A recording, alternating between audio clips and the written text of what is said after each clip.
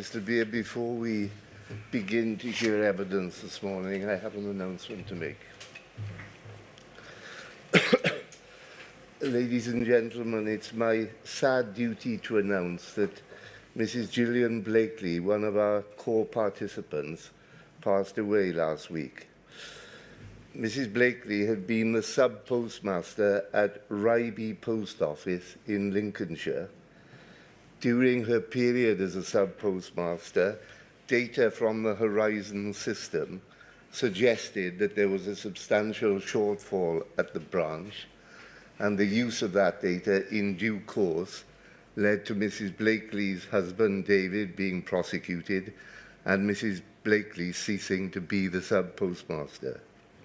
Mr. Blakeley's conviction was quashed by the Court of Appeal Criminal Division in April 2001. Both Mr. and Mrs. Blakeley were claimants in the group litigation. My understanding is that Mrs. Blakeley had not received the additional compensation to which she was entitled under the GLO scheme. That must be a matter of great regret for all concerned. On behalf of all the members of the inquiry team and on my own behalf, I extend my deepest sympathies to all Mrs. Blakeley's family and friends.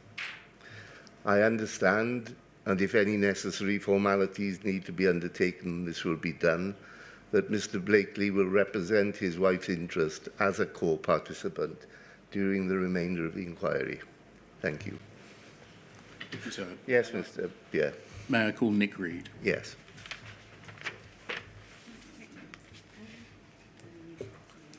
I swear by Almighty God I swear by Almighty God that the evidence I shall give that the evidence I shall give shall be the truth, shall be the truth, the whole truth, and nothing but the truth. and nothing but the truth. If you'd like to sit down. Good morning, Mr. Reed. As you know, my name is Jason Beer and I ask questions on behalf of the inquiry. Can you give us your full name, please? Nicholas James Reed. You've made kindly 4 witness statements to the inquiry. Can we start, please, by going through each of those? The first witness statement is dated the 2nd of September 2024.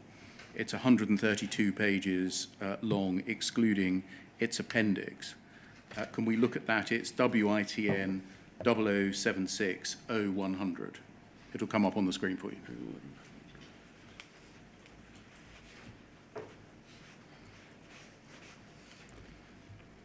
So this is your first witness statement, 132 pages. If Yep. we go to page 132, please. 130.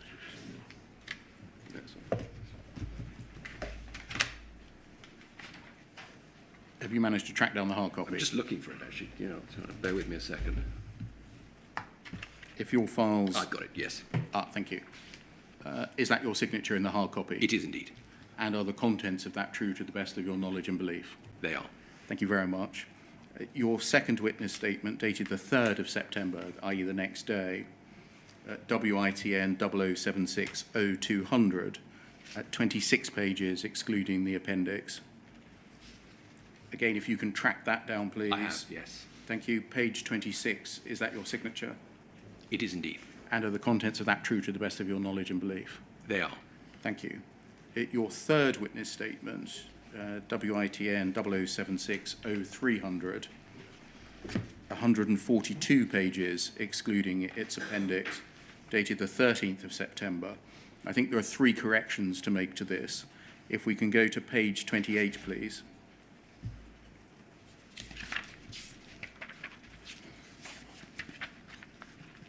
And look at paragraph 64.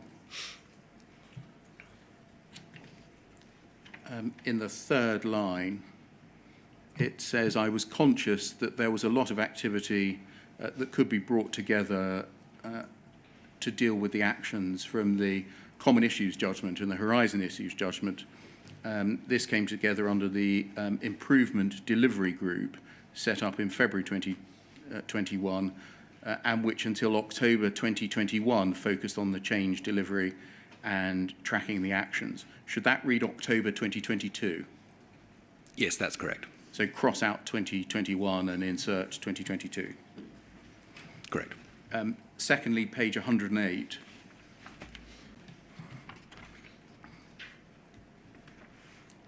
Paragraph 231. Second line. We had incomplete HR records, which, given this was a desktop exercise to review 700 colleagues, should that read 1,700 colleagues? It should. So 1,700 rather than 700. And then thirdly, page 140.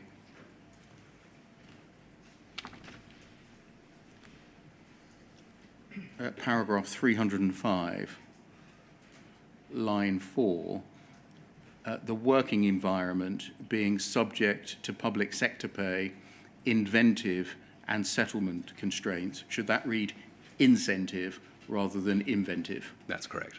Thank you. Can you go to page 142, please, in the hard copy? Is that Yes. your signature? It is indeed.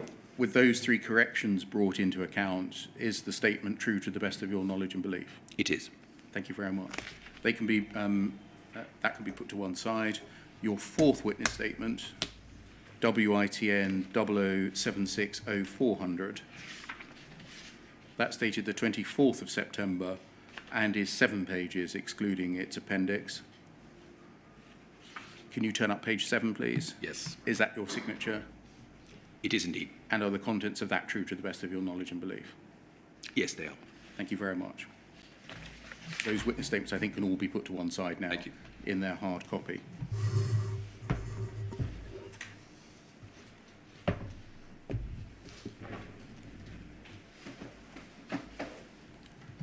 Before addressing your background, I just want to break down the two species of witness statements that we have just looked at, and which overall I think constitute some 307 pages of material, if my maths is right. Is it correct that the first, second and fourth witness statements are corporate witness statements made on behalf of Post Office Limited, Yes, that's correct. whereas the third witness statement is a personal witness statement from you? Absolutely right. Can you please explain in your own words the difference between them?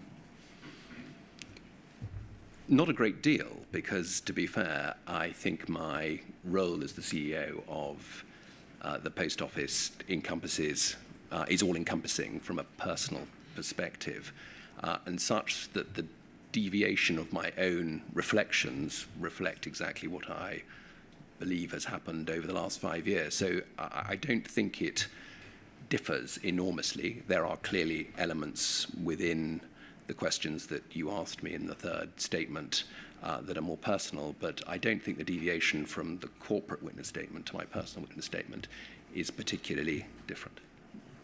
And so it isn't the case in relation to the first, second and fourth witness statement that you are saying things that you do not personally agree with, but you are saying them because on behalf of the company, corporately, that is the company's position.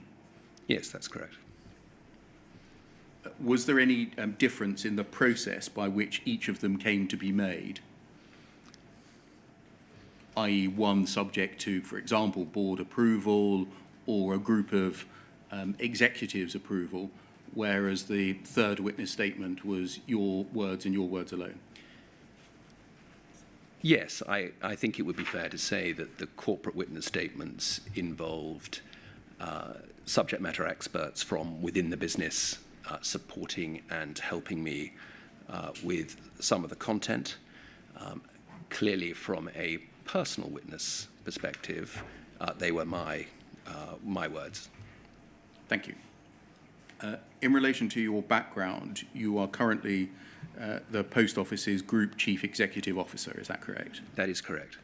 You joined the Post Office in September 2019. Yes, You announced on the 18th of September this year that you will be resigning from your position at the Post Office in March 2025, is that right? that is correct. In relation to your previous career before the Post Office, can we look please at your third witness statement at page 3? So WITN 00760300.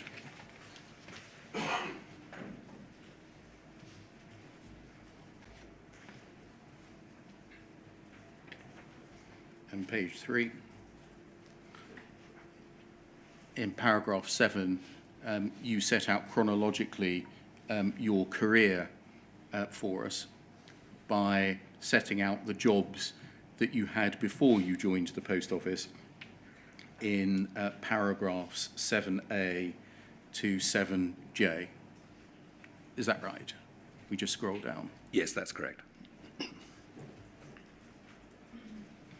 You tell us later in your witness statement that 2 of those roles amounted to large-scale leadership roles as a CEO of a challenged organisation, and that as a result you had experience on joining the post office of crisis management and turnarounds. Is that right?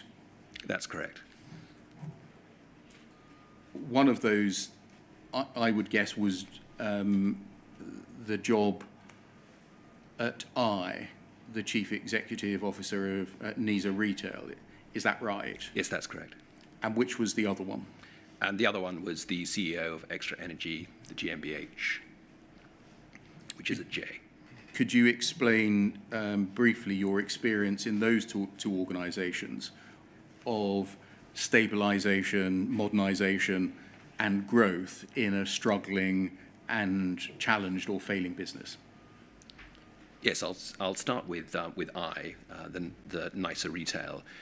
I was recruited into this role to a very challenged business.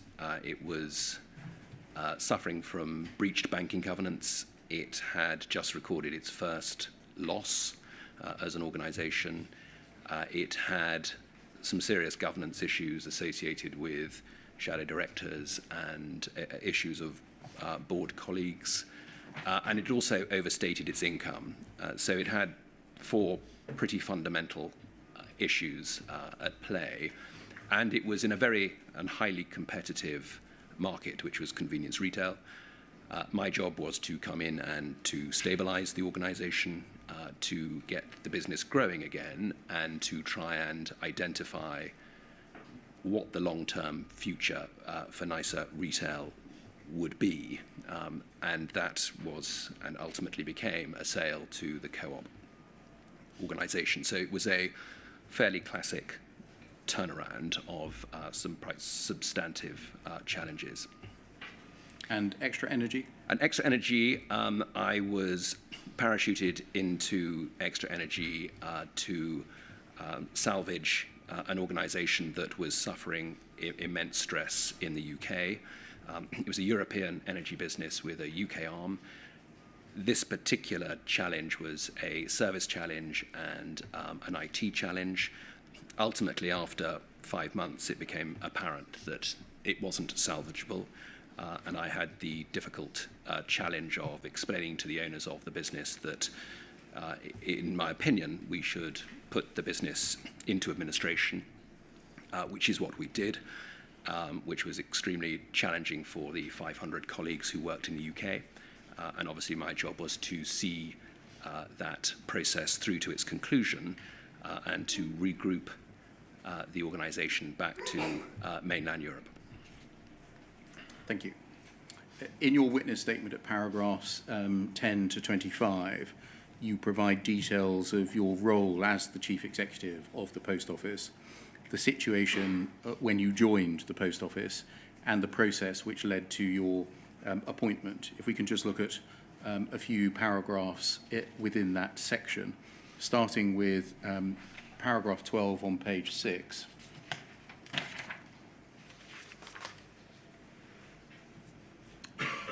You say before and during this interview process, this is the interview process for the role of CEO at Post Office, I familiarised myself with Post Office and was therefore aware that the Post Office was facing litigation from postmasters connected with allegations of historic bugs in the IT system and the requirement for postmasters to repay shortfall.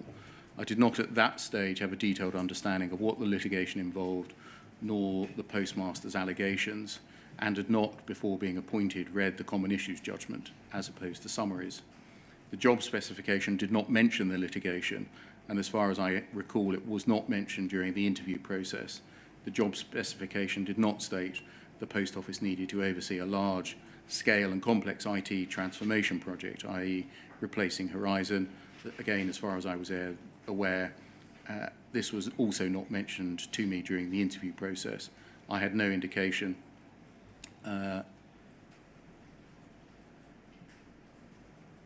a significant part of my role would be a profound cultural change of the scale needed, dealing with the litigation or its implications, or in delivering a large-scale IT transformation. These issues were never presented to me as priorities during the interview process. Just stopping there, can we look, please, at the job specification, poll 00448890.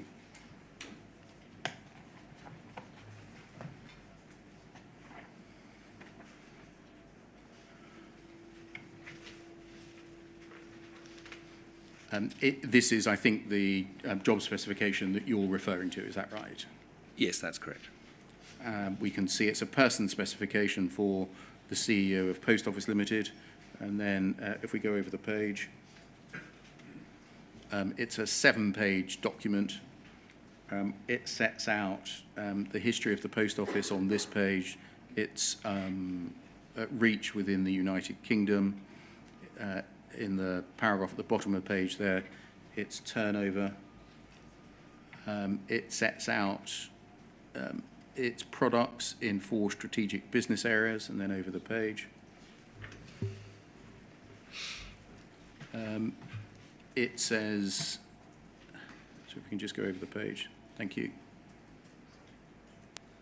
Post Office, underneath the bullet points, has made strong progress over the last 5 years in laying the foundations for longer-term success, modernising 7,000 branches, 200,000 extra hours of opening, continual programme of investing in and modernising its branch network. 3 lines from the bottom of that paragraph, legacy systems and IT are being addressed and upgraded now that the separation from RMG is complete. This will deliver around 15% reduction in annualized operating costs by March 2018.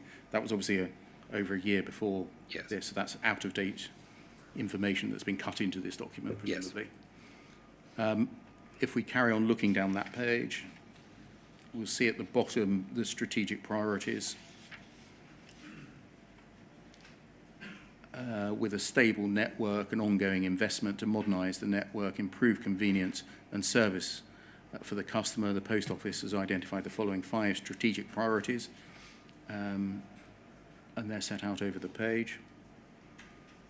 It sets out on this page, page 3, the corporate history of the Post Office, the scrolling down the executive team, the board, the role that the person to take the role of chief executive was to perform over the page, scrolling down the candidate profile, and then over the page, scrolling down, that's the end of the substance of the document, and the rest of the 2-page document contains biographies of members of the board.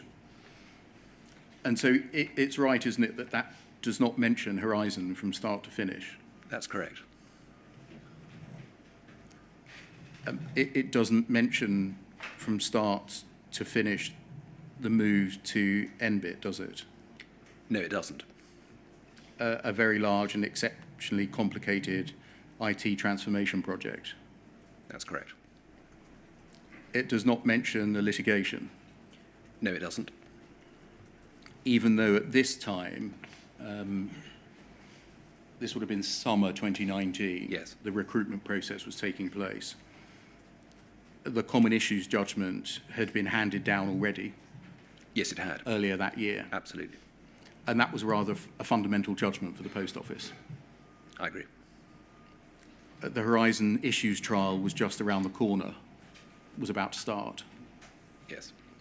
Also, a rather fundamental trial and ultimately judgment for the Post Office. And so looking at it, the job specification does not properly address or describe the role that you were in fact needed to perform, does it? No, it doesn't.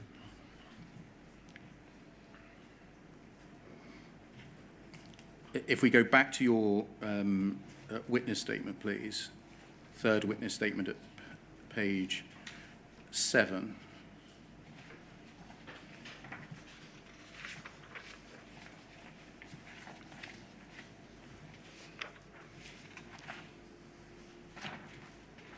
And paragraph 13, at the last 3 lines, you say, "It's now clear to me that I did not have a proper appreciation at this time of the scope or magnitude of the injustice that postmasters faced." And then at paragraph 16, scrolling down, you say, "My understanding was that I was joining a business that was challenged. Its core product areas, cash and mails, were sunset products, experiencing year-on-year declines in volume and revenue. There was a lack of operational rigor. Overheads were too high. Cost reduction needed to be driven harder." Reading on, there was I did understand to some degree that the relationship with postmasters was strained, the litigation required resolution, and a new partnership with postmasters needed to be established. This felt like a turnaround situation, and you felt you had the relevant experience to lead it. And if we go forwards, please, to page 11 and paragraph 22. You say, "In the first couple of weeks of being CEO, I only had limited contact with the Post Office legal team about the GLO. I did have contact with colleagues who were dealing with the operational changes that needed to be put in place from the Common Issues Judgment." Paragraph 23 on page 12. You say you were keen to develop a purpose and vision for the Post Office. From the start, was convinced that the postmasters had to be the central focus for that purpose. And then about 8 lines in, you say the findings from the litigation confirmed this was the right decision. You can't recall exactly when you found out the Post Office privately prosecuted postmasters and had stopped doing so, although you know from having read the Common Issues Judgment that was mentioned there. Private prosecutions were presented to me as an historic issue that had ceased before 2015. I didn't need to dig into the details of what had happened at Post Office in the past, as this conduct had ended. Looking at all of that together then, my questions. Had you in fact known what was involved in the role, i.e. the things that you were not told, would you have applied for and accepted the role? I think I was very well placed to tackle the issues that the job description described. I'm focusing on the things that weren't in the job Yes, description. yeah, I was going to come on to that. I think there's no question that I didn't have experience of managing a litigation. I didn't have experience of running a compensation scheme, or indeed of managing a public inquiry. And so the scale of those activities are quite profound and have been quite profound on my role for the last 5 years. Clearly, there won't be many individuals who would have that mix of skills to run a retailer and to continue to maintain an organisation such as the Post Office serving customers, as well as running a public inquiry and a compensation scheme. Would I have accepted the role? I still believe that I had the necessary skills to do it. It's just that coming into the job, it was described in a very different way from what I obviously found in those first few months. Have you thought why that was? Yes, I have. Why it was that the true position was not revealed to you either before appointment or upon appointment? I think I have thought about it, and I've thought about it quite a lot. I think there was an underestimation of the impact of the common issues judgment on the business. I characterize it in my witness statement in two ways. First and foremost, there was a population who simply didn't believe that they would lose the litigation, and as a consequence, there were not contingencies or plans in place for that eventuality, and so a degree of denial, I would argue. And for the majority... They'd already lost the common issues judgment by the time you joined. That was sort of 6 months. They had, but... Old in the tooth. They had, but there was a degree of denial, I think, is the point I was trying to make, in the sense that I don't think people had come to terms with having lost the common issues judgment, or indeed what the implications of losing it were. And I think for the vast majority of the organisation, they believed they'd been doing a good job, what they'd been asked to do, and were getting on with it. So there were two very distinct camps within the organisation. I think the majority of the organisation was just getting on with what they thought their job was. And I think the senior leadership were trying to come to terms with the fact that they had not anticipated losing the litigation. And so therefore they were part in denial and part in paralysis. Who briefed you when you were appointed CEO? Who briefed me within the organisation? Yes. As I say in my witness statement, I spent time obviously with the chair, with Tim Parker, talking about the priorities. I met with all of the group executive before I joined, with the exception of one who was away on holiday. I met with UKGI and with DBT officials before I started. So this was throughout August 2019. So I had a relatively broad understanding coming in on day one. Amongst those briefings, I don't, and I think as I say in my statement, I don't think the scale or enormity of the scandal was brought to life for me, because I don't think there was a realization or recognition at that stage within the business of what needed to be done, or indeed what was likely to happen. Were you provided in the course of those briefings with a clear analysis of the extent of the Post Office's failings in relation to past enforcement action taken against postmasters?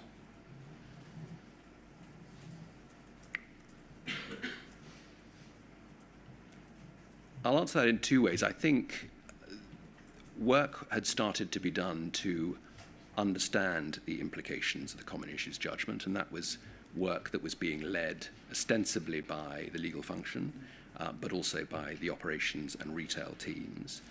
In terms of broader prosecutorial implications, that wasn't something that was necessarily explained in great detail to me when I joined in September 2019. Were you provided with a clear analysis of the findings of Mr. Justice Fraser in the common issues judgment? Yes, I was. That piece of work had been done, and I had a breakdown of and summary of the findings and the implications that we were, or what we were going to do as a consequence. So you were provided with an assessment of the work that was required to be done in order to react to the common issues judgment and move forwards? Work had started on the conformance plan. I think in one of my exhibits I provide detail of what that work is, and work was beginning to be discussed at the group executive around what the implications and more broadly looked like. As part of the briefings, was the issue of the conduct, competence and ethics of those within the Post Office that had conducted investigations and prosecutions against postmasters discussed? No, it wasn't. The focus of the briefings that I received were around conformance with the Common Issues Judgment. What were we going to do in terms of regaining trust, and also the sort of specific themes that Fraser J had identified from a process and procedural and policy perspective. Did you receive any briefings in relation to the standard of conduct expected of either civil investigators or criminal investigators within the Post Office? No, I didn't. And therefore, I think it follows no assessment of whether currently, upon joining, the Post Office's investigators met those standards, either now or in the past. I think, as I said in my witness statement, the way that it was articulated to me in September 2019 was very much prosecutorial activity had ceased in 2015. Indeed, it hadn't been initiated since 2013. Nothing like this is happening or could happen. We need to look forward. That would be my summary of how it was positioned. But no analysis of the past in terms of investigation and prosecutorial decision-making? No. You said that you had only limited contact with the Post Office legal team about the GLO. Given the importance or significance of the GLO, why did you only have limited contact with the legal team?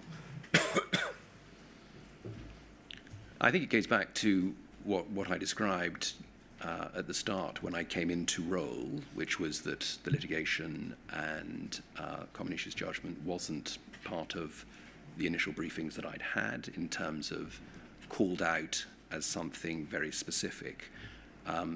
Those early weeks were about trying to get to know and understand the business more broadly.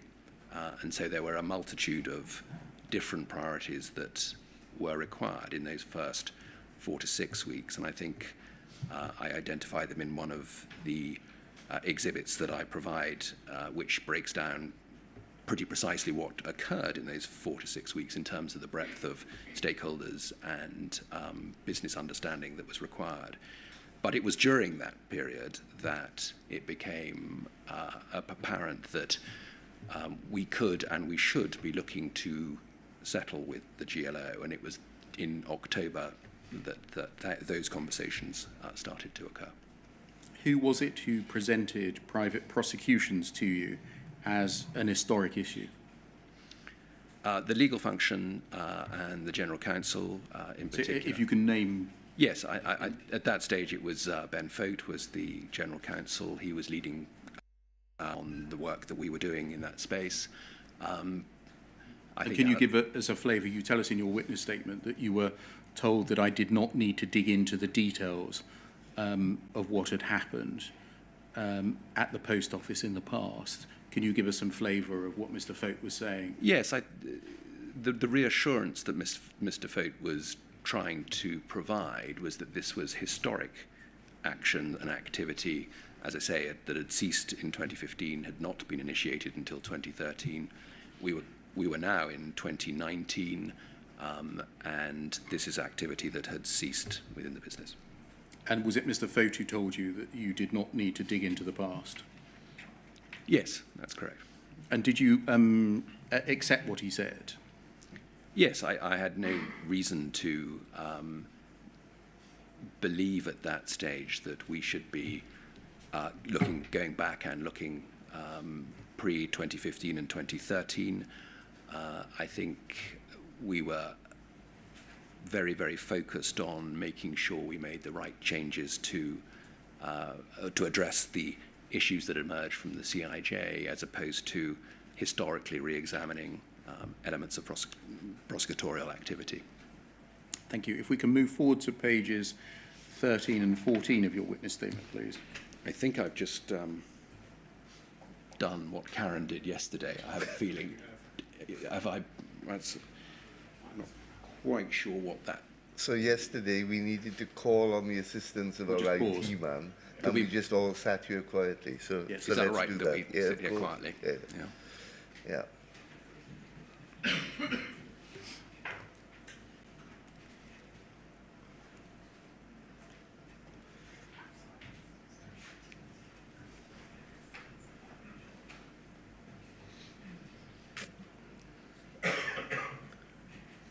Who appears as if by magic. I've got a feeling I've got a feeling I'm going to trodden on something. I've got it. Yeah. Okay. Okay.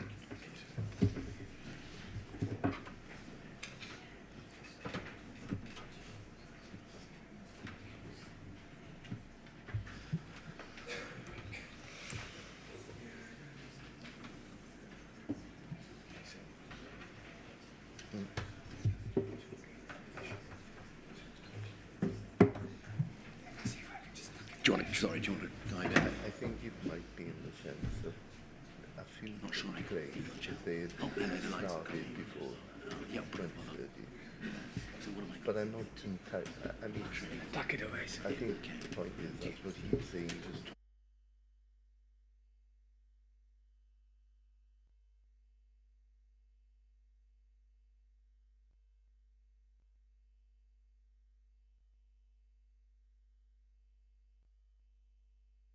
We're back. Is the screen back on? We're back. Yes. in 2019 for certain.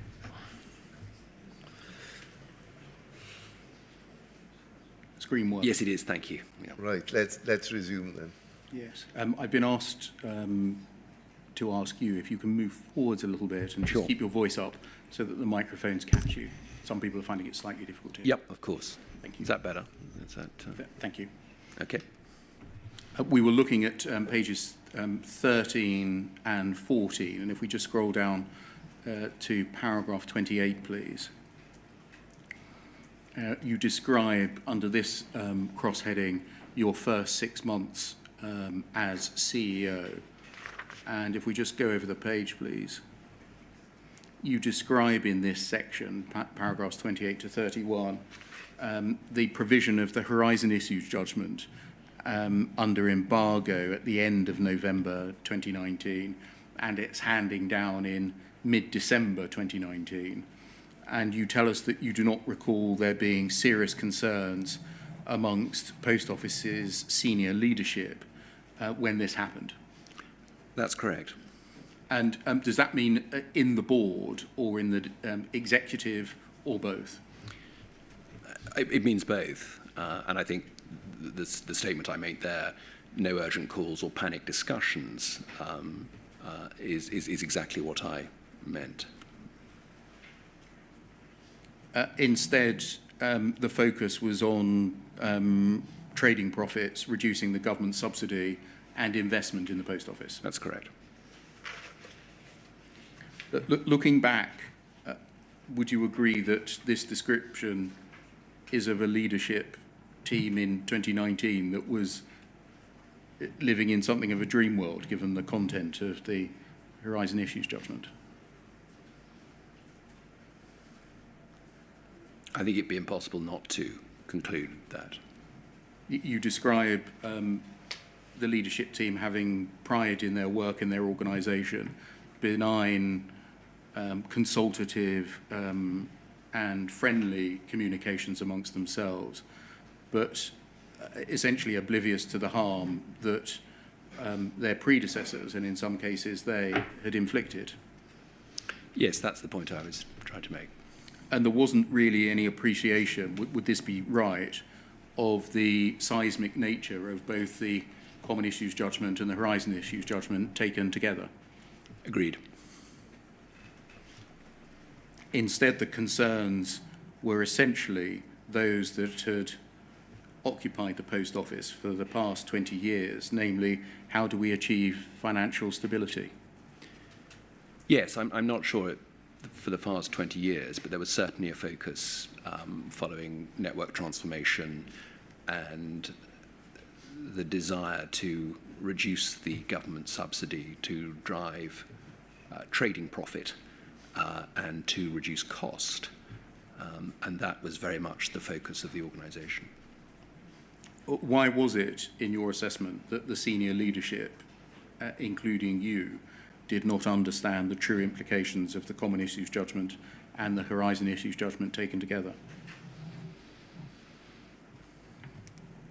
I think we became it became more apparent, and we became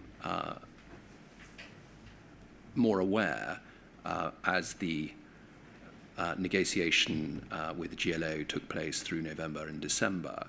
I think that was the trigger for me personally, given that I'd spent a number of days working with Alan Bates and with others on trying to get to a settlement. So I think it became, as November rolled into December, something that the organisation was getting to grips with.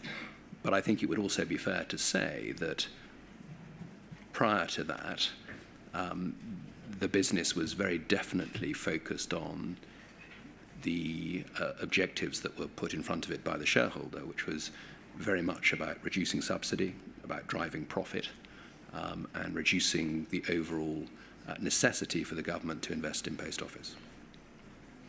Were you amongst those that did not personally understand the seriousness of the judgments taken together and their implications, including for criminal convictions?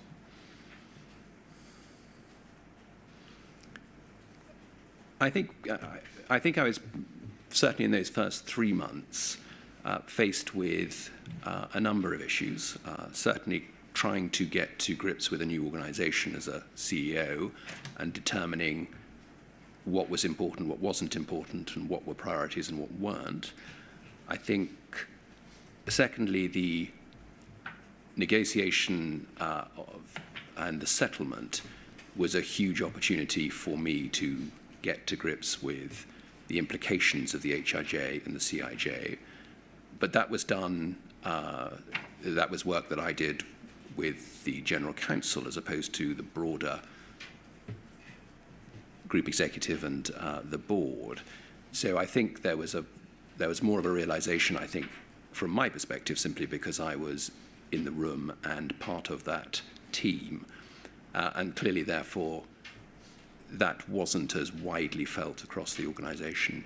It was from, as I say, from December onwards that we became much more aware of what the implications were. If we move forwards in your witness statement to page 80, please.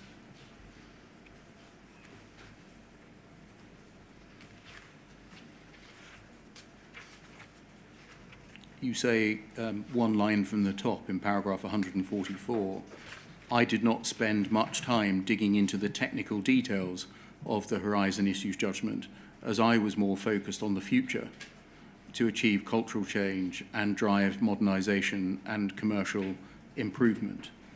Was that a common approach amongst the General Executive and the board at that time?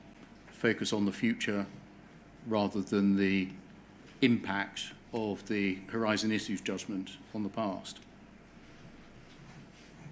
Yes, I think focusing on today's post office for tomorrow was very much the objective of both the board and the group executive back in 2019. Was, that can come down, thank you. Was that what I've described as a dream world reflected in your meeting with Tim Parker that you had in early September 2019?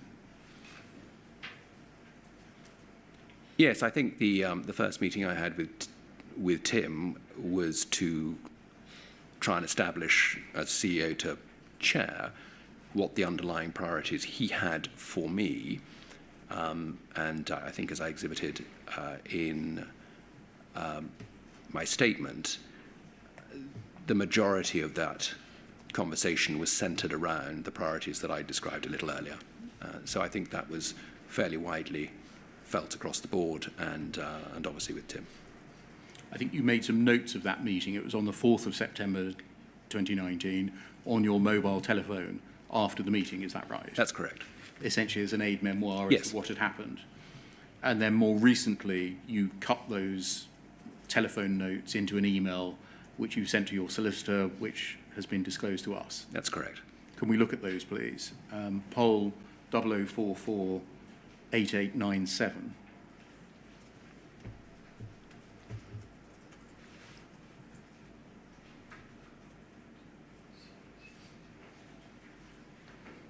We can ignore the stuff at the top because that's the sending on to your solicitor, which explains how it got to us.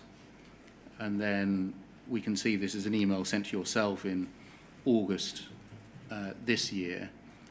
But as you said, this is essentially you cutting from your mobile telephone into an email the content of the near contemporaneous notes you made back on the 4th of September 2019. That's correct. And I just want to ask you about one passage, please, which is, I think, the only reference to the litigation. If we scroll down, please. Thank you. Can you see, it's now about halfway down the page, just beyond halfway.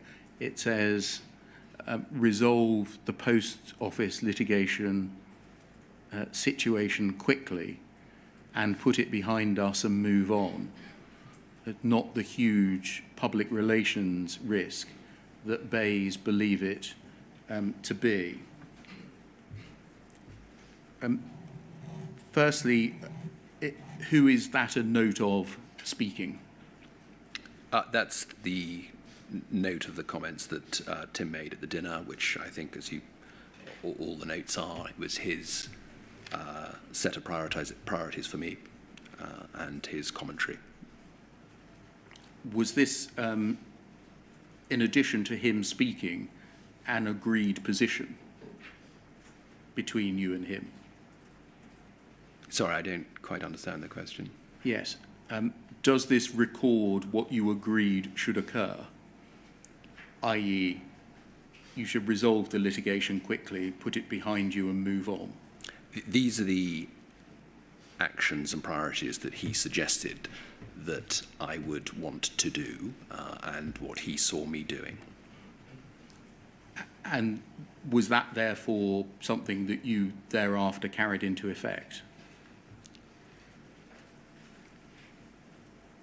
I guess this is the backdrop to the job that I was going to take on. I saw it as an important meeting because it was giving Tim the opportunity to give me his perspective, having been chair for 6 years at this stage. It was an opportunity for Tim to give me his perspective on the business before I joined, so this was some 10 or 12 days before I actually started. And it was his opportunity to describe to me what he saw going on in the organisation and where he saw, where he thought I should spend my time. So that was the contemporaneous notes that I took of that meeting, which was my recollection of how he described it to me. And can you help us, not all of us move in the circles of CEOs and chairmen, when a chairman says you're to resolve the litigation quickly, put it behind us and move on, is that an instruction that you carry into effect? Or is it something which you think, well, the old man is just spouting, I'll do what I want? No, I think as I was brand new to the organisation, it was important for me to understand where he saw the priorities. I mean, looking at the list, there are, looks like 12, 14, 16 issues that he has highlighted here. Yes. And this is one of those. And clearly, I would take this information with me as a sort of aide memoir as I go into the organisation. That was the purpose of the meeting. I wanted to check my understanding of what he had suggested with what I then found in those first 4 to 6 weeks within the organisation. That was the purpose for me of the meeting, rather than getting a set of instructions. I didn't view this as a set of instructions. Do they come from the board instructions rather than the chairman speaking at a dinner? Well, technically, the chairman would give me a set of objectives formally, which is what he did on a yearly basis. This wasn't that. This was a first meeting. Yeah. It's recorded that, quote, not the huge PR risk that Bays believe it to be. Is that Mr. Parker speaking too? Yes, it is. And so he was saying that the litigation was not the huge public relations risk to the post office that the government believed it to be. That's correct. I think you, in due course, came to understand that what is suggested here, resolution of the litigation quickly, putting it behind you and moving on, was wrong-headed. There was no way that the GLO could be quickly resolved and put behind you, was there? No. Interestingly, it seems that the government knew that. Did you ever explore that view with the government? Yes, I go on to mention in my witness statement that there seemed to be two sort of schools. I think Greg Clark was the Secretary of State at the time. His view was very much around finding and seeking resolution with the postmasters and ensuring that there was redress. And that was the prevailing view, certainly, that I was given from officials that Greg Clark had. It seemed to be less the case amongst officials, but certainly from the politicians, if that makes sense. And what do you mean less the case amongst officials? What do I mean by that? There wasn't a determination to settle necessarily with the postmasters. I didn't feel that in those opening months within the business, and that seemed slightly at odds with the position that Greg Clark was adopting. Was there, thank you, that can come down. Was there a view within the post office at this time that the civil judgments did not really impact upon any past criminal proceedings? You describe that a bit more. What do you mean by that? Yes. Was it the view within either the general executive or the board, or in particular the legal function within the post office, that the civil judgments, the Horizon Issues judgment and the Common Issues judgment, did not impact on past criminal proceedings? Yes, I think that's the case. And who was expressing that view? I don't think I can. It's a sense. I mean, I'm not saying people were expressing that view explicitly. I think that's just a sense that I took. But by this time, over some years, periodically, the Criminal Cases Review Commission had been corresponding with the Post Office. Yeah. Were you made aware of that in September, October 2019? Yes, I would believe so. I'm trying to think explicitly how and by whom. I think, as I say, at the start, the level of briefing that I received was relatively perfunctory, as opposed to in-depth and critical, which I think is the point that you're making. That was not the case. Well, I just wondered whether the significance of there being correspondence with the Criminal Cases Review Commission was explicitly, well, explained to you. Not in September, no. No, right, fine. And subsequently? Subsequently later, but not in September. I mean, I think this is this would have been post-litigation, and it would have been well into 2020 before we had those conversations. Ultimately, the Court of Appeal Criminal Division essentially accepted and adopted the findings of the High Court that throughout the relevant period there were significant problems with Horizon, which problems gave rise to a material risk that an apparent shortfall in branch accounts did not in fact reflect missing cash or stock, but had been caused by or more than one bug, error or defect in Horizon, and that the Post Office knew that there were problems at that time with Horizon. When was that first made clear to you, the connection between what had been found in the civil judgments and its impact upon criminal appeals? Probably in September and October 2019, it became well, no, maybe that's not strictly true. I think it may have been as a consequence of the release of the HIJ findings in November. That, I think, triggered conversations about the robustness of Horizon and the implications for the legacy and HGNX versions of Horizon and the implications of potential bugs and what they may or may not have done. That was as a consequence of the judgment that was handed down in November. In relation to the differences of view between the politicians and the civil servants, can we look, please, at what you say on page 20 of your witness statement, at paragraph 44?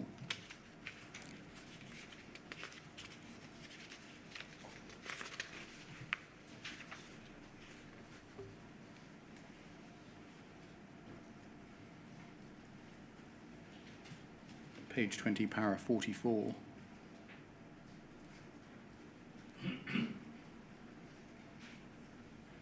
You say these variations in strategic focus were reflected in the Minister and Permanent Secretary.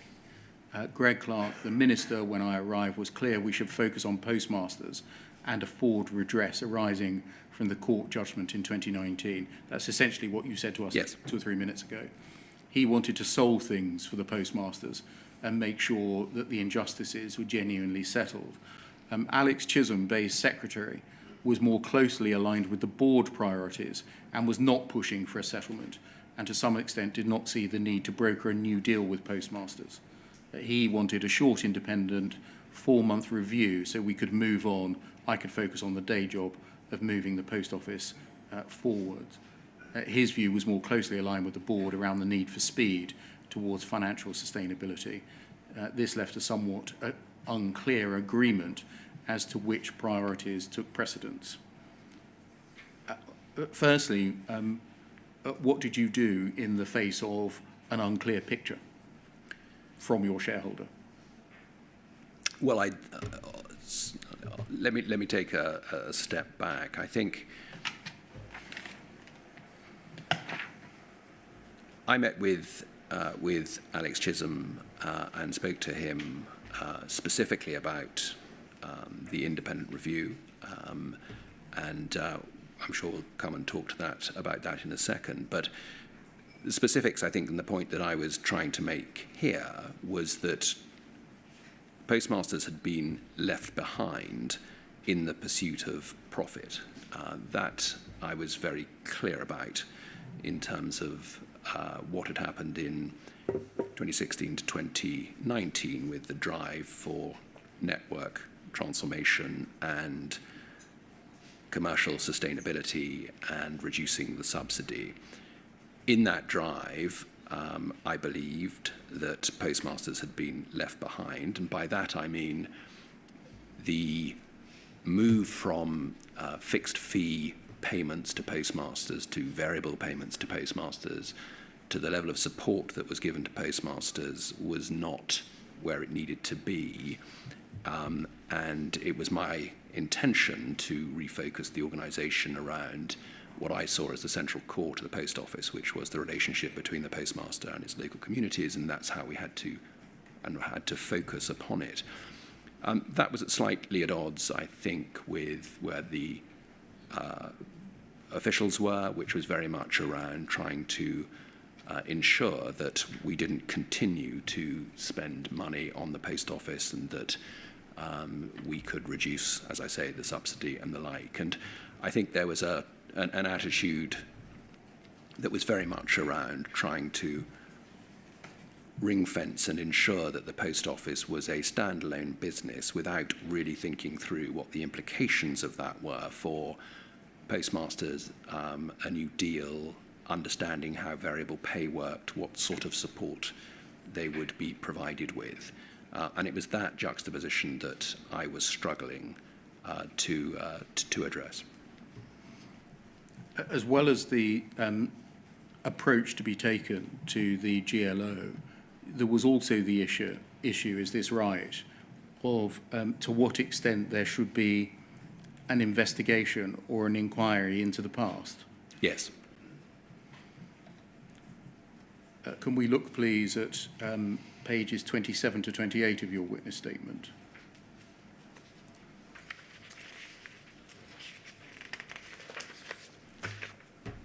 Paragraph 61,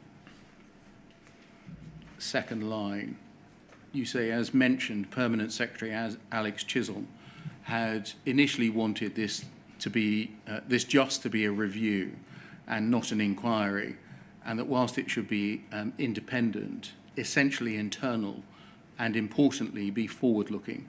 That had been the plan from February 2020, when the Prime Minister announced the review would look at historical failings. Later in 2020, when the Minister announced the inquiry, it was truly a pivotal moment for the organisation as a whole to fully grapple with the process that it needed to go through and the changes required. Para 62, by the summer it had developed into a judge-led independent inquiry, which was only meant to last 4 months.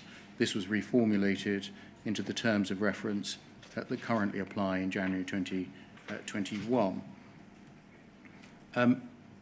And so is it right that in this earlier period, Mr. Chisholm continued to think that the problems exposed by the group litigation could be addressed by a small internal inquiry?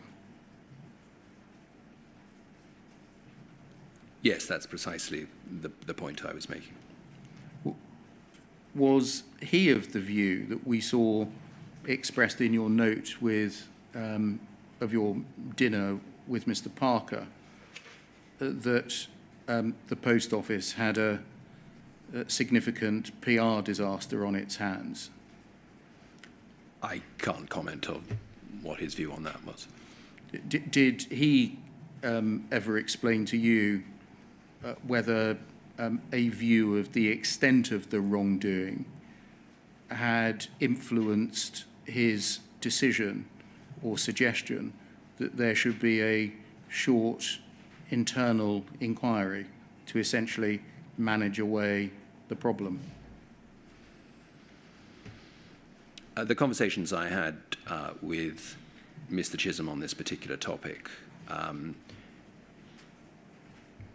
I had become very clear by early 2020 that there was a growing need and desire amongst those who had been impacted by the scandal to get to the truth, to understand what had happened, why it had happened, and who was responsible, as opposed to the notion that we have an inquiry to make sure nothing like this could happen again. And I think this was the point I'm trying to make here, is that there was a clear distinction that, and the conversation I had with Mr. Chisholm was that closure would not be achieved if we simply looked forward to see what had been done by the Post Office to ensure nothing could happen again, rather than addressing what it was that the victims of the scandal particularly wanted, which was to understand why it had happened, who was responsible, and what was going to be done as a consequence of that.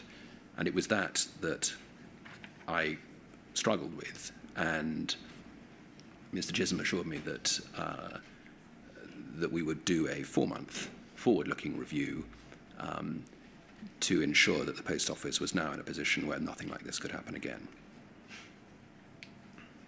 Thank you. That can come down.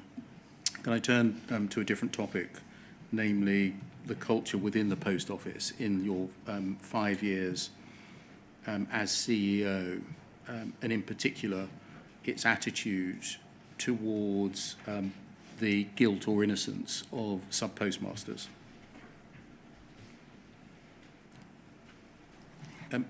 As a general question, have you come across individuals within the organisation who adopt the view that some sub-postmasters whose convictions have been quashed are nonetheless guilty?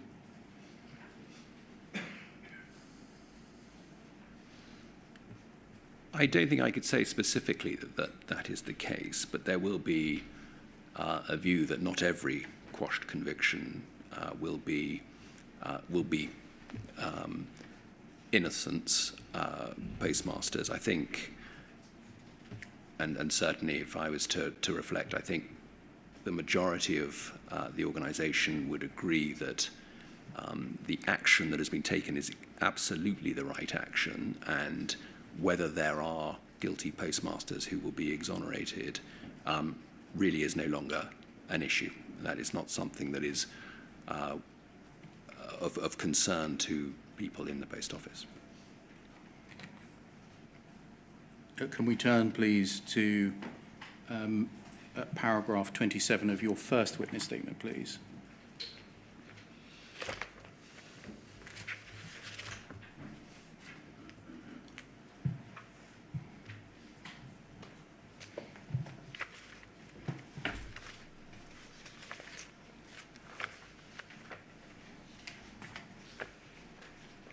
Which is on page 13.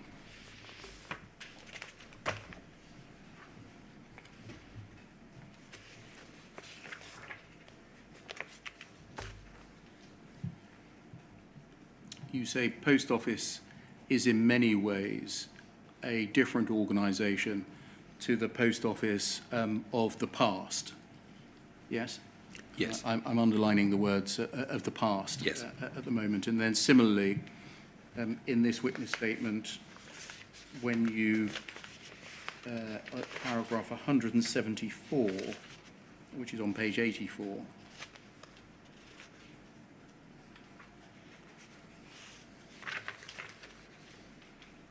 you say post office recognises the need for fundamental cultural change.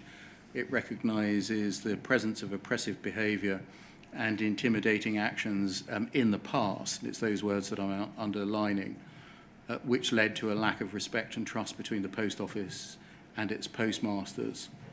It acknowledges there has been a lack of effective leadership, a lack of effective training and support, and a lack of responsibility within the organisation. It accepts that it has work to do to restore trust with postmasters and the public as a whole. Cultural changes in the post office are integral to the rebuilding of that trust. If those sentiments are correct, why is it that those who were involved in the investigation and prosecution, the wrongful prosecution of sub-postmasters, are some of the same personnel who are involved in the handling of compensation claims under the Horizon Shortfall Scheme, which includes their attendance with sub-postmasters at good faith meetings?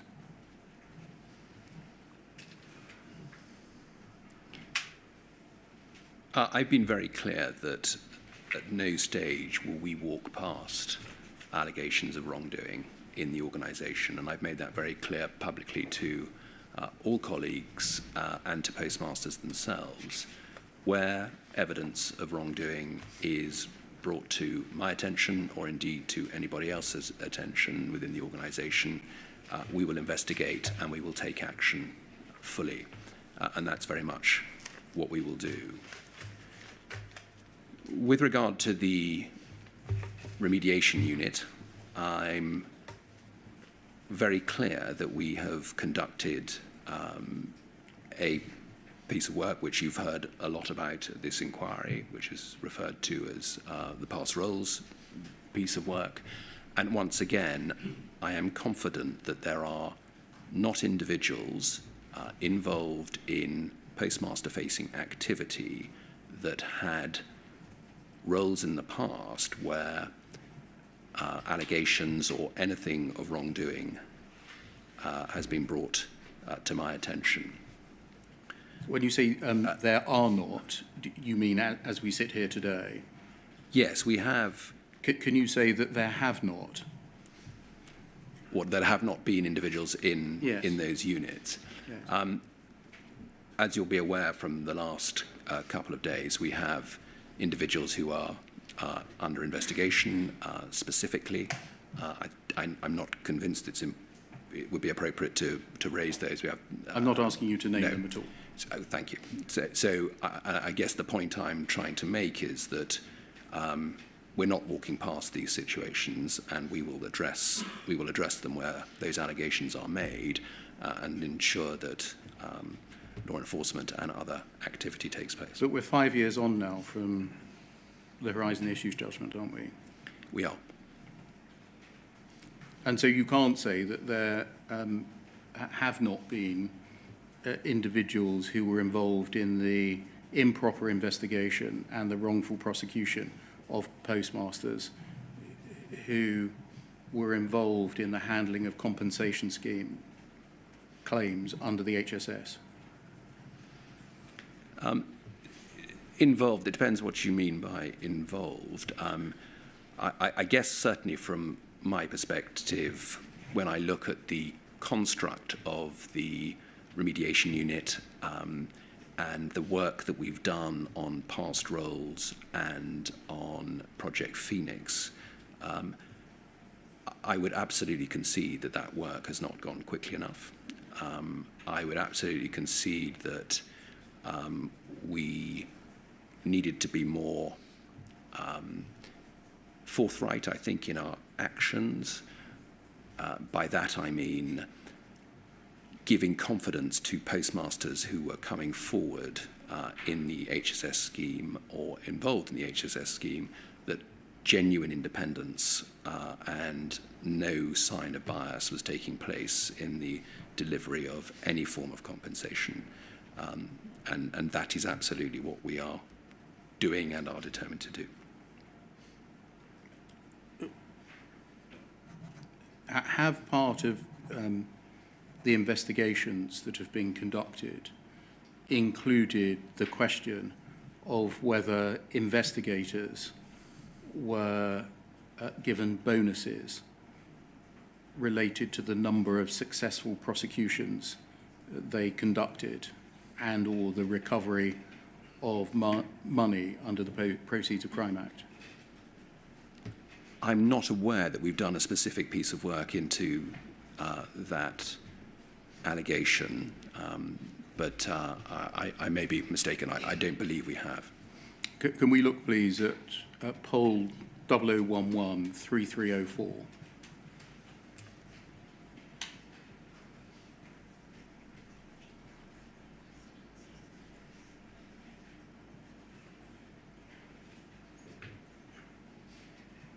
Thank you. This, before we get into the detail of it, is an email chain that takes place between May and July 2021, started by a man called Gary Thomas, a former post office investigator, addressed in the first instance to you, in which he is complaining about the post office's ill treatment of its own investigators and security managers.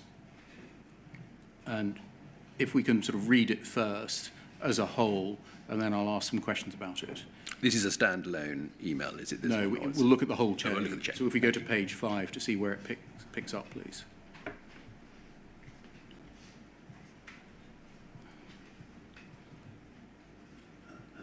And if we just go up, please.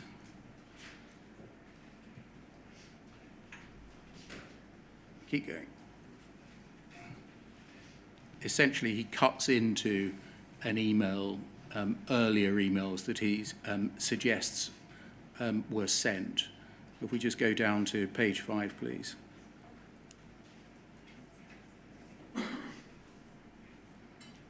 This is seemingly an email addressed to you. And he says he's writing in relation to all the Horizon system prosecutions that were conducted by Post Office against sub-postmasters that have been successfully challenged and won in the High Court. His question to you and the new board is the actual effect this whole situation has had on himself and the other investigators employed by Post Office. We were informed by Post Office that the Horizon system was 100% correct. The Horizon data we obtained to provide evidence was all accurate and again 100% correct. if we skip that paragraph and then the next paragraph, pick up with I took redundancy. He says, I took redundancy from Post Office in 2017 after 32 years loyal and committed service, and now have to live with this every day, as do my other security colleagues I've recently spoken to. And then this, we even had a proceeds of crime unit within the Post Office that ensured that some of these individuals lost their homes and families. And then this, in fact, my yearly objectives that were bonus worthy at the time were based on numbers of successful prosecutions and recovery of amounts of money to the business. I had some instances of these postmasters committing suicide, which now sits somewhat on my, I think that's conscience, because of my employer. How do you think I deal with this and now actually sleep at night knowing my actions that were backed and supported by my employer has affected the said postmasters? So a suggestion that yearly objectives of an investigator, which were bonus worthy, included the number of successful prosecutions and the recovery of money to the business. You see that? Yes, I can see that. And then if we go up to page 4, please.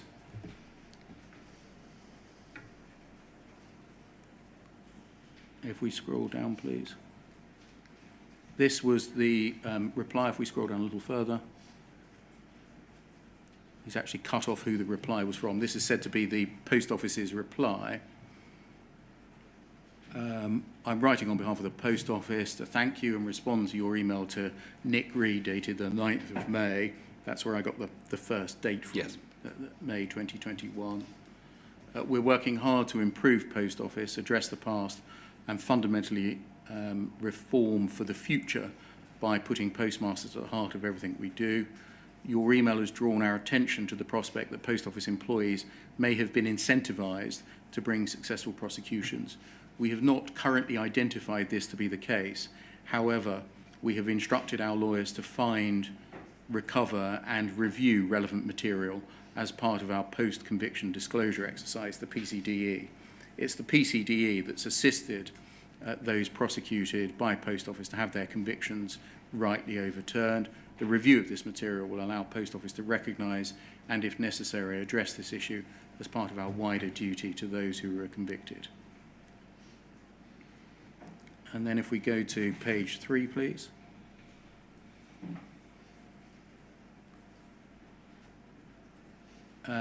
This is Mr. Thomas's reply.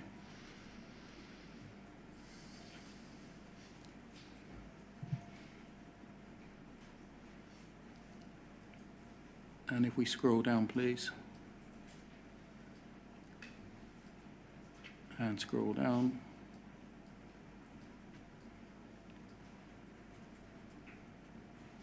I'm just missing the paragraph I'm looking for. If we scroll back up, please. There, stop. In that 4th paragraph, beginning, I will advise, he says, I will advise you now to save you more time, that you will find nothing in any PCDE about any incentives for prosecutions. But if you still hold historical HR records on individuals, personal and business objectives each year, then I can assure you, you will see the targets for prosecutions and financial recovery targets. The recoveries, if not voluntary, were carried out under the Proceeds of Crime Act, where I know the security team paid to train at least 3 or 4 of my colleagues to carry out such work. This meant if it was proven that the prosecuted postmaster was found guilty or admitted any guilt, they could make serious recoveries over and above the amounts found to be missing under the Benefits of Crime Act, including some postmasters' life savings and homes. And then page 2, please. Thank you. We now actually get an email from Stuart Lill, if we scroll down, please. You'll see he signs that off. And if we go back up, please, we'll see that this isn't a reply to Mr. Thomas's email. It's distributed amongst those within the business, including people with whom we're familiar, Roderick Williams, Melanie Caulfield, and Nick Vamos. This is headed former investigator email to Nick Reed update. Below is the response from Gary Thomas. Sorry, before I read it, are any of those people in the distribution list part of your general executive correspondence team or anything similar? PA, chief Yes. staff? Can you identify that person? Aveen was my PA at the time. And so you're included on this distribution list by the inclusion of her as a recipient. Is that right? That's not normally how it works. I mean, I would be normally put in the to or the CC box if it was designed to come to me, but it does seem strange that it's been directed to her and not to me. So what would Ms. Regan do if she received an email such as this? Well, I sincerely hope she would share it with me. And so this is essentially for your attention as a person to whom the email was addressed, albeit by a circuitous distribution route. You would assume it was directed for me, yes. Anyway, I'm not familiar with it, but yeah. I interrupted myself. Below is the response from Gary Thomas, who raised issues about the performance targets given to former post office investigators, and then he, Stuart, has included the email chain. This email is difficult to respond to for the following reasons. And then under 2, there is a new allegation that Post Office were benefiting more than they were entitled to from the benefits of Crime Act, presumably the proceeds of Crime Act. 3, it makes allegations as to the knowledge about Horizon's failings by senior Post Office officials. Whilst Mr. Thomas does not say it expressly in either of his emails, this appears to be an attempt to negotiate a payment for Post Office.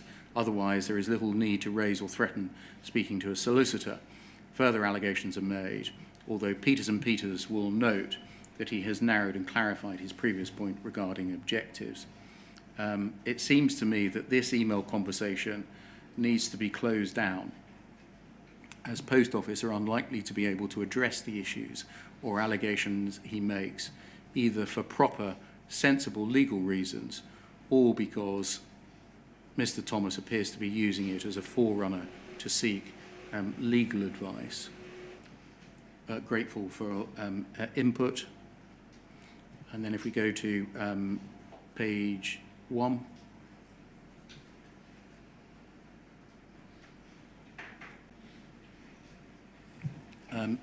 The same distribution list, I think, again from Mr. Lill.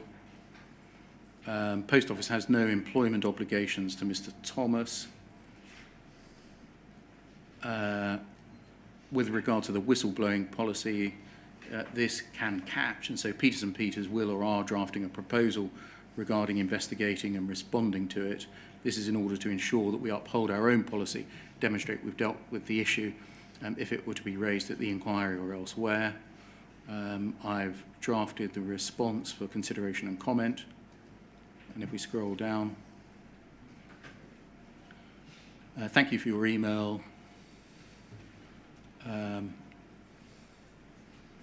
Second paragraph, reiterate its sincerest apologies for any negative attention you or your former colleagues have received as a result of your time at the Post Office. And then this, which is the substance of the reply, it's not appropriate for the Post Office to comment on the general matters you raise at this time. As you're aware, Post Office is involved in ongoing legal proceedings and is actively supporting and contributing to the statutory inquiry led by Sir Wyn Williams. You stated you'll wait until the post office has addressed your questions and points before seeking the advice of a solicitor. Whilst it's not clear what specific matters you're referring to or why it requires advice from a solicitor, it's a matter for you. So that's the chain of correspondence. Given the addressee, your PA, Ms Regan, were you aware of this correspondence with Mr Thomas? No, I have no recollection of this correspondence. Were you aware of the suggestion that it was said that post office investigators and or security managers had yearly bonus objectives based on the number of successful prosecutions that they undertook? I think my understanding of that came from the inquiry as opposed to from individuals within the post office per se. I think it's an allegation certainly been made in this forum as opposed to more broadly at the post office. What about the suggestion that there were yearly bonus objectives based on the amounts recovered for the post office? I guess my immediate reaction to this is the lack of curiosity to understand whether that is the case. That's where I'm heading, Mr. Reed. Yeah, I'm surprised that the tone of the response is let's just close this down, as opposed to where is the curiosity that says this is something that was going on. I think it would have been extremely illuminating culturally to understand if that had been the case. I think it follows that you weren't aware of the suggestion that prosecution targets and financial recovery targets might be found in post offices' historical HR records under personal and business objectives. No, I wasn't, and as far as I'm aware, that hasn't been explored. I may be mistaken, but I don't believe it to be the case. One of the parties receiving this email chain was Mr. Declan Salter. Yes. And from memory, when I first became involved in this, he had an important position, did he not, in the post office? Can Yes, he did. Make that public, please. Yes, he did. Declan Salter was in charge of the inquiry team and the remediation unit, which was combined at that early stage. So he came in to do that piece of work. If we scroll back down, please, to the distribution list.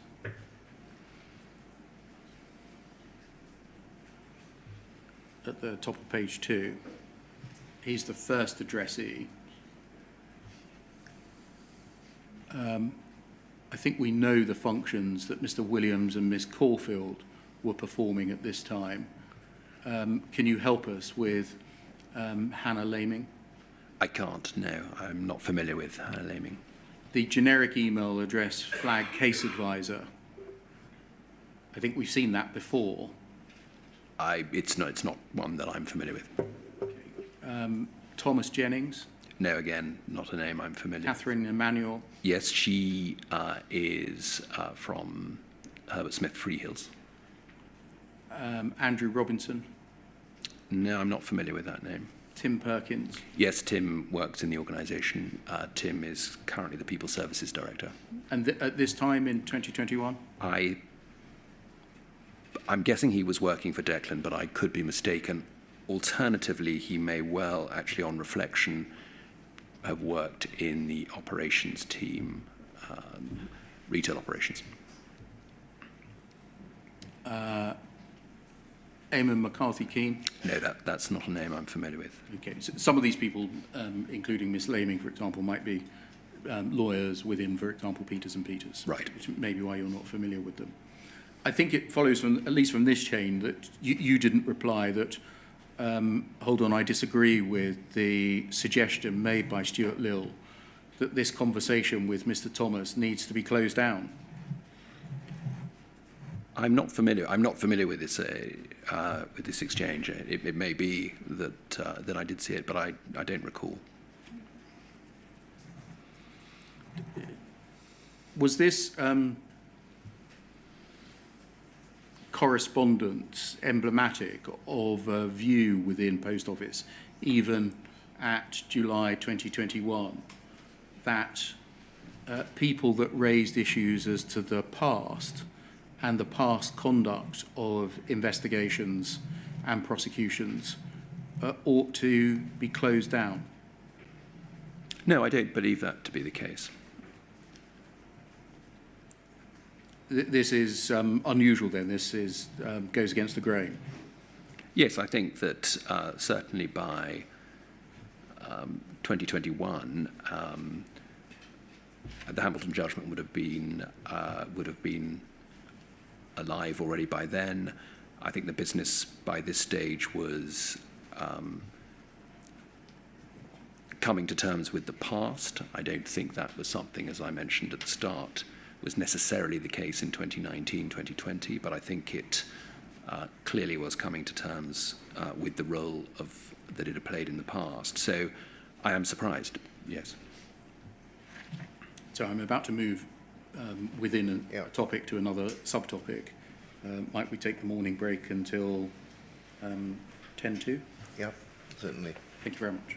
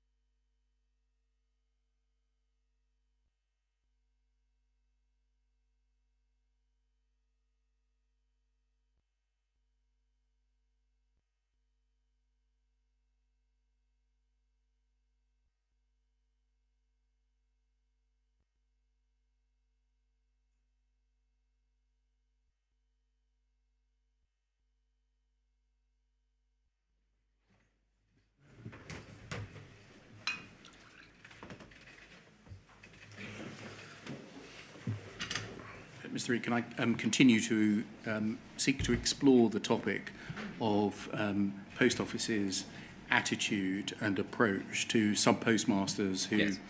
have a shortfall alleged against them, or a shortfall is detected, including those who in the past had been convicted of criminal offences on the basis of such shortfalls being alleged. And look at the issue of Mr. Jacobs, Elliot Jacobs. In your third witness statement, there's no need to turn it up, it's paragraphs 237 to 239. You refer to the Post Office's investigation concerning Elliot Jacobs, and I think this was known as Project Venus. That's Venus, correct. is that right? And you tell us about a conversation on the 10th of January between Mr. Staunton, Mr. Jacobs, and Mr. Ismail when they raised concerns about the Post Office's treatment of sub-postmasters. We're going to look Yes. at that in a moment. Can I look at something that happened before then, in November 2023? Poll 0044 8693.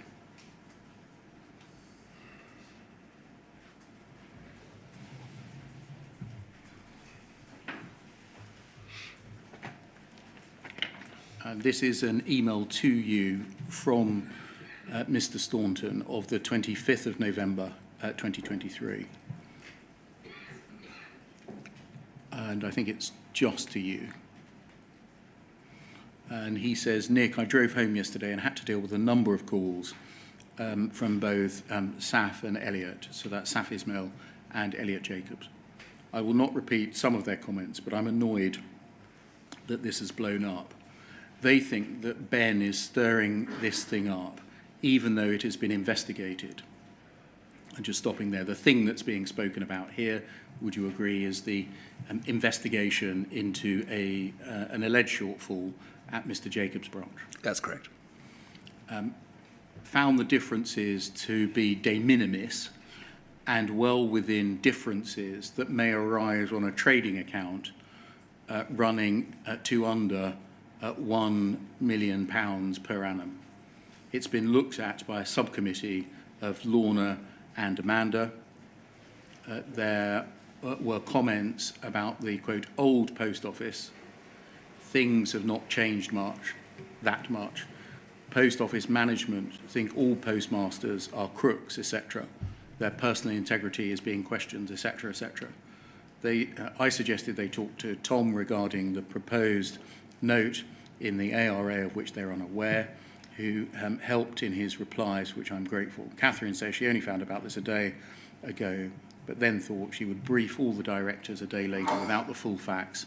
Anyway, I've suggested we hold off until you and I chat. I needed to spend hours yesterday on this like a hole in a head. What's behind this? Am I missing something, etc.? The suggestion that seemingly made by Messrs. Ismail and Jacobs about the old post office and post office management currently thinking that postmasters are all crooks. Is that a view that has been expressed by them to you? I don't think before or around the time of this email. I think that's something that has happened subsequently. I think both of them gave evidence to that effect, that they had raised that in a board conversation, I recall. How did you react to the those suggestions that were being made in this email to you?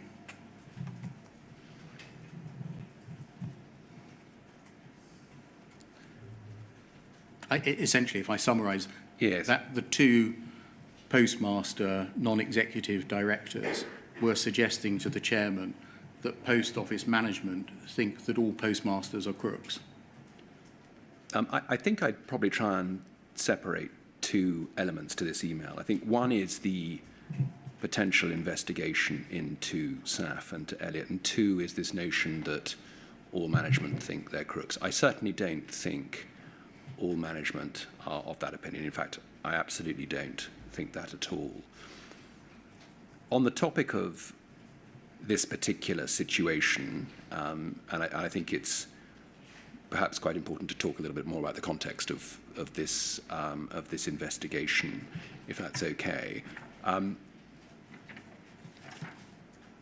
The allegations that were sort of put to me around Elliot Jacobs' situation in terms of his liability to the business was something that I passed to the company secretary and the chairman, which is why Henry Staunton's obviously discussing it now, for them to decide what the best course of action should be, and that I think is important context. As a board director himself, Elliot, it was important that the chairman was overseeing this activity. I think it's fair to say that the approach was heavy-handed.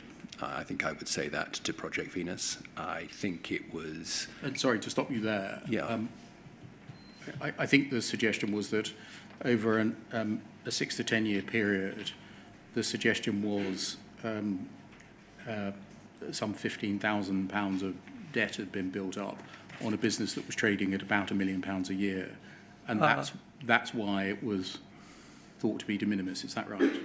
Not quite. I think the liabilities were 198,000 to my recollection.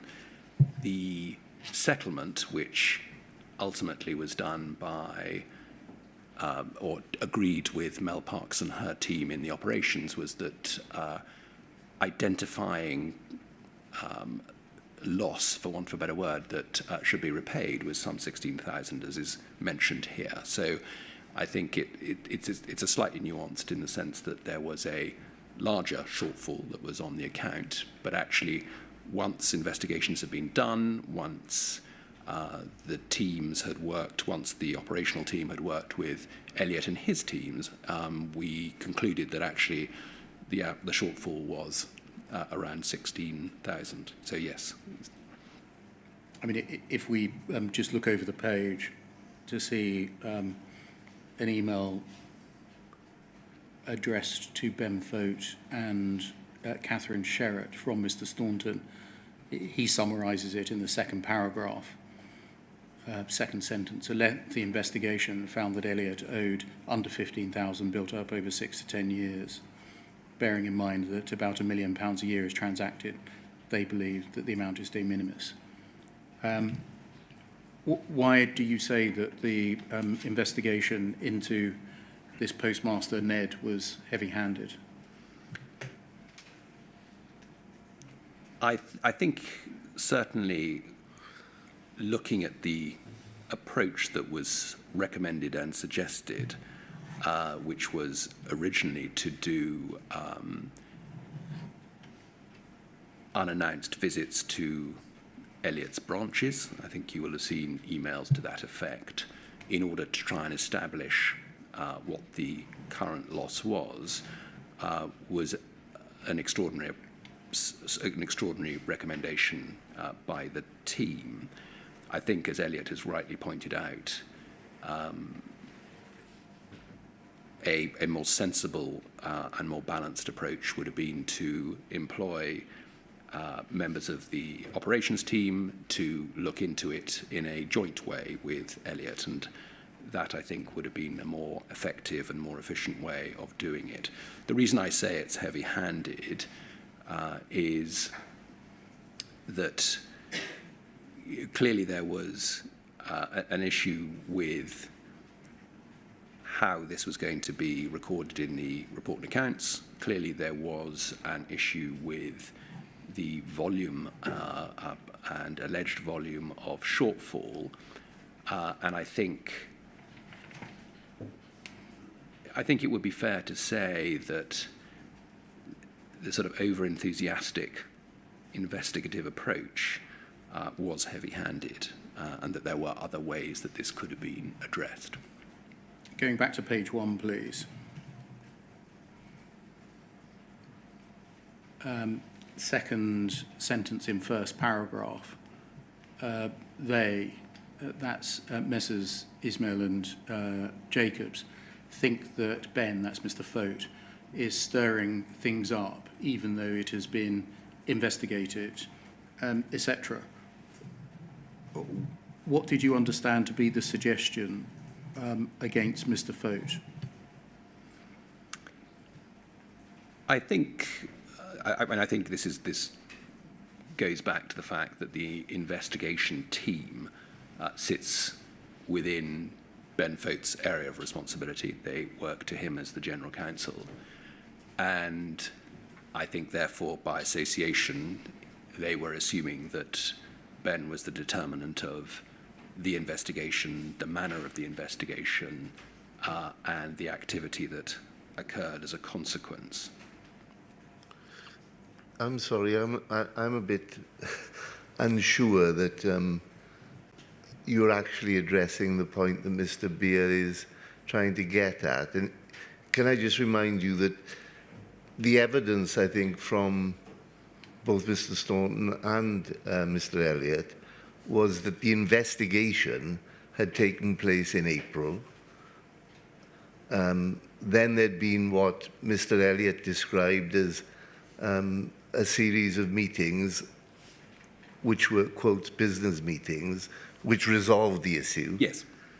And his complaint thereafter, as I'd understood it, to the inquiry, was that the investigative department, and Mr. Fote in particular, had taken a long time to actually formally close the investigation. Now, it seems to me that this all happening in November 2023 is some kind of complaint about Mr. Fote still pursuing an investigation, if you see what I mean.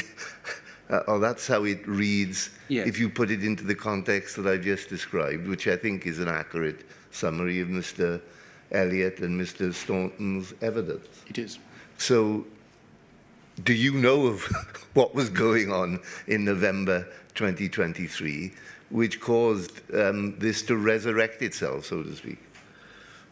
So not specifically. I'm assuming because Catherine Sherratt was engaged in this process, it had to do with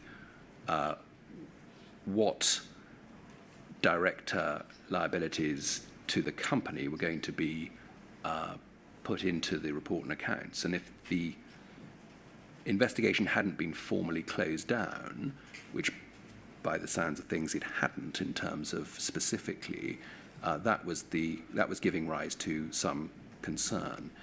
I think you're quite right that a 7-month investigation into some alleged shortfalls seems an inordinate length of time, and I think that's absolutely the case. And I think that, well, I know that the investigations team would recognise that that was the case. So yes, I think there is some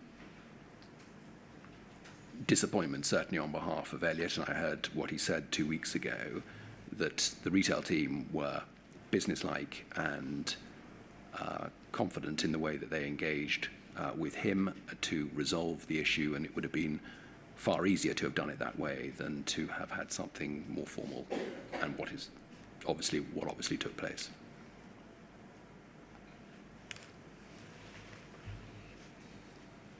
Can we move forwards, please, to January 2024? This was in November 2023, again in relation to views expressed by your sub-postmaster, non-executive directors. By looking at poll 0044-8302.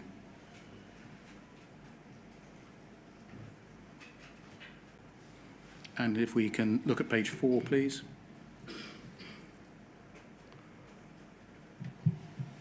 This is a note sent by Mr. Staunton to himself by way of a contemporaneous note of a conversation that he had 4 days previously on the 10th of January 2014. The note is dated the 14th of January 2014. I'll read it. SAF said the views expressed by Richard Taylor and previously by management and even members of the board still persisted, those postmasters who'd not come forward to be exonerated were, quote, guilty as charged. It is a deep view in the culture of the organisation, including at board level, including that postmasters are not to be trusted. Something needs to be done in capital letters. Martin Roberts and certain members of his team were singled out.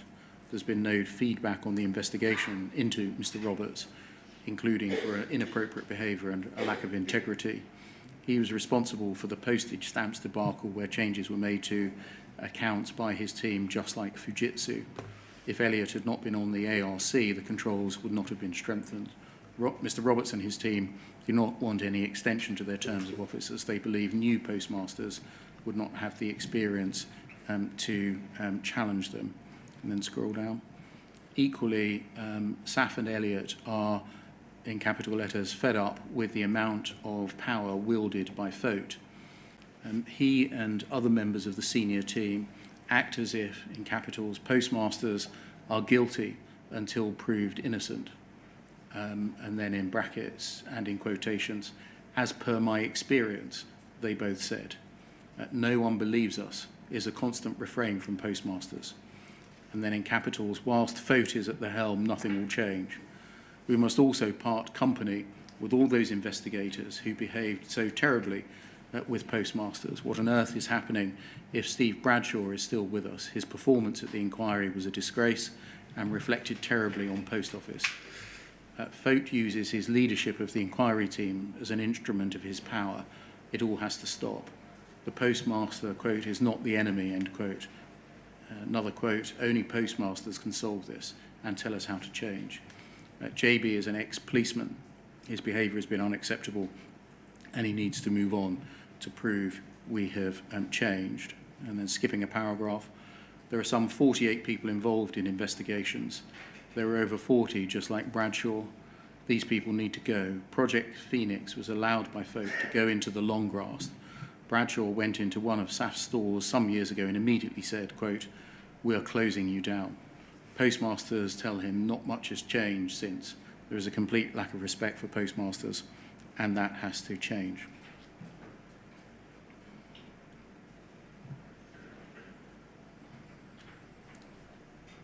And if we just read to scroll to the bottom, I don't think there's anything else that's relevant. He ends with a note to himself a lot in this note to consider and take forward with the board. The reference to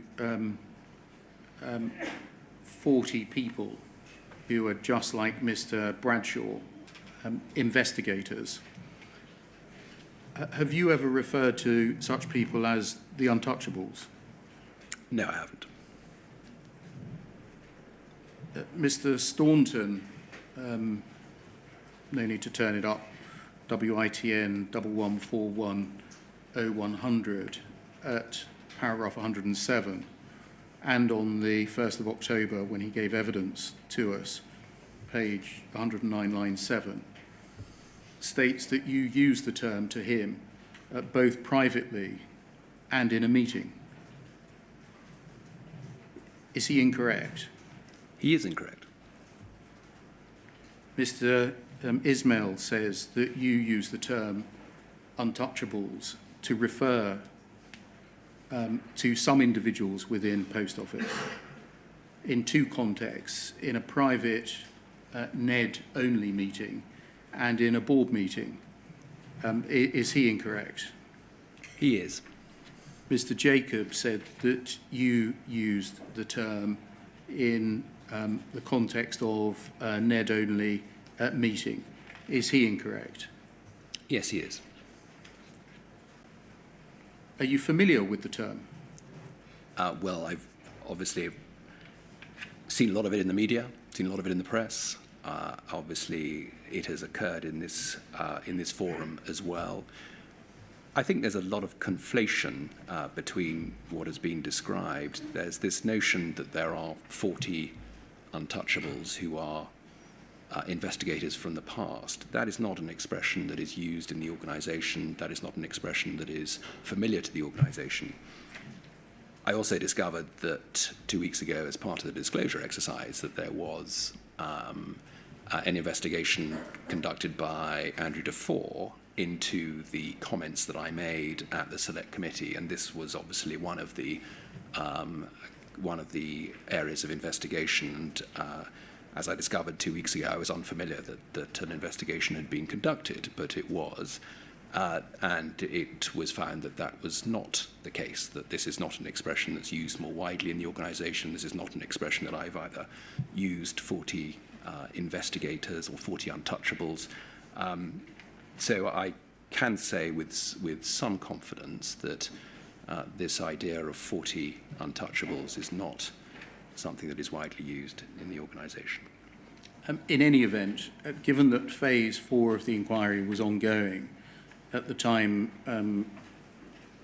of the conversation that this note refers to in January 2024, were you concerned by these reports from Mr. Ismail and Mr. Elliott? As in the commentary that he's written here, of course. And so very concerned. What action did you take?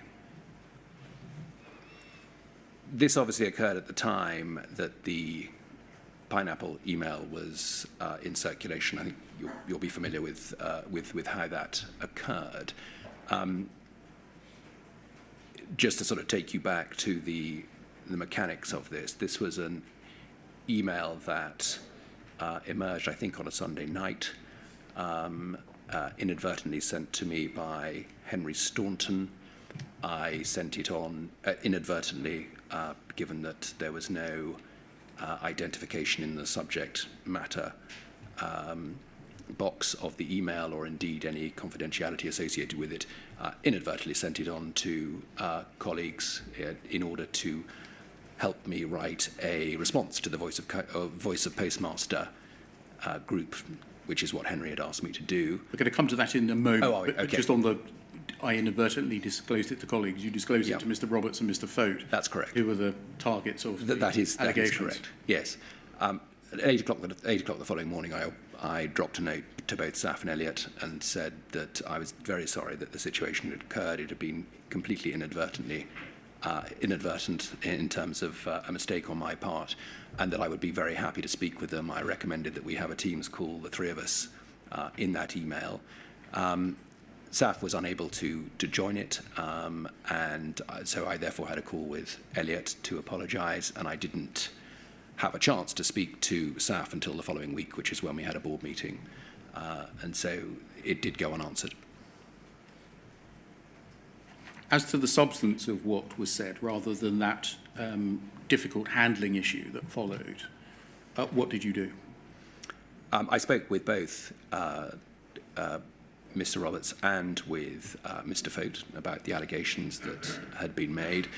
Clearly, it was quite a difficult conversation because clearly it had been released to them both, and they were angry and upset about the fact that that this had come to light, and more importantly, they were angry and upset that Saf and Elliott had that view of them. So it was a difficult conversation.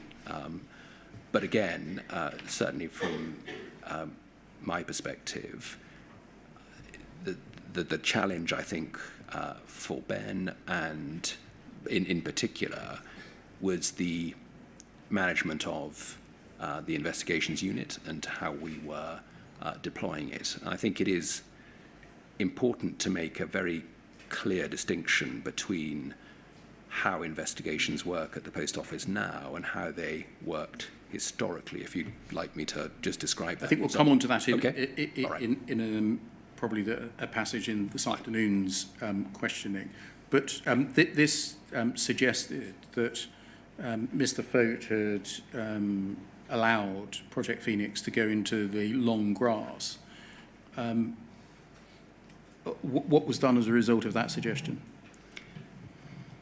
Just going on to Project Phoenix very explicitly, this is a source of some frustration in the sense that we haven't moved quickly enough.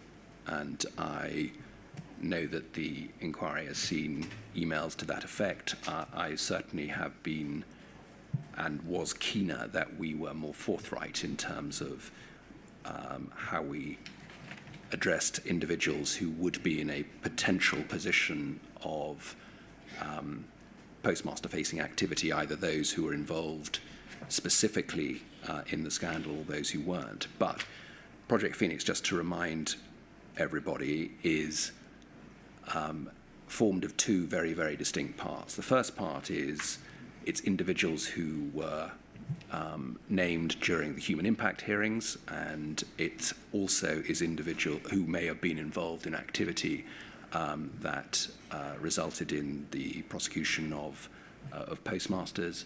And secondly, it was as a consequence of the restorative justice meetings that myself and Simon Recaldin and subsequently others have taken part in over the last 18 months or so. The combination of which is we obviously heard about individuals during those restorative justice meetings and clearly needed to investigate the allegations that had been made to us by the victims. And that's clearly what Project Phoenix is about. There are 47 particular case studies that have emerged through the human impact hearing and through the restorative justice meetings. And we have distilled those down to 6 individuals, 3 of whom have no case to answer the allegations. We haven't found corroborating evidence for. We've looked through, I believe, 130,000 different documents. We've interviewed many of the people who I spoke to at the restorative justice meeting and indeed who were at the human impact hearings to see if we can find and understand what occurred. 3 individuals, however, are now under further investigation both by the Post Office and by external agencies. So would it have been, and do I wish that we could have moved more quickly with Project Phoenix? Yes, I do. So I have sympathy with Elliot and Saf's view. I think... What was the cause of the pace? Primarily because we needed to speak to the individuals who had been involved, who had made these allegations, I think, and then obviously trying to find corroborating evidence. And as you've heard in this inquiry, that's not often easy at Post Office to get the right data and the right disclosure and the right information to help us understand precisely what had happened. That could be recordings, that could be records of interviews, that there's a number of different things that we looked to do, but it was frustrating. Just yes. stopping you there, just to make sure I haven't misunderstood your Yes. answer. You've said a couple of times that you looked for corroborating evidence, which may have a special magic for some lawyers. In order to find a case to answer, are you saying that there had to be something additional to that which the postmaster said, i.e. some independent evidence coming from somebody other than the postmaster? Well, I think the recordings, as an example, and the records of the meetings would be obviously areas that we would be looking at to try and understand whether or not the allegations that have been made, could stand up. So you weren't literally meaning corroborating evidence? No, I mean, what I meant was supporting evidence, I guess, fully investigating each of the allegations that had arisen, and that, as I say, involved specifically speaking with those victims who had come forward, and I'm certainly of the opinion that that took quite a long time to organise, quite a lot of time to bring together, but too slow. And I think perhaps if I took a step back, I would say that the investigations unit specifically is pretty overwhelmed with activity at the moment, and that may well have been a reason why the pace was slower than we would have hoped. Can we turn to what we just discussed then, namely the handling of the email, by looking at poll 00448564?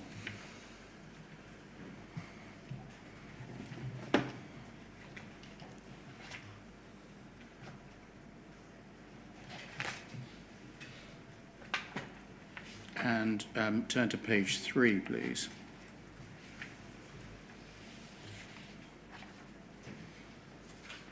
And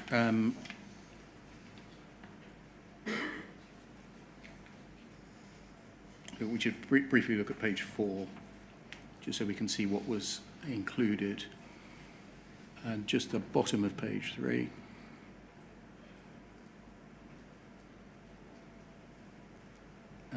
Thank you. An email to Mr. Staunton copied to Mr. Ismail and Mr. Jacobs, containing a suggested email to the board, and then the suggested email includes in its second paragraph, please see attached a file note I prepared following my conversation with Saf and Elliot on Sunday. That's the file note that we just looked at. Yes? Understood, yes. And then if we go to page 3, please. Mr. Staunton, by these emails, essentially provided that Project Pineapple note to you on the 17th of January. Is that right? Yes, that's correct. Then if we go to page 2, please. And scroll down, please. This is the email that you were referring to, I think, a moment ago, Mr. Reid. Is that right? Yes, that's correct. Where you send the chain on, including the file note. That's correct. To Martin Roberts and Ben Fote, saying, can you produce a suitable response for Henry? You'll be aware of my views from discussions we've had. I assume there are GFA restrictions too. What does that refer to? The grant funding agreement with the NFSP. And if we scroll up, please.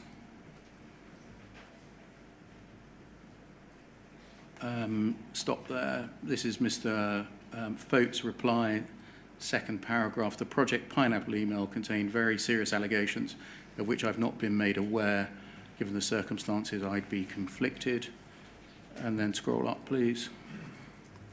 Mr. Roberts' reply, having read the email below, I'm in the same place, not knowing what Project Pineapple is and never having been made aware of the allegations against me and my team. I feel conflicted. You tell us in your witness statement, the cross-reference is paragraph 243, as you've done today, that you forwarded this chain inadvertently to Messrs. Fote and Roberts. Is that right? That's correct. You say that you didn't open the attachment at the point at which you had sent it on. Is that right? Yes. That the email chain was not marked private and confidential. Yes, that's correct. And that you didn't pick up from the subject line, future of post office branches, what it was in fact about. That's correct. Did those things contribute to your inadvertence? Yes, they did.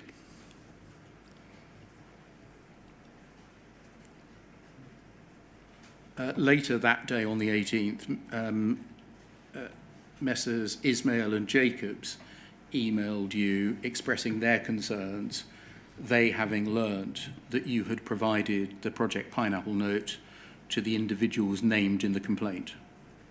Can we look at that, please? Poll 00448383.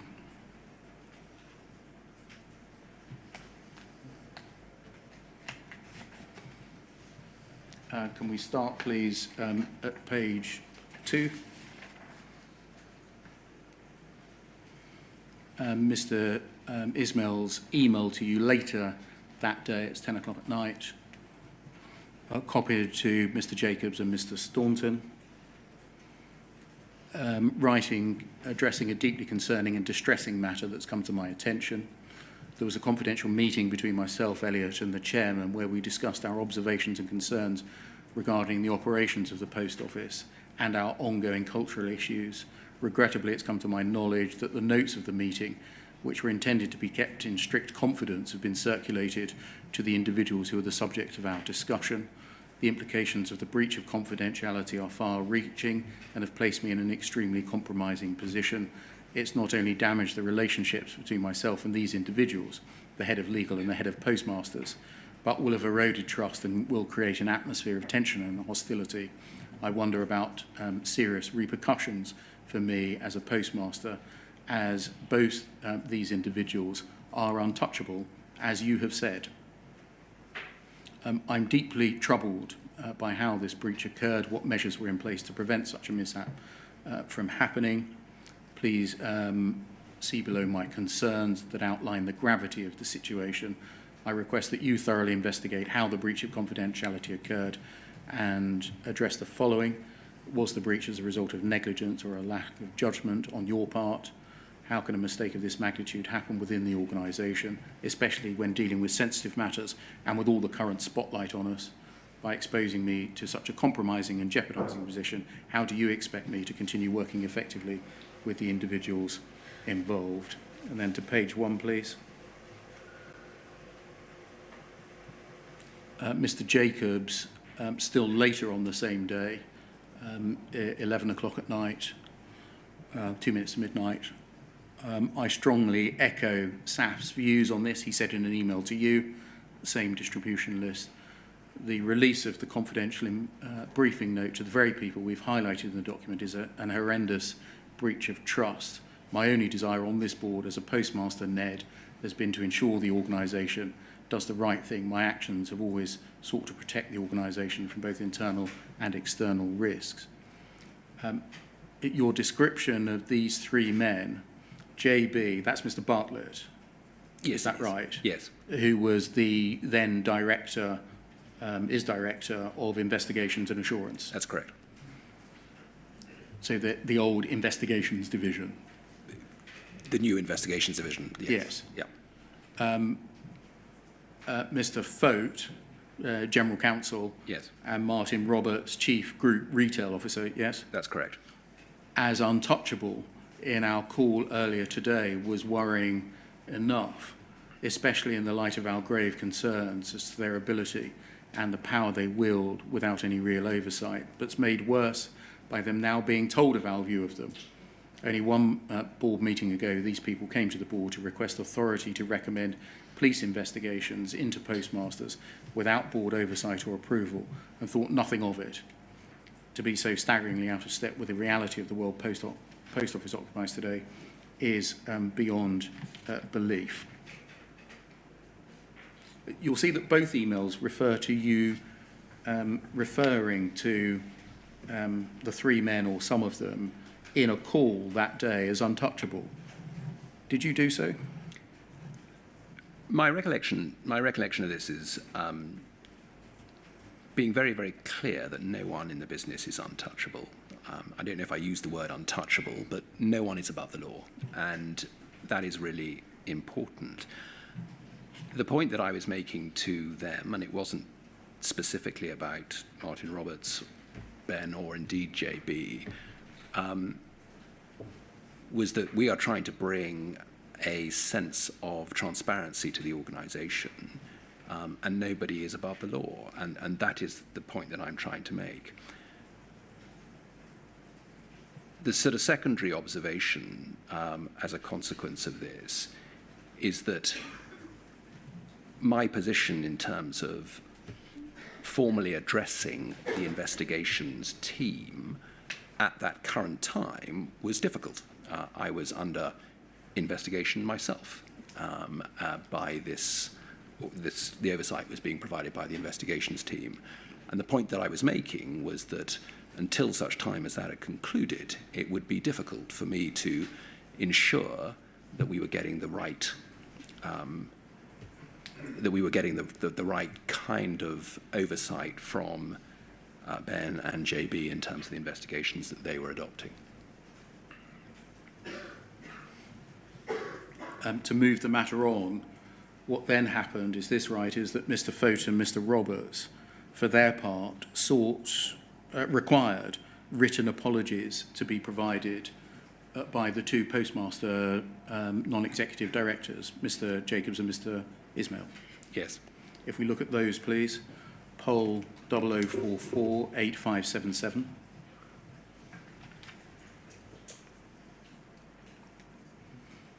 This, at the top of the page, is Mr. Foat's email to Ms McEwen and others, including you. And in his second paragraph, Mr. Foat says, as a minimum, Elliot Jacobs should go on record and in writing to confirm the apology he provided to me about the assertions that were made in the Pineapple file note. Comments attributed to him have been published in the media. He's remained silent when he's well aware those comments contain factual inaccuracies and even a basic lack of understanding of Post Office organisational structure. And so far as Mr. Roberts is concerned, poll 0044 8514. Page 2, please. And this is Mr. Roberts' email to Mr. Jacobs and Mr. Ismail. Third paragraph. I would now ask that you please put in writing the apology and retract all the allegations and statements presented in the email that I was copied in on. And then page 1, please.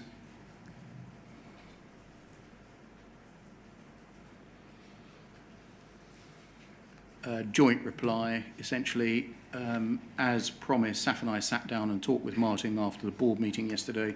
An honest and open discussion was had. We believe we put the matter to bed. This evening, we've received the email from below asking us to retract the statements made in the documents.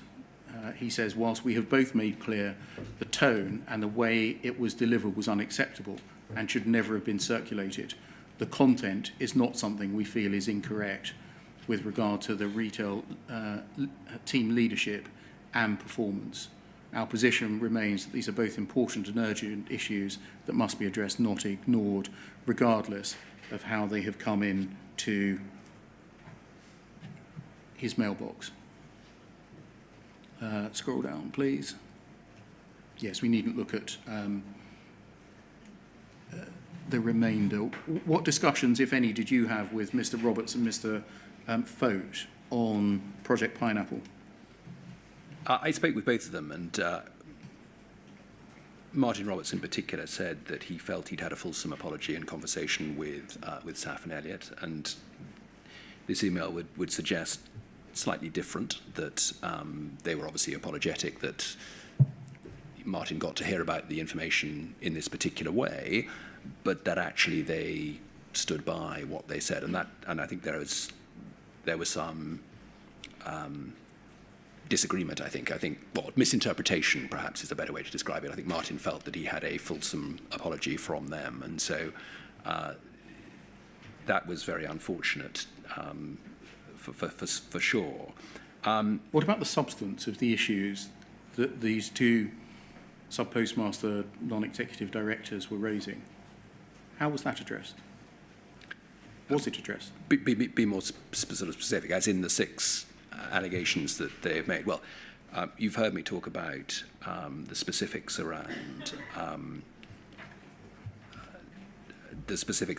the investigation into past roles, and my memory's gone. Sorry. What was I going to say? Do you want to look at the list? Yeah, that would be helpful. Thank you. Would you scroll down, please? Yeah, Phoenix, sorry. Yeah. Absolutely. The issue around the replacement plan, we were very clear that the 2 postmasters, Neds, were the first that had been on the board in the post office's history, and we wanted to work with them to ensure that really clear lessons were learnt, and I know that the retail team did that and subsequently did that. They took the postmaster Ned comments about induction, about recruitment, about what the next phase should look like. But we had been clear that, and they were under no illusions, that the term was a single term, in terms of their 3 years on the board, and that they would naturally roll off. I don't think we had been explicit about that, but I think that was the intent. So they had good input into that process. The stamps issue was well spotted by Elliot, and we jumped on that straight away. Within 24 hours, that process had ceased. So I'm comfortable that we took the right action on that. Martin Roberts was investigated and looked into, and there were no complaints that were upheld in that regard. I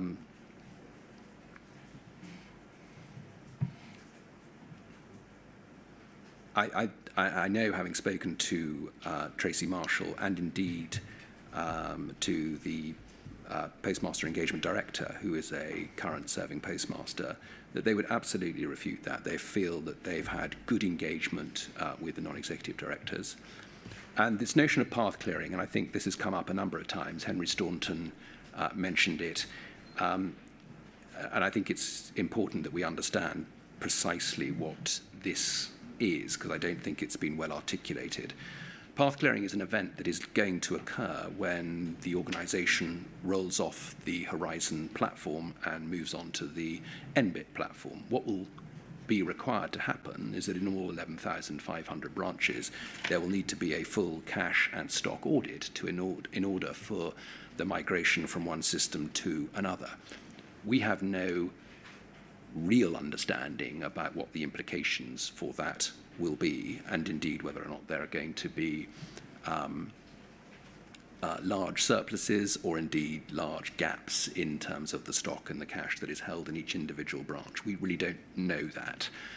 We are flagging it as a challenge, and we will need to think very carefully when we get to that point in 2 years' time how we manage that particular problem. It's a known challenge, and I think the way it's been discussed in the board, in the inquiry, is that somehow we're going to address this in the next few months. It simply isn't the case. We've got lots of thinking to do around this. It's a known problem.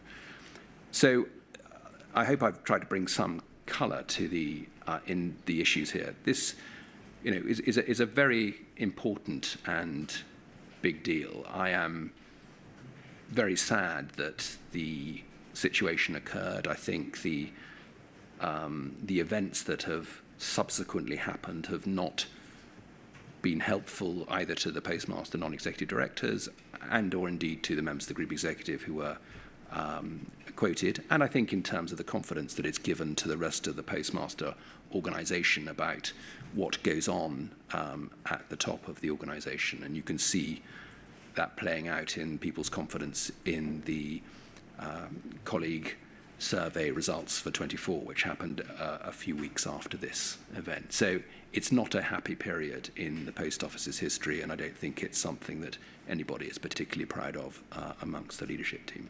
Would you describe what we read as the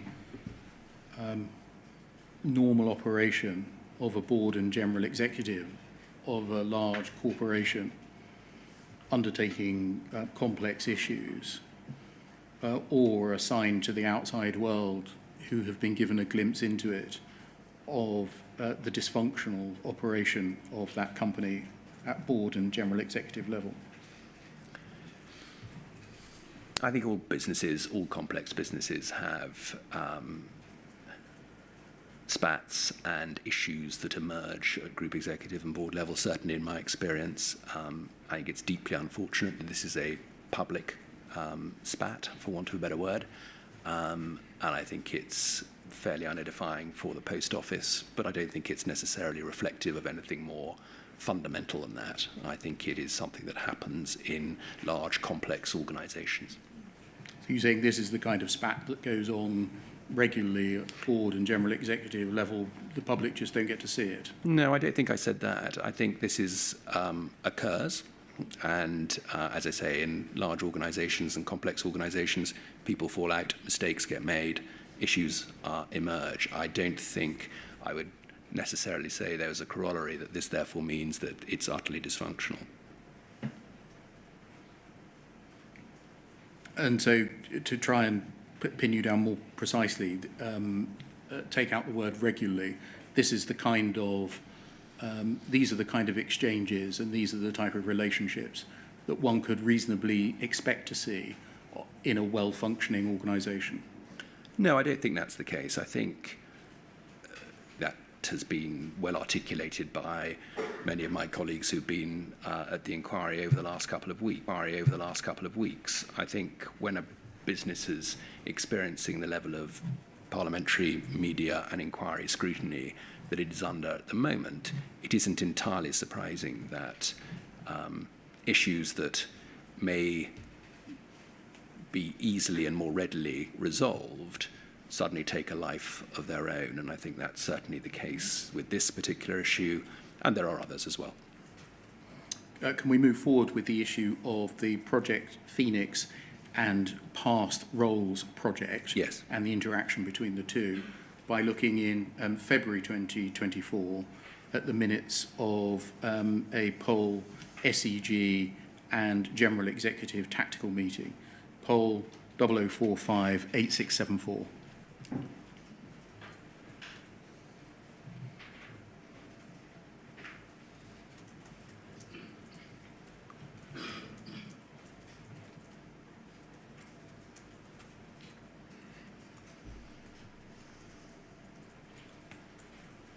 Thank you. And can you just explain briefly what the SEG stroke GE tactical meeting is or was?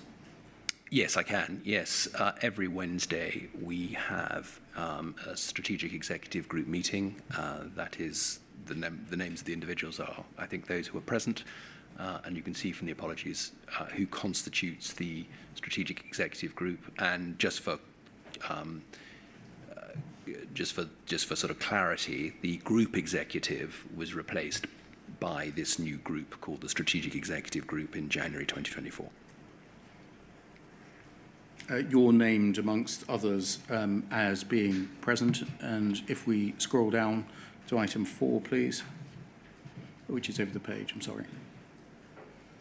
The Project Phoenix stroke past roles verbal update. Key points of note. Nicola Marriott, can you explain the function that Nicola Marriott performed at this time? Yes, I can. She is the number 2 to Karen McEwen in the people department. Noted the distinction between Project Phoenix, where allegations of wrongdoing were concerned, and past roles review, where no such allegations were made. Firstly, is that a distinction that you recognise? Yes, it is. And where the review was focused on determining any conflicts or potential conflicts as between certain previous and current roles. So the latter, the past roles review, concerns a past role and a present role which presents a conflict or potential conflict even absent an allegation of wrongdoing. That's correct. Ms Marriott noted the latest position in relation to past roles where 35 colleagues had been deemed to be red. Firstly, what is involved in being deemed to be red?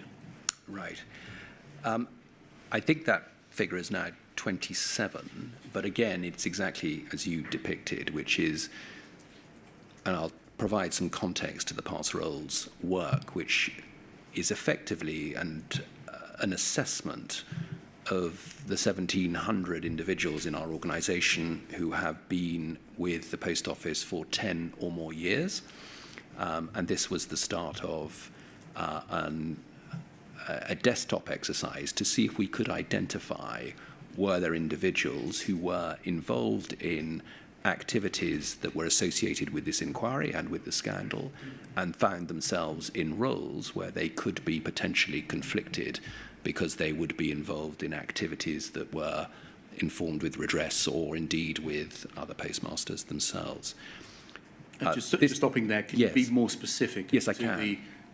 The current role which gives rise to a potential or actual conflict? Yes, we specifically prioritise the remediation unit and the inquiry teams simply because of the nature of the work that they were doing, which is obviously administering operationally redress and or supporting this inquiry in a specific way. So I asked for the work for the 1700 to focus most specifically on those individuals who are involved with redress or the inquiry, and then trying to identify whether there were individuals who might have in the past been involved in activity that is covered by this inquiry, investigations, audit,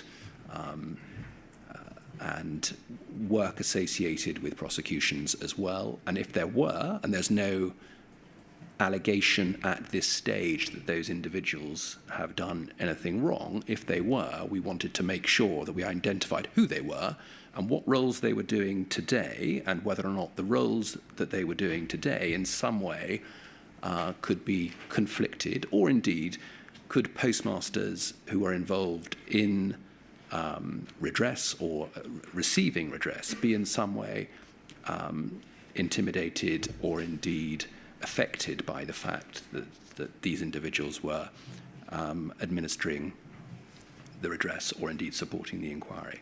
That was the genesis of the work. So why were these 35 individuals given a red rating? Specifically, I can't go through all of them, but it would be, as I said, it would be those roles, presumably retail-facing roles historically, that they may have been involved in, and now they are involved in some form of activity associated with redress in the case of these individuals. Now, So in the remediation unit? in the remediation units. The inquiry team?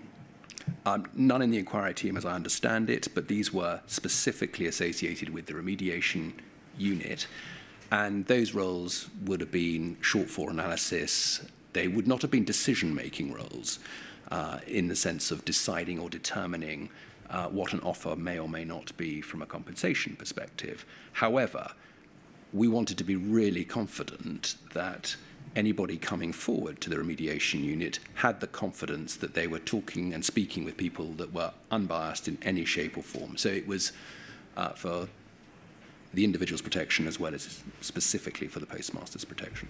It might be suggested that this work in February 2024 was a little after the horse had bolted. Yes, it's slower than we would have wanted. And I think, as you'll see from the correspondence, and have indeed this inquiry has seen over the last couple of weeks, there's no question that this piece of work was slower. However, we can now I can now confirm with some confidence that there should be no conflict arising from individuals working within the RU team when it comes to redress. Are any of the 35 red-rated individuals the same 40-plus investigators that were mentioned in the Project Pineapple note? Are we referring to the same cohort? Yes, I think we should be clear this cohort that's 40 untouchables or 40 investigators is not a cohort that I recognise, so I don't think the two are the same. How many of the 35 red-rated individuals are currently within the assurance and complex investigations team?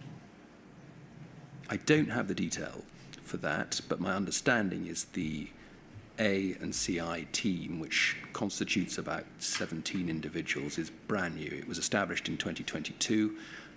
It was made up of individuals who've come into the organisation externally, and so there is no crossover, as I understand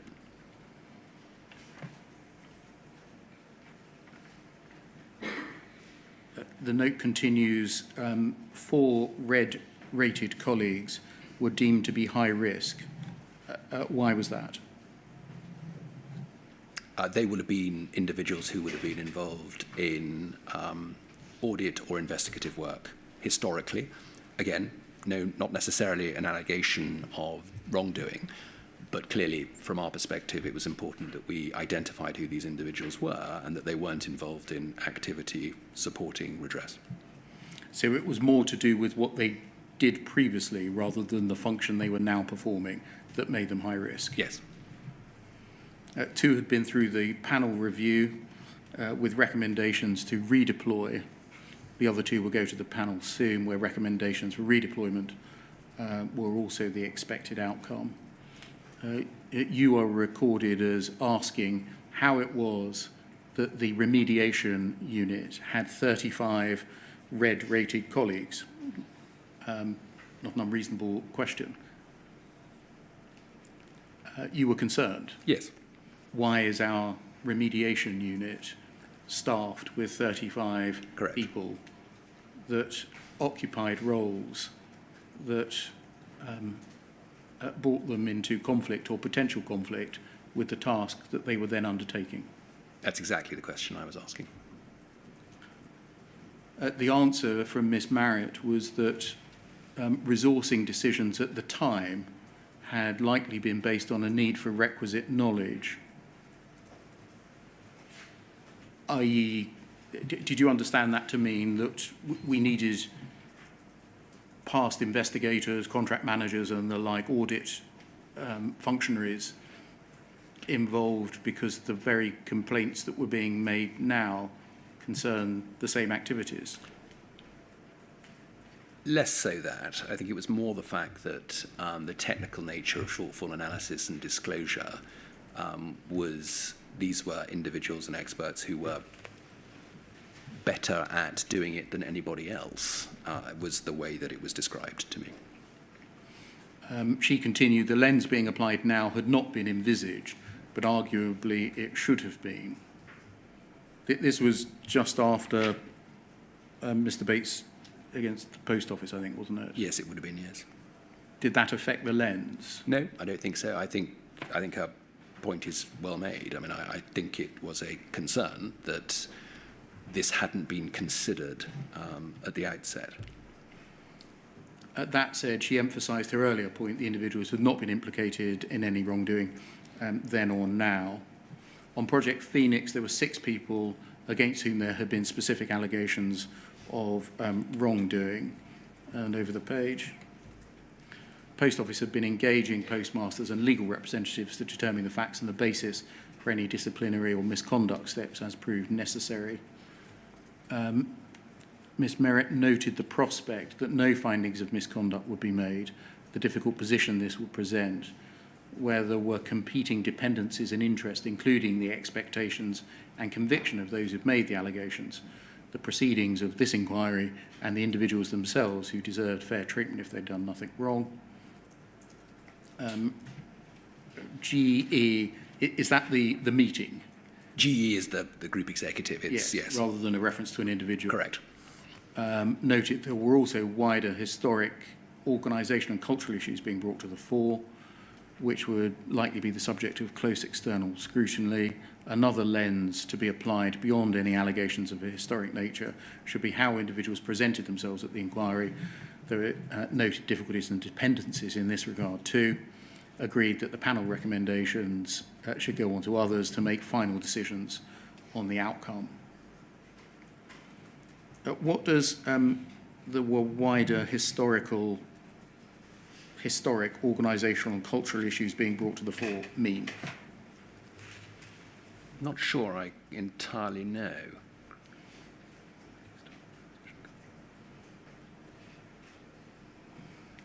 No, I'm not sure specifically what that refers to. In which case, Mr Reid, that will be my final question before lunch. And just so that I can be clear in my mind, the 6 people that are referred to on the previous page, you have told us are now 3 with no case to answer. And I think it was Ms McEwen, though it could have been Ms Scarabarotti, told us that a decision about the other 3 is imminent. That's correct, sir. Fine, yeah. Thank you. Yeah. Thank you, sir. Can you say 2 o'clock, please? Yeah. Thank you.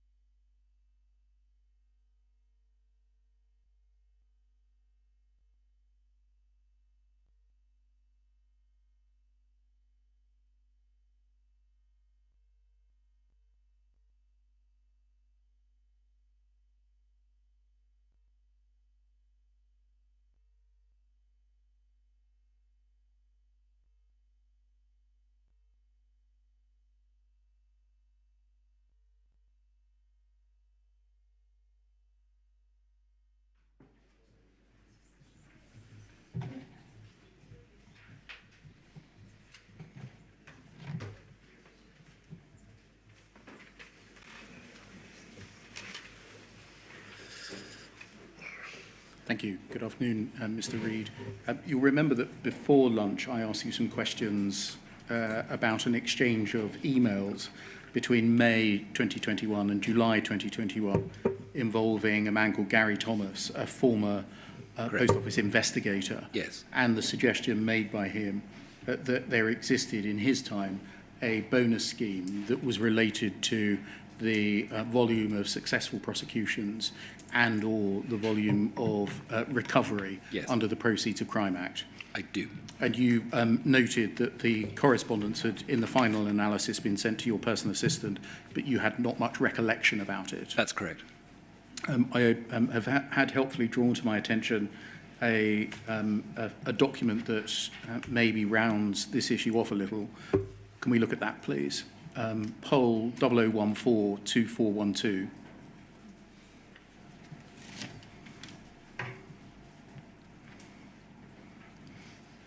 And if we go to the last page, please, which is page 7,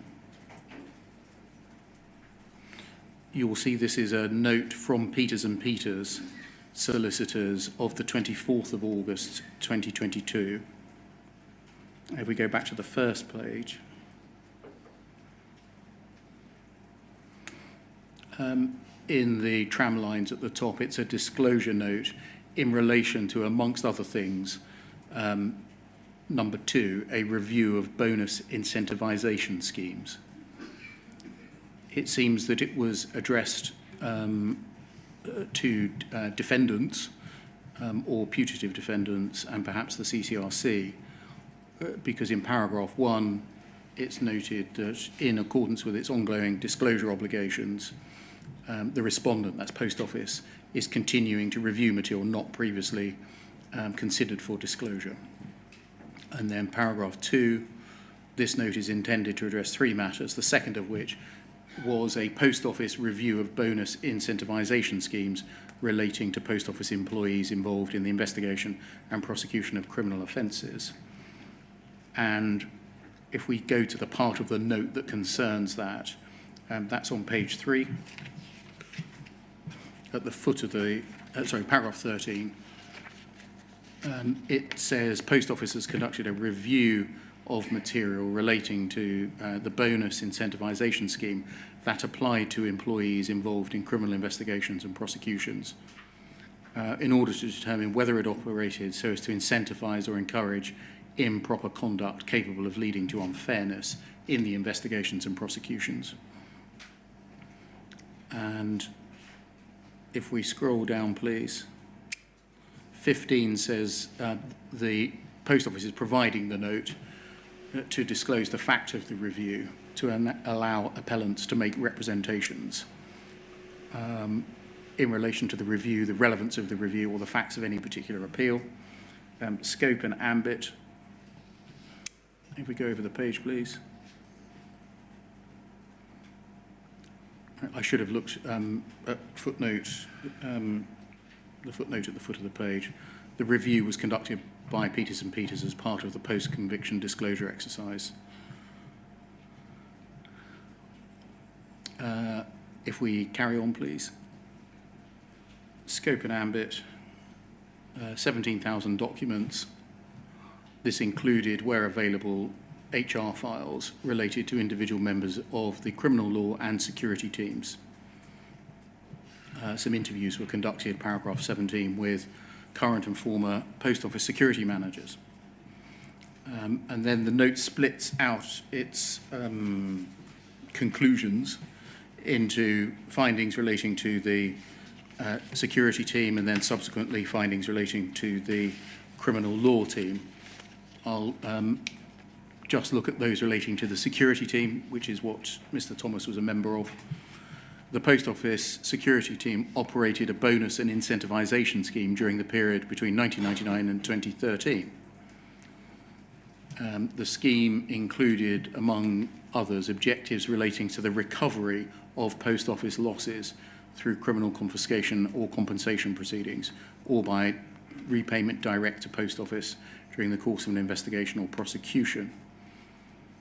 The recovery of Post Office losses, typically expressed as a percentage of losses caused by fraud activity, was a recorded team objective within the Post Office security team. The achievement of this would account for a proportion, albeit a small one, of the total bonus awarded to the Post Office security team that were entitled to receive bonuses. These objectives were concerned solely with team outcomes, not individual performance. And then paragraph 21. The level of bonus would depend principally upon the individual's performance, development review, score at an annual appraisal. Paragraph 22. The review identified no evidence that the bonus incentivization scheme applicable to the security team was based on the number of prosecutions, convictions, or recommendations.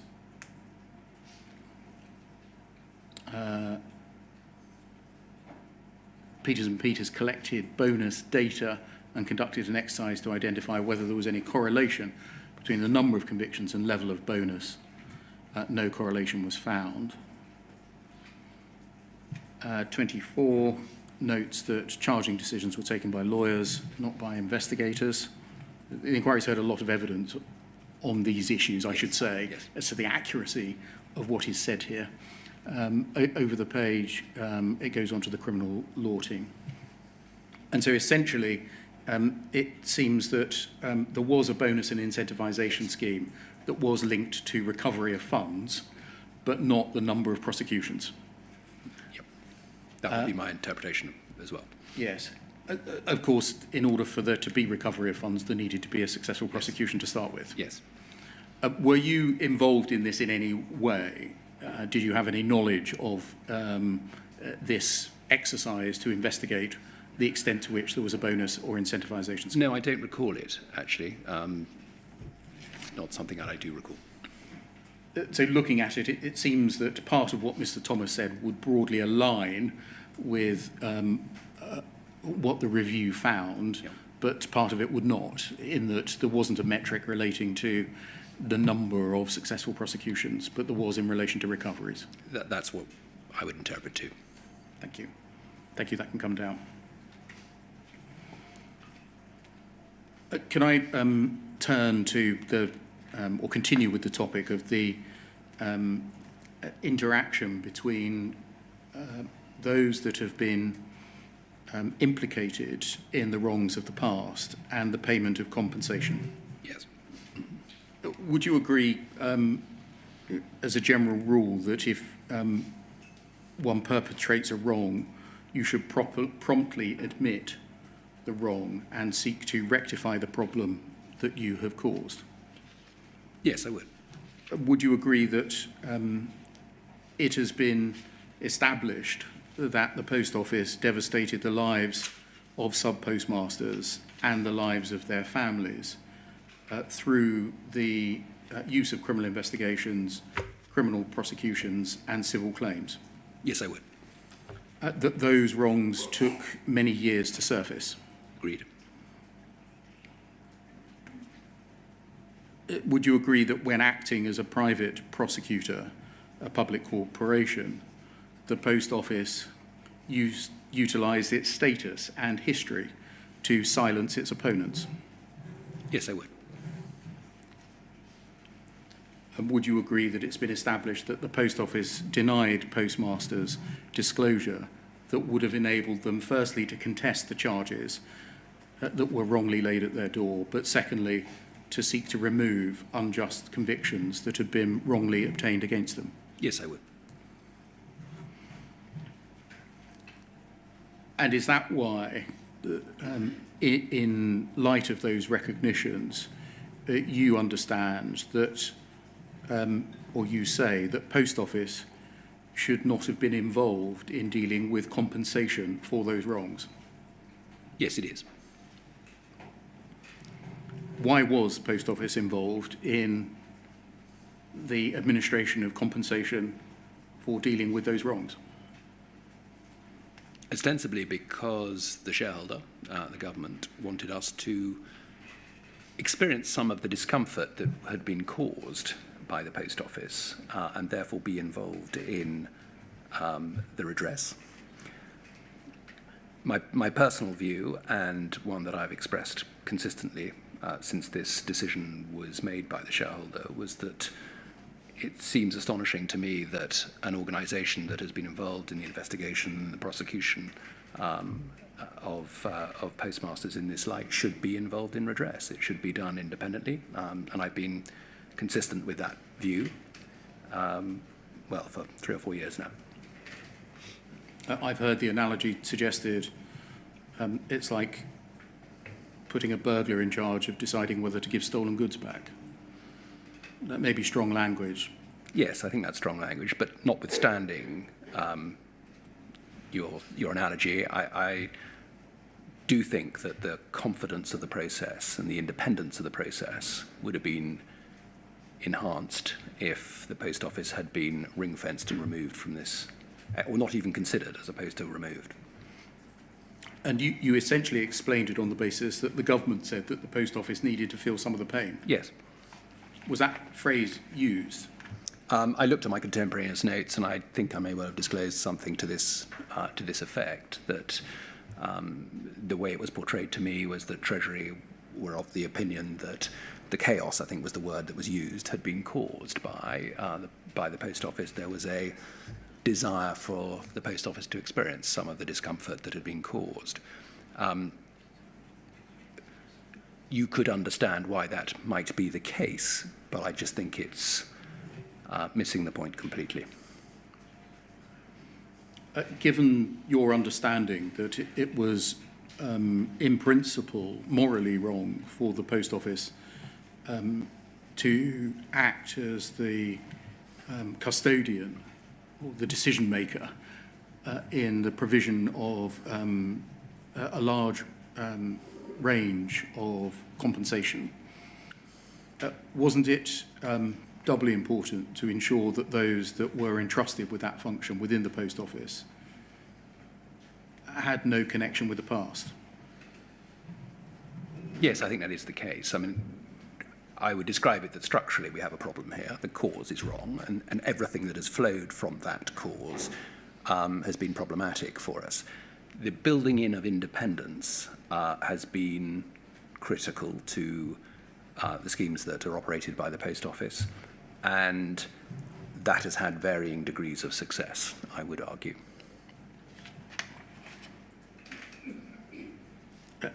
The fact of the matter is that those that have been involved or are implicated in the events of the past have nonetheless had a role in making decisions as to compensation.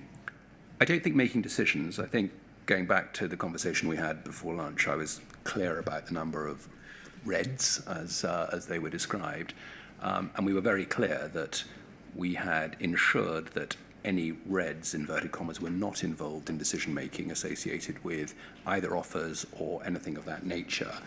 They may well have been involved in shortfall analysis, they may well have been involved in disclosure exercises, but not involved in decision-making associated with compensation.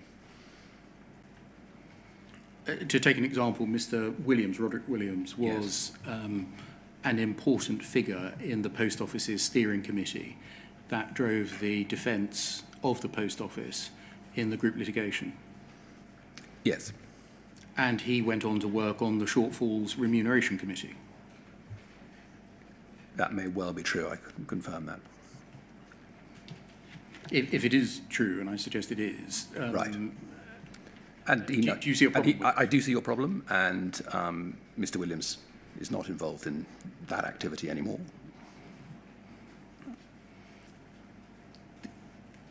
Did it cross the mind of the board or the general executive that the continuing, and I think you've described it as inexcusable delay in the delivery of compensation, might be that the wrong people were involved in the provision of it?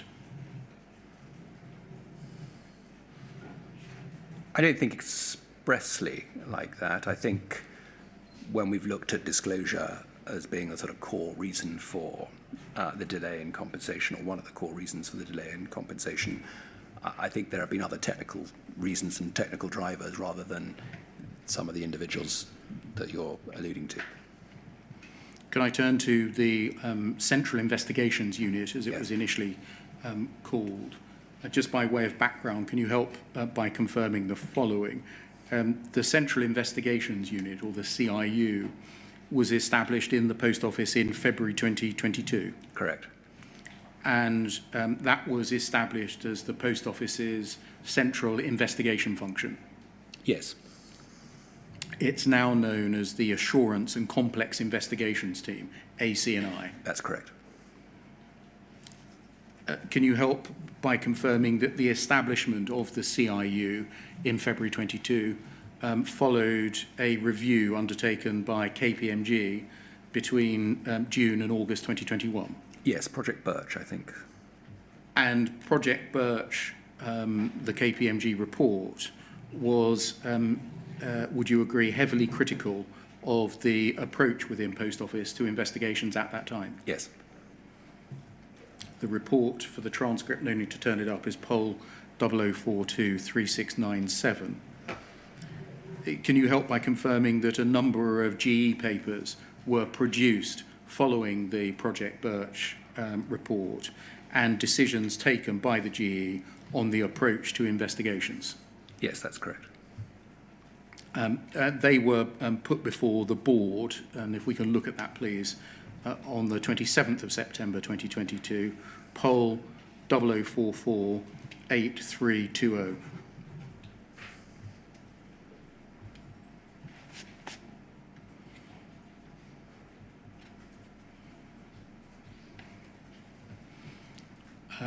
So this is essentially a paper to the board as a result of prior decision making by the GE, sponsored by Mr. Fote, for a meeting on the 27th of September 2022. And if we go to paragraph 2.4, please.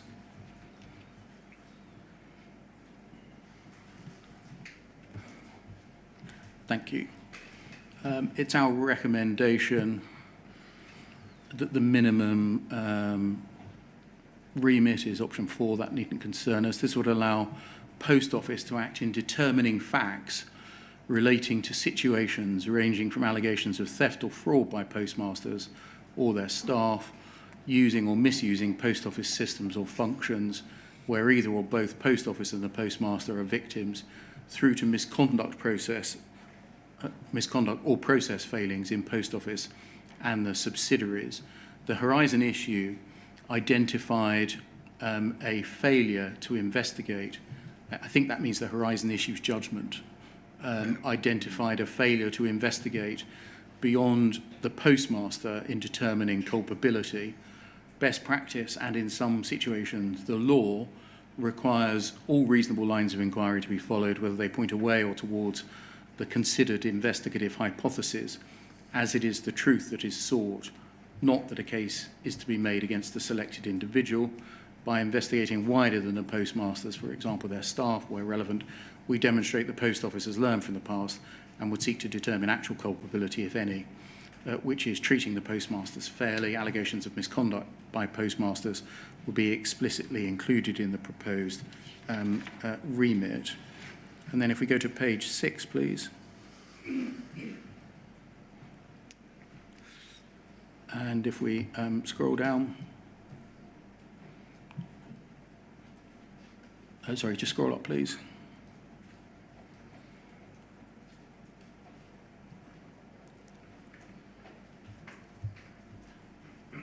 This sets out the proposed operating model and the interaction of the CIU with external agencies, in particular the police. Yep. As a government organisation, Post Office is viewed by law enforcement agencies differently from a privately owned company. It's unfortunately fact that LEAs deprioritise most reports of crime made by government-linked organisations if made in the traditional way. 4.2, suspected offences with an element of dishonesty will form the vast majority, if not all, of our criminal investigations and potential referrals. 4.3.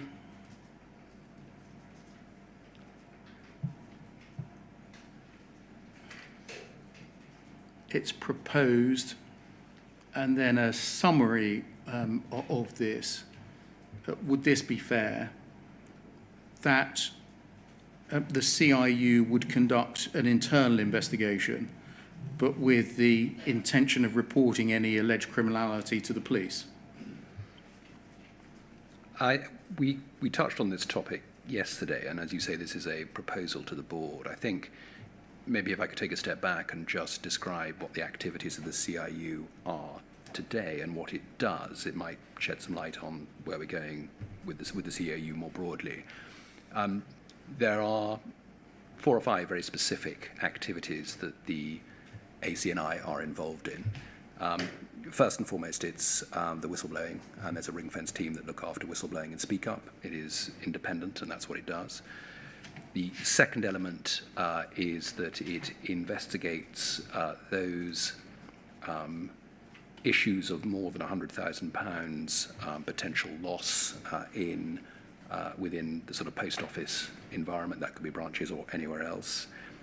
It obviously is the single point of contact for liaising with LEAs, and it's important, we felt, to have a single place to do that. And it acts in 2 other ways. It looks into and governs the activity of the senior leadership group and the board if there are investigations of conduct into those individuals. And finally, it provides some assurance for the organisation in terms of the way it conducts its investigations. I think the genesis of this work in terms of Project Birch was particularly the fact that there were disparate groups across the organisation who were doing various levels of investigation for various reasons with inconsistent levels of training and support. So the important element here, I think, is that the evolution of this issue is that the ACNI team interplay with law enforcement agencies when there are organised crime and larger issues associated with fraud or money laundering or the like, as opposed to the inference that the ACNI would be doing individual investigations into specific post offices' discrepancies or losses. They have to be of a size greater than £100,000 for this team to be involved in any of that kind of activity. I don't know if that helps. Just, I mean, that sets out the position now. Yes. I want to explore in a slightly more detail yes. What was proposed and then what happened. Right. If we go over the page, please. And if we scroll down.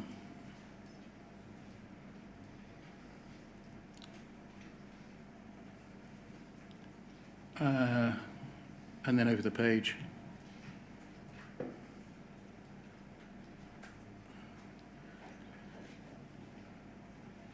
And keep scrolling. And again. I think that's probably the end. Was the KPMG Project Birch report circulated to the board?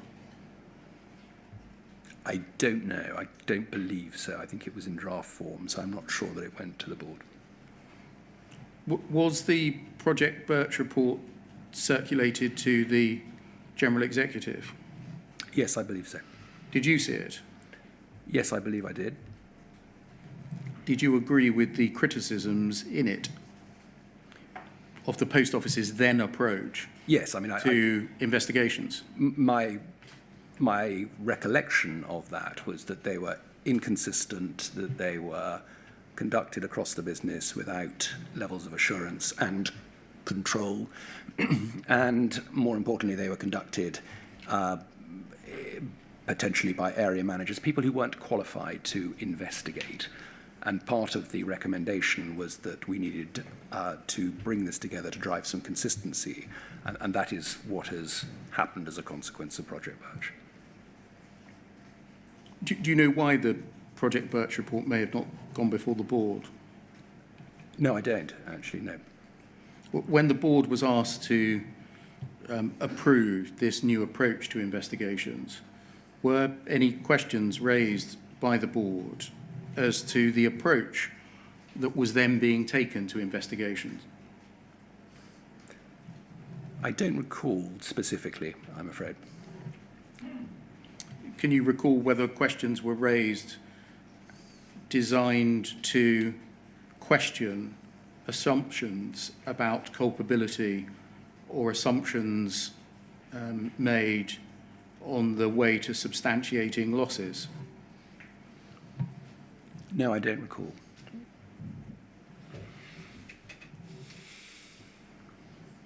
The CIU team, I think, became properly operational in January 2023. Yes, And Mr. Bartlett, John Bartlett, was appointed that's correct. in February 2023 to head it, I think. Yes.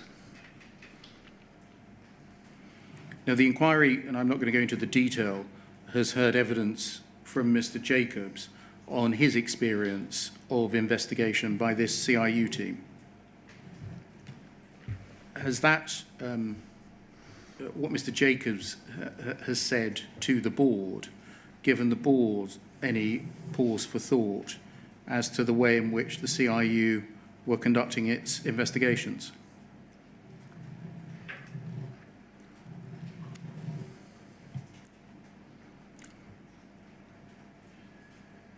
I think it will have given the board some concern. I think the Project Pineapple, Project Venus experience, as I mentioned before the break, the words I used were heavy-handed. I think there is certainly a level of reflection associated with that. What we do know is that the AC&I team is stretched, and it is involved in too many investigations. That may well be a cultural reflection on the nervousness and broader nervousness in the business that currently pervades as a consequence, as we discussed before, of the inquiry and the scrutiny that is occurring. I think there is a potential lack of judgment at times, and I think that is something that we are, as a board, conscious of.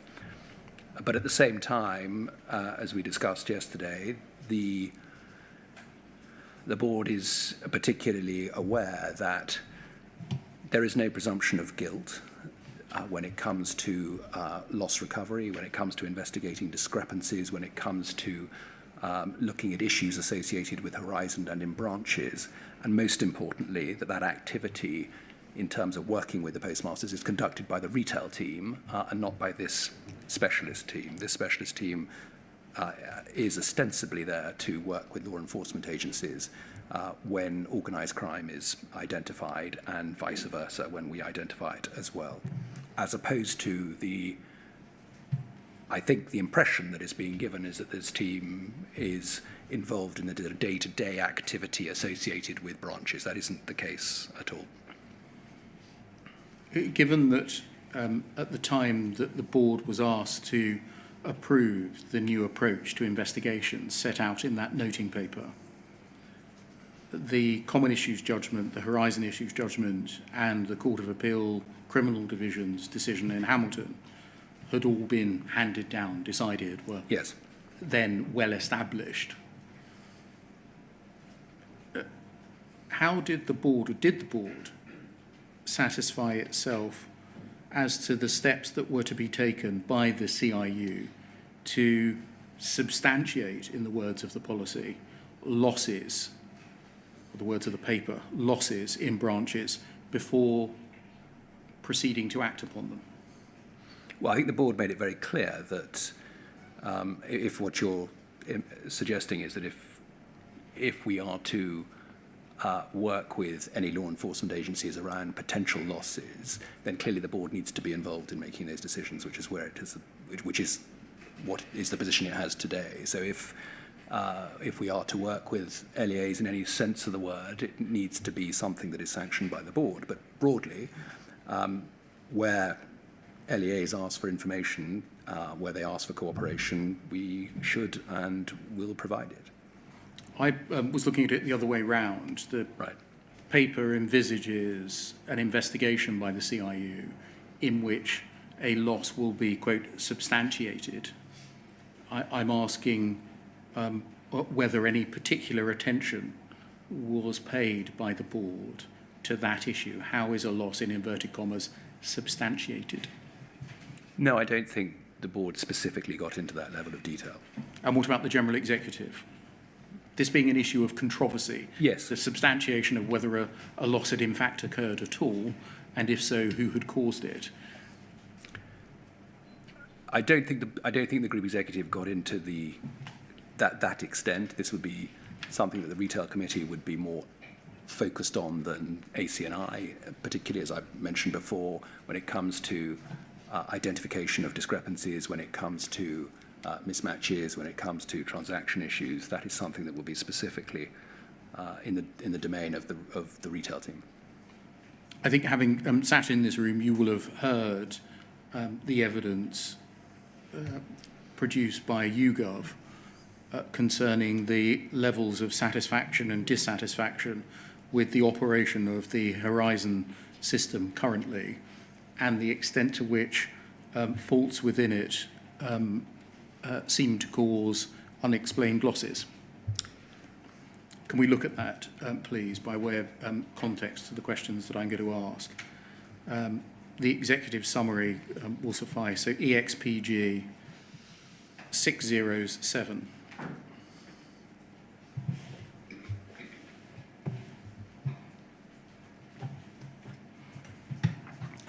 Page 4, please.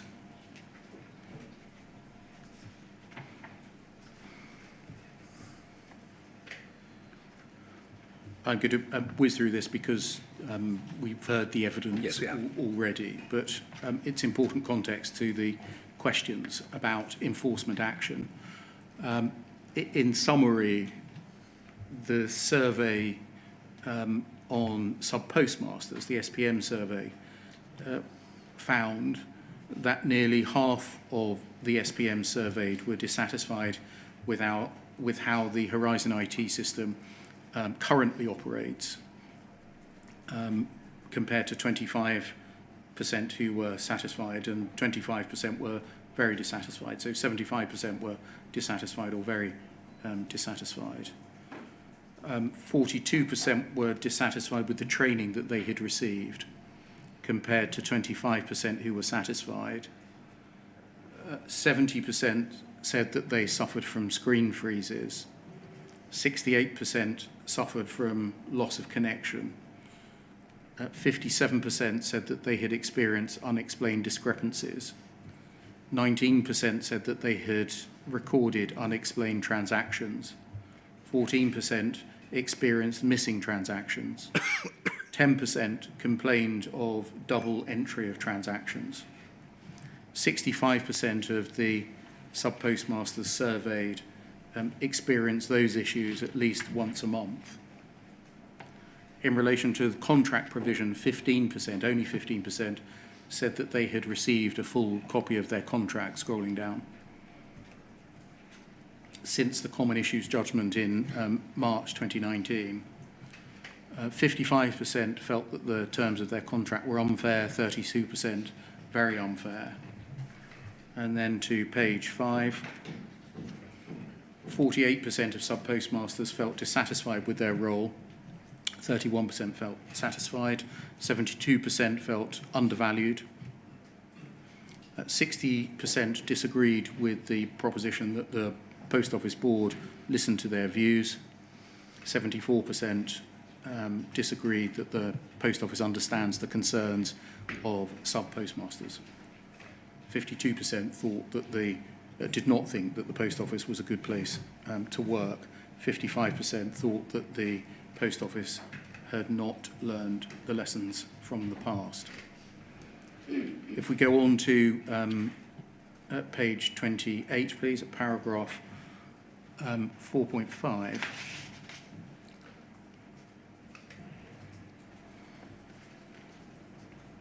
In relation to shortfalls,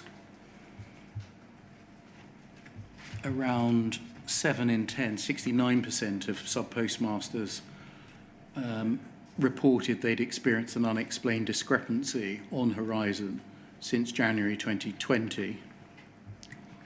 Those have been working between 6 and 10 years, most likely to have reported this experiencing, up at 83%. 21 years least likely at 61%. Of the sub-postmasters surveyed who reported experienced and unexplained discrepancies since January 2020, 1 in 3 had done so as frequently as a few times a month, 17%, or once a month, 18%. 25% who had experienced an unexplained discrepancy said they had done so a couple of times a year, 8% once a year, 9% less than once a year. That's all represented in figure 15. The vast majority, 89% of sub-postmasters surveyed who reported experiencing unexplained discrepancies since January 2020 said that a typical discrepancy was less than £1,000. 50% who said less than £200, 39% between £200 and £999. 8% reported a typical discrepancy was between £1,000 and £9,999. That's all reported in figure 16 if we scroll down. All sub-postmasters surveyed who experienced a discrepancy reported these were shortfalls, 98%. A third had surpluses, with sub-postmasters able to having experienced both. Over the page, please. When asked how discrepancies were typically resolved, it was most common for sub-postmasters to report using their branch's money or to have resolved it themselves, 74%. More likely amongst those who've been a sub-postmaster for 11 to 20 years, up at 82%. And then there's a quote from one sub-postmaster: "The system is still flawed at month end. We've seen a discrepancy where a cheque has been shown to be cashed on our system, which created a shortfall. We do not cash cheques as a local branch, and this put us in a discrepancy when we went to the business support centre. They didn't resolve the issue properly. We took the loss, took on the loss personally."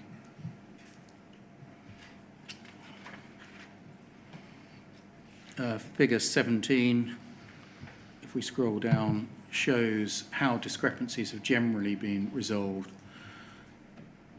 74% resolved by the postmaster themselves or using the branch's own money. So the questions arising from that, Mr. Reid, these statistically significant results that concern issues with the frequency, volume, and amount of discrepancy transactions make dismal reading, don't they? They're very disappointing and surprising.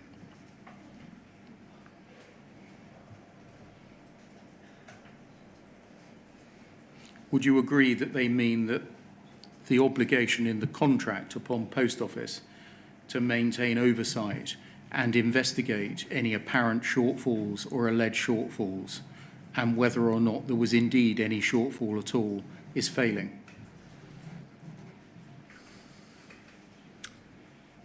I think where the review and dispute button is used, where the branch support centre is engaged, where the branch support and reconciliation team are involved, we have good metrics to support that progress is being made in terms of how we engage with postmasters, how we work with postmasters to identify issues, and how that works. So the reason I say surprising is that the internal statistics don't necessarily mirror these particular results. So that's why it's disappointing, and that's why we need to dig into it further and try and understand some of the underlying issues.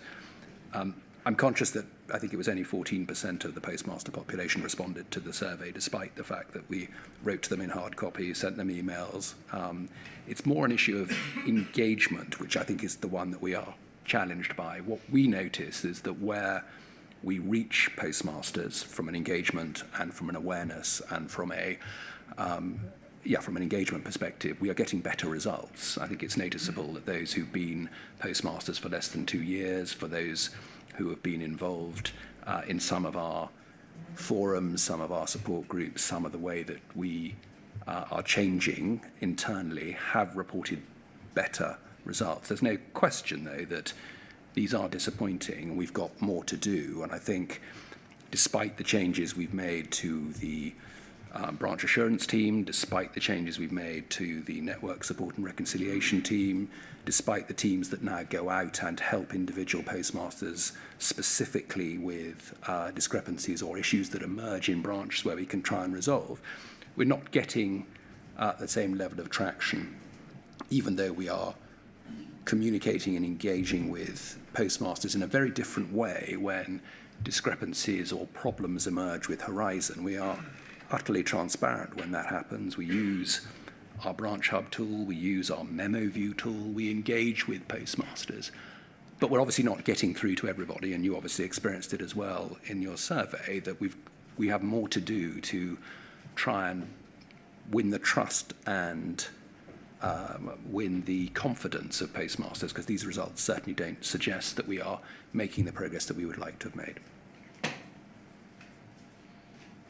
I've got to ask you bluntly, how is it possible that in late 2024 the same issues with shortfalls are occurring with postmasters paying them off themselves? I just don't know why postmasters feel the need to do that. We have been absolutely explicit when we've investigated shortfalls that where it cannot be established how and why that shortfall has occurred, we are not imposing upon postmasters to pay off or pay it themselves through their own money. We've been very, very clear with that. Maybe we're not getting that message clearly through, but there is no enforcement by the Post Office in that situation at all, and it's important that we convey that. So that's the engagement piece that I've spoken to the team about over the last 3 weeks since this survey was delivered, and I know that the acting CEO is working with the retail team to try and get under the skin of what it is that is and why it is that we're not engaging in the way that postmasters can understand. Because clearly, as I say, this is a disappointing set of scores. Has it occurred to the board or the general executive that there may be a connection between the fact that a very low percentage of sub-postmasters report having received the new contracts, 15%, and the fact that many postmasters, and notably more of the longer-term ones, are still paying off shortfalls from Horizon system errors, i.e. the changes that have been wrought under the contract Haven't got through because they haven't been given the contracts? I don't think that's necessarily the case. I think the restatement exercise was back in 2019, which is when we restated contractually to reflect the changes in the CIJ, was very quickly and very comprehensively done.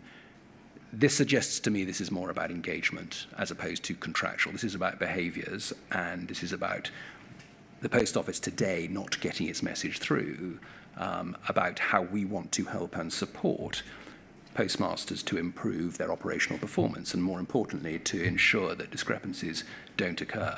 Now, we know that there are anything up to 10,000 transaction corrections in any given month, which, if you think about 11,500 branches, is approximately one transaction correction per month. So, we know that with the vast amount of cash and the vast amount of stamps that we are moving between branches and the centre, problems do occur. But the fundamental issue from our perspective is we are standing by with the branch support centre, with our reconciliation support team to help postmasters get to the bottom, and the presumption of guilt is no longer applied. This is absolutely about presumption of innocence and making sure that we understand the issue, and then we can communicate the problem more broadly to our postmasters as well.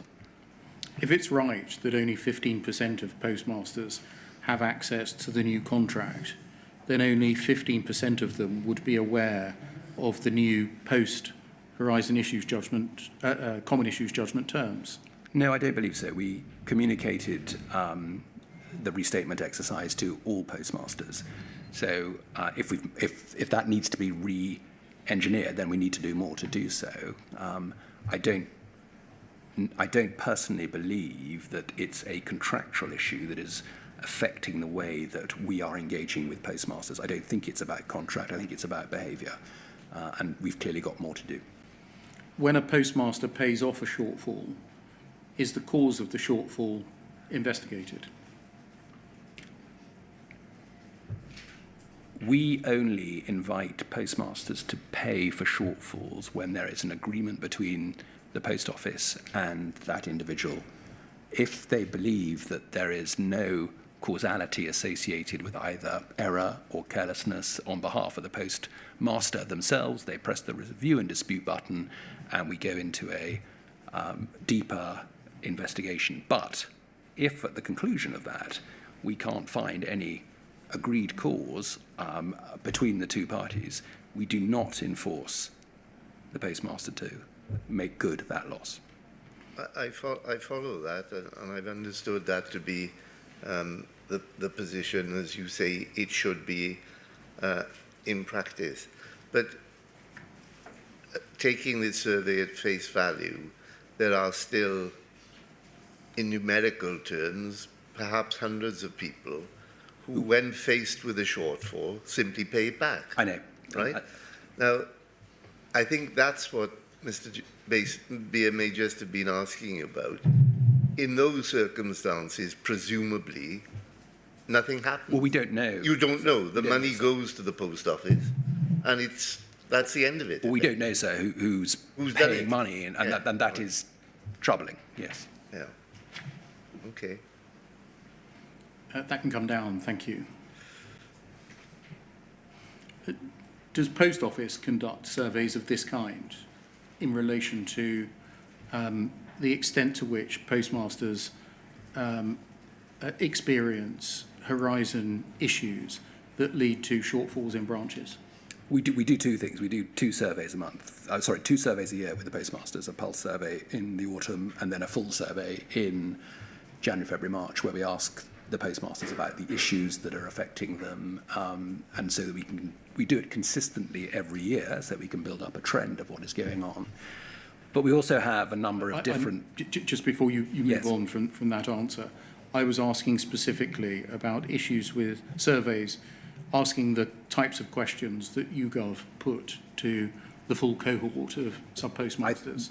Yes is the short answer to that question, perhaps not to the same extent in exactly the same wording, but we do ask about the issues that they are facing, we do ask about horizon, and we do ask about problems that are associated with it, whether or not we're communicating discrepancies appropriately, whether or not we're communicating issues appropriately, how best to do that, which vehicles and which tools do postmasters like to be communicated through and with, whether that's area managers, whether that's through branch hub, whether that's through communication directly to the counter itself.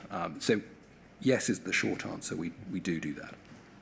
You said in an answer, a couple of answers back, that only 14% of the total sub-postmaster cohort replied to this part of the survey. I think that's correct, yes.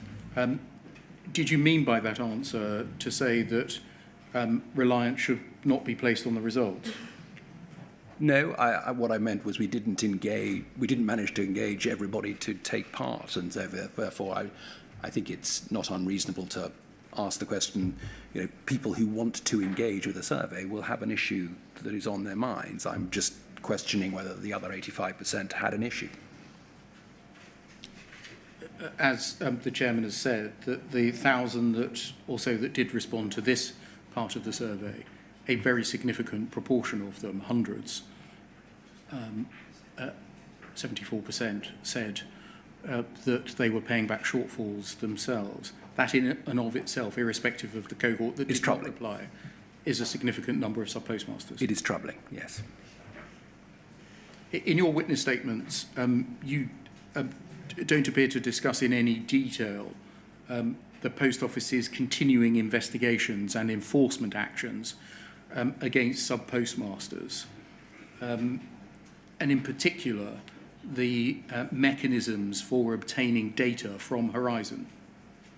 Was there a reason for that, or was it just because of the questions that you were asked? I think it was the questions I was asked. Okay. Can we look at some material relating to that, please? Bays 40789.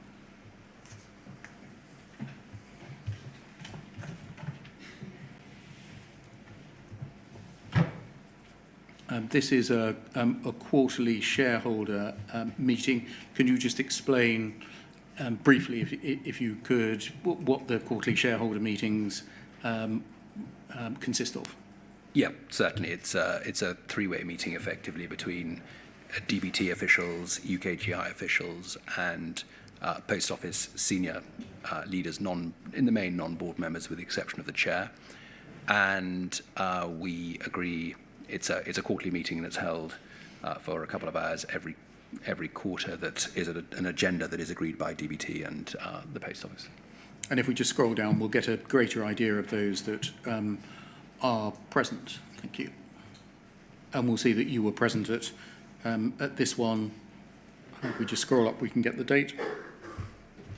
January the 10th, 2023. And can we go to page 4, please?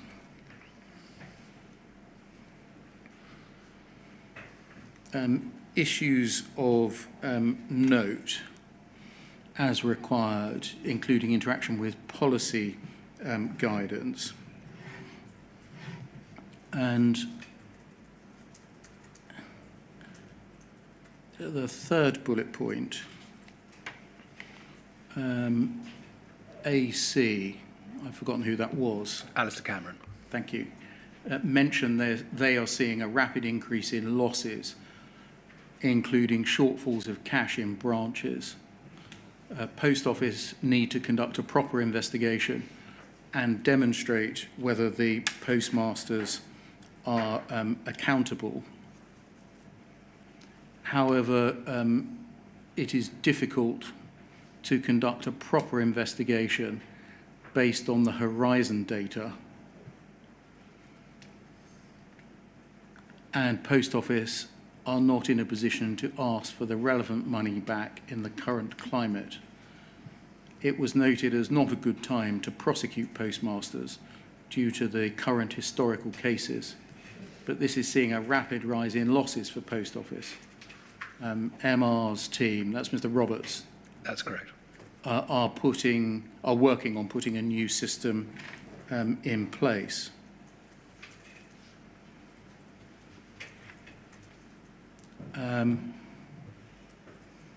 Mr. Roberts noted a helpful summary from Mr. Cameron and added that in particular the view and dispute buttons on the system are causing problems.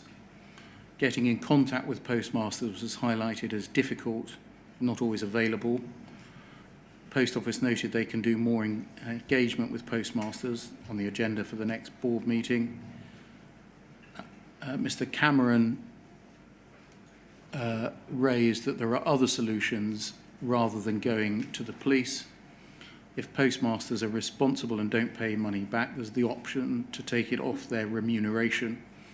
Any solutions as to how any shortfalls that postmasters are accountable for can be recouped from postmasters aside from remuneration were noted as preferable.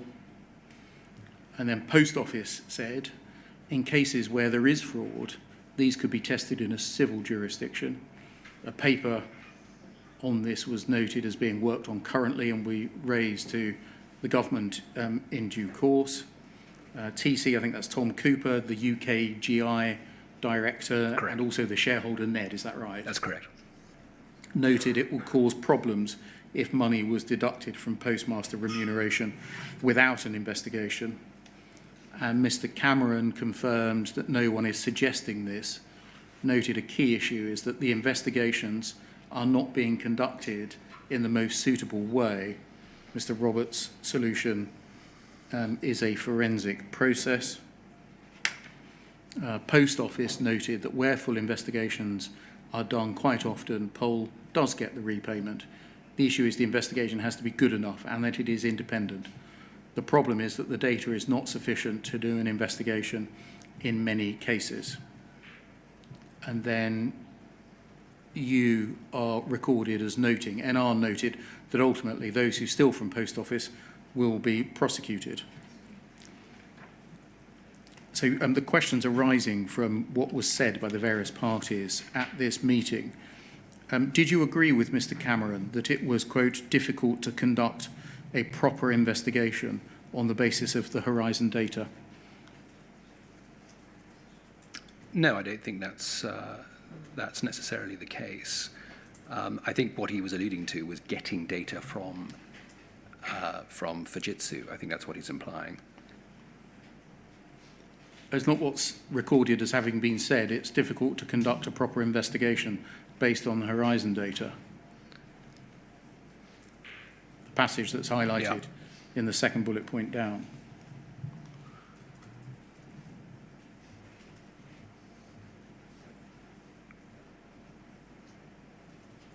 Do you know why?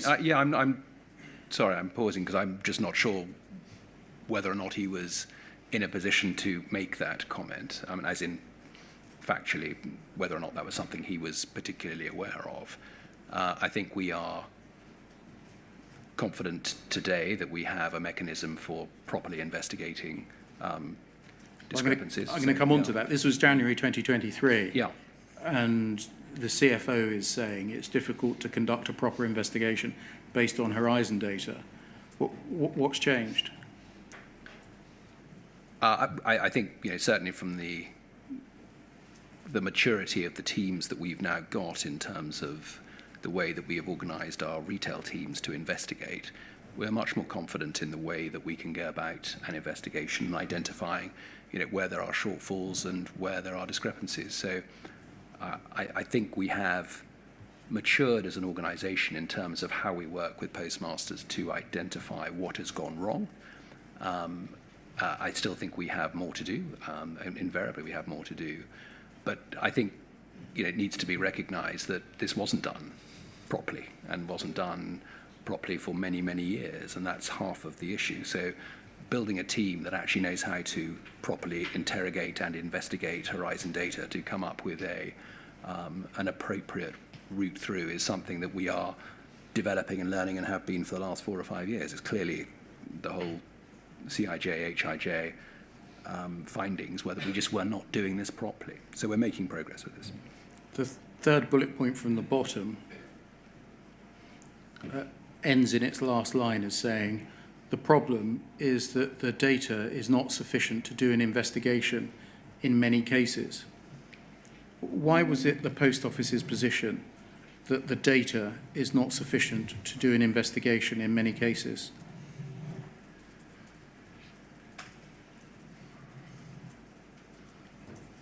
I'm not sure of the genesis of that particular statement. It seems to accord with what Mr Cameron had been saying in the second bullet point. From Possibly. They seem to be the same thing, don't they?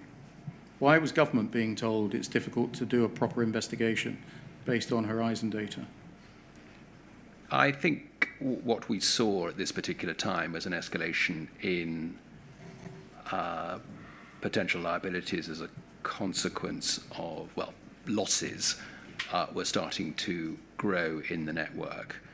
And not unsurprisingly, the shareholder was asking why were losses growing in the network. And I think this was the conversation that arose as a consequence of that. I think that was the primary. And the answer seems to be that it's difficult to conduct a proper investigation based on Horizon, and the data from Horizon is not sufficient to do an investigation in many cases. And I'm asking, was that true? And if so, why?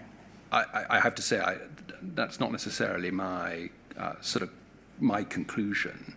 I think with a growing number of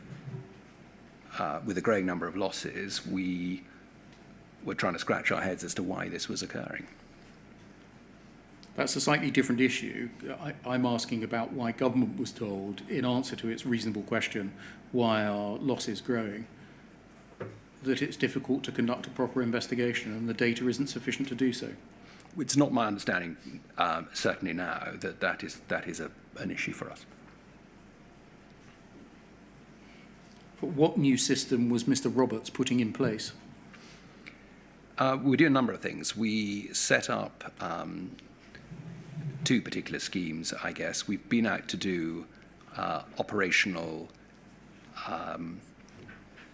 effectively operational training. So we're going out to individual branches and doing operational visits to those branches. And we've also introduced an operational incentive for postmasters that is designed to encourage them to follow the operational procedures for daily, weekly, and month-end reconciliations. We've seen quite a significant increase since we have gone out with effectively a carrot option to try and encourage postmasters to follow the procedures correctly, which is what is happening. So we went out and trained effectively all branches individually through our area managers and our branch training teams, introducing them to and reminding them of how procedures should be conducted, what the mechanisms were for reconciliation, what the mechanisms were for daily, weekly, and monthly cash end of days, for want of a better word. And having done that, we then established a system whereby we are incentivizing all branches on a monthly basis to fulfill the process according to the operational manual guidelines, which is obviously something that hasn't happened. I think it probably plays to the comment about training at the start of the survey, that we have more to do in terms of training, particularly some of our older postmasters and some of those with longer service who perhaps didn't get the original training. I think there is a lesson in here that says we will need to go out in a more structured way to look at the older postmasters, serving postmasters. It was quite clear from this survey that those who are more recently involved in the recently joined the post office have had better onboarding and better training and better support. What was the outcome of the paper relating to testing fraud cases in a civil jurisdiction? I don't know the answer to that. Is that something that is currently a planned route within Post Office for addressing alleged shortfalls? I don't have detail on that, I'm afraid. So you're not aware of any plan to use the civil courts? No. As a means of testing cases of alleged fraud? Not that I'm aware of, no. Thank you. So is it reasonable for me to infer that as of January 2023, that was thought of as a possibility, but it, in the end, turned out not to be? That would be the case. Since we're now in October 24. That would be the case, sir. Right. Mr. Cameron is recorded as saying that investigations were not being conducted in the most suitable way. Do you know how investigations were not being conducted in the most suitable way at this time? No, I'm surprised that Al had a view on that, to be honest. My understanding of what is going on with the retail team and how they are approaching the operational effectiveness of our branches, the way they do, as I said, the way they do training and support, and I use the word support advisedly, is markedly improved. And we can see that in the internal surveys that we've done with people who have experienced problems and issues and have got in contact with the branch support centre and or with the branch assurance team or the review and dispute. Would you agree that an important, indeed essential partner in any investigation into an alleged shortfall is Fujitsu? Yes, I would. In paragraph 135C, I wonder whether we could turn that up, which is page 73 of your third witness statement.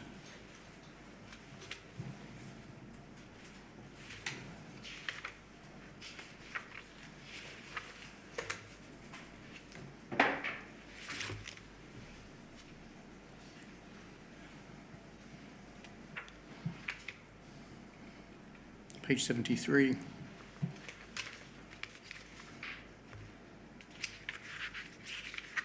And if we scroll down, please.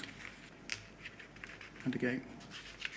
You say, from Fujitsu's perspective, I think they are suspicious of Post Office. And my feeling is that they consider some members of our board are, quote, anti-Fujitsu. Fujitsu recently sent post office correspondence raising concerns that they were being asked to give expert opinion in prosecutions against postmasters, amongst other matters.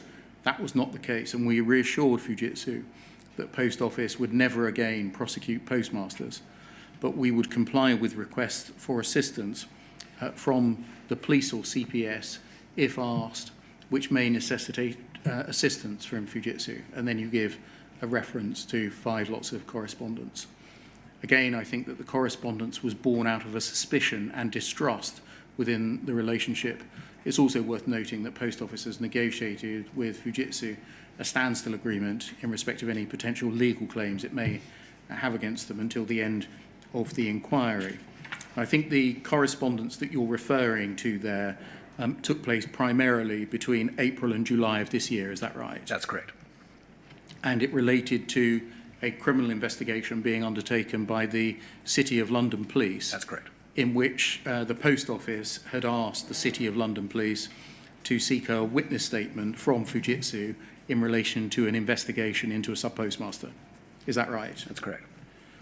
And Post Office separately asked Fujitsu to provide that witness statement. Yes. Can we look at some of this correspondence, the early parts of which you're not involved in, but the latter parts of which you are? Fujitsu 00243203.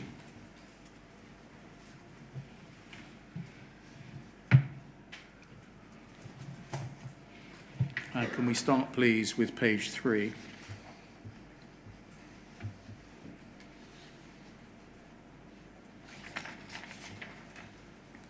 An email from Simon Odnall, the Horizon IT Director, to Daniel Walton, who is the head of the Post Office account, is that right? That's within correct. Fujitsu? Yes, he is. Dan, I understand from John that there have been some challenges with supporting an ongoing police investigation that involves a large sum of money. I obviously understand broader context, but wanted to reassure that Post Office is supporting the police investigation and offering any and all assistance we can. Can I ask that you help with any conversations that City of London Police need to have with Fujitsu? And then on to page 2, please. A reply, if we just scroll up, please. Thank you. A reply from Mr. Walton back to Simon Odnall, again copied to John Bartlett, who was the John referred to in the first email. Thank you for your message. As this is a legal matter, Fujitsu Legal are communicating with the City of London Police. I'm not involved in the discussions, and in any event, Fujitsu considers it to be inappropriate for Post Office and Fujitsu to be discussing a police investigation. And then page 1, please. And scroll up. Mr. Bartlett joins the conversation on the 19th of April this year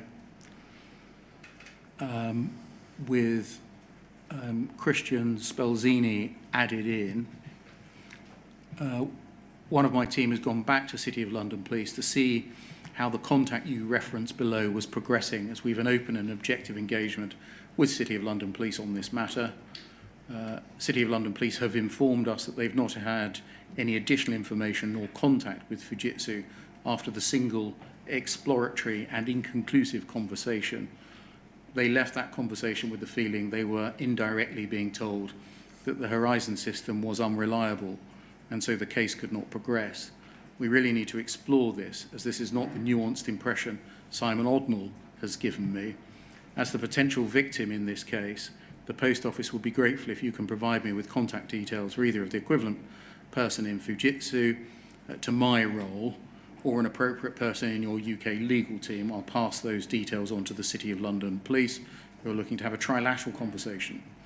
It's impossible to overstate how important this is. I need to advise both the police and the Post Office as to the evidentially established reliability or not of data that's being used every day in establishing outcomes with postmasters, and potentially to be presented to the criminal justice system by the police and the 3 public prosecuting agencies.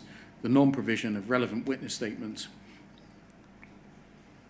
from Post Office and Fujitsu will rightly be interpreted by the police and prosecutors as Post Office and Fujitsu not having faith in the reliability of data with the obvious outcome resulting. And so that's, it seems, where the matter ended on the 19th of April. I think the next step in the chronology is a letter from Mr. Patterson to you raising concerns in relation to Mr. Bartlett's email of the 19th of April. Is that the first that you became aware of it, the Patterson letter? Yes. Okay. Can we look at the Patterson letter then? FUJ 0024 3199.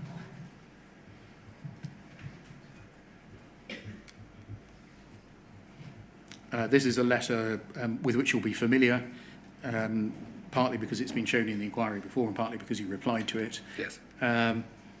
He writes to you raising concerns about Mr. Bartlett's email and essentially makes it clear, is this right, that Fujitsu wouldn't support the pursuit of any enforcement action, criminal or civil, against sub-postmasters, at least by the Post Office? Yes. So if we just look at what's said, he is writing in paragraph 1 to raise serious concerns, which indicate the Post Office continues to pursue enforcement action against postmasters and that it expects Fujitsu to support such actions. And then this, to be clear, Fujitsu will not support the Post Office to act against postmasters. Just stopping there, did you and do you understand that broad statement to encompass all and any action taken against postmasters, whether by the police or by the Post Office? That was my inference, yes. The letter continues, however, we will not provide support for any enforcement actions taken by the Post Office against postmasters, whether civil or criminal, for alleged shortfalls, fraud or false accounting. That may be a slightly narrower statement, limited only to Post Office action against postmasters. I would agree with that. Okay. He continues, in particular, 1, criminal investigations. We've become aware of a recent investigation by City Police. The approach of Fujitsu is to cooperate with the police and any other third party exercising independent investigative, prosecutorial, regulatory or judicial powers. However, we're concerned by the behaviour of the Post Office investigation on this matter. That team maintains an approach of Post Office as victim, in inverted commas, and requires Fujitsu to provide a witness statement as to the reliability of Horizon data, stating that without such a statement, the case will not progress. I think that is a fair summary of the Bartlett email, isn't it?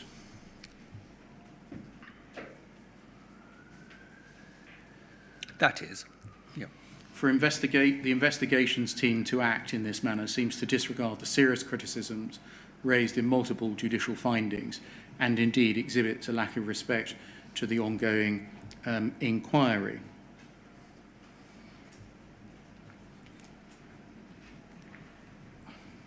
Pursuit of shortfalls from postmasters. Post Office may be continuing to pursue postmasters for shortfalls in their accounts using Horizon data. We would have expected the Post Office has changed its behaviour in the light of criticisms and is appropriately circumspect with respect to any enforcement actions. It should not be relying on Horizon data as the basis for such shortfall enforcement. How did you react to that Badly. quite strong statement? Badly. Why did you react badly to it? Because it's not true. We aren't pursuing postmasters for shortfalls. And I think the overall tone of the letter was incendiary and provocative, and that was certainly the reaction that it had in me. Postmaster redress. Fujitsu recognise it holds Horizon-related information that may assist postmasters and Post Office workers to appeal convictions or seek appropriate redress including compensation. Fujitsu has and will continue to provide Horizon information, essentially to that end. He's asked Dan Walton to work with your team to ensure this change is implemented, documented, and reported immediately. Based on what I've heard and seen in the inquiry, there's a significant behavioural and cultural aspect to the Horizon scandal. As leaders of our respective organisations, I believe we're both committed to learn the lessons necessary so that this appalling scandal can never be allowed to happen again. Just shortly before the break, can I, for myself, ask some broad questions? Yes. Given the history of the Horizon scandal, do you consider that it is appropriate that the Post Office continues its investigative function? Yes, I think we still need to have an investigations team. But should the Post Office investigation team still be carrying out recorded interviews? Perhaps not in the way that we are doing at the moment, but if they are, for the purposes of sharing that information, then fine. But in terms of I think the inference is that these are almost sort of police-orientated interviewing, then no. In other words, you shouldn't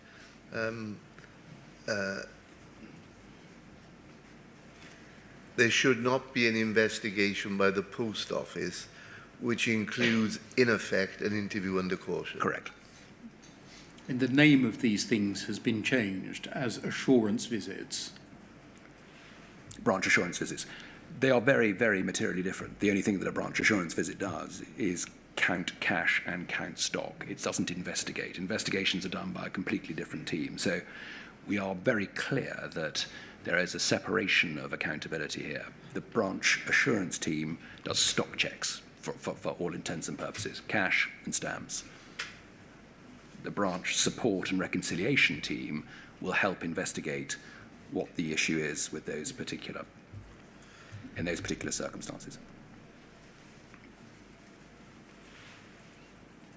This statement refers, in that second paragraph on the page we're looking at, to a change being implemented.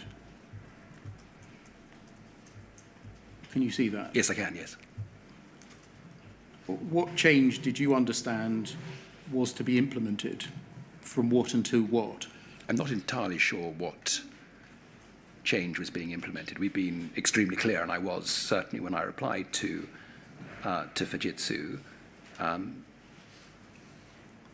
that we aren't prosecuting, which was the major sort of consequence of this particular letter, but that we did expect them to support the police and the law enforcement agencies. I think when I take a step back, I would say we pay hundreds of millions of pounds to Fujitsu to manage our transactions, of which we do some 7 million transactions every single day. They manage our stock, they manage our cash, they manage postmaster remuneration, they manage the transactions with our third parties in and out of our system. I think it's entirely reasonable to rely on their integrity and the integrity of the system, given what we pay and what we get from them. With that answer, can we take a break? We'll return after the break. So I think some email traffic that suggests that Fujitsu would provide a witness statement to the police. Right. Thank you. Thank you. What time should we resume, Mr. Beer? 25 to, please, sir. Thank you.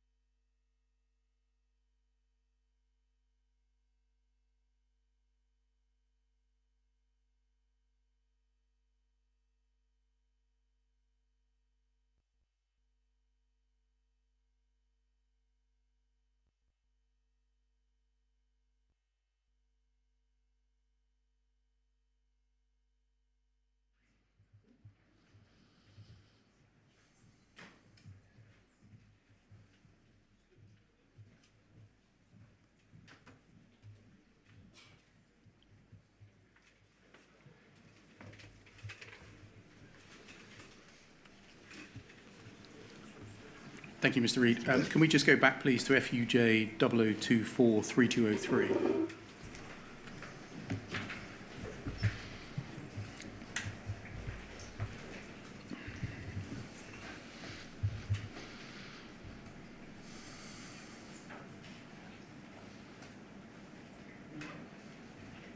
Do you remember this was the exchange of emails that you weren't copied into, which you said you didn't know about before you came to write to receive the letter of the 17th of May?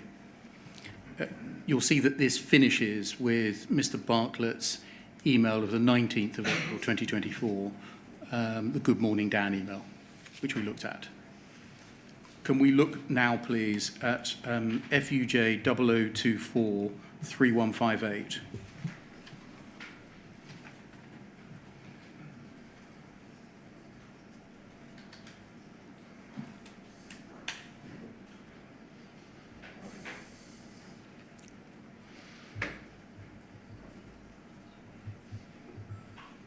And go to page 2 and scroll down. There's in fact an extension to this email chain, again emails that you didn't see, but I'll draw it to your attention.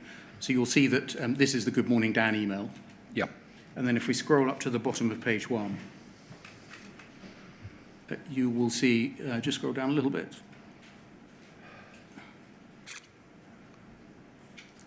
Bottom of page 1. That's it, the Chris Breen, thank you. We can see a reply by Mr. Breen to John Bartlett's email. Dear Mr. Bartlett, so this is Fujitsu to Post Office. I've been passed your message by the team within Fujitsu that looks after the delivery of contractual services to Post Office in relation to the Horizon system. I'm a solicitor in Fujitsu's legal team. Please refer any further correspondence to me rather than Mr. Walton. I note your comments about Fujitsu's engagement with City of London Police, which are not accepted. Then over the page. It's not appropriate for Fujitsu to discuss with Post Office the nature and substance of its cooperation with an ongoing police investigation. Fujitsu will continue to cooperate with the police in relation to its ongoing investigation, or indeed any other, and it will not discuss the nature and substance of this engagement with others unless the police directs this to happen. And then top of page 1, please. A reply by Mr. Bartlett to that email. We've had a call with City of London Police following your email below. They'll be in touch to arrange the taking of a witness statement or statement. We'll be grateful for Fujitsu to extend any and all assistance to the City of London Police to aid their objective understanding and assessment as to the reliability of the Horizon system and the admissibility of evidence produced from it to the investigation they're conducting following the Post Office making a crime report to them as a potential victim. So taking the matter further than the exchange of correspondence that we ended at on the 19th of April, some further correspondence suggesting that there would be contact between the City of London Police and Fujitsu about the possibility of providing a witness statement or statements. We then come to your letter of the letter to you rather of the 17th of May. If we just go back to that, please, FUJ 0024 3199.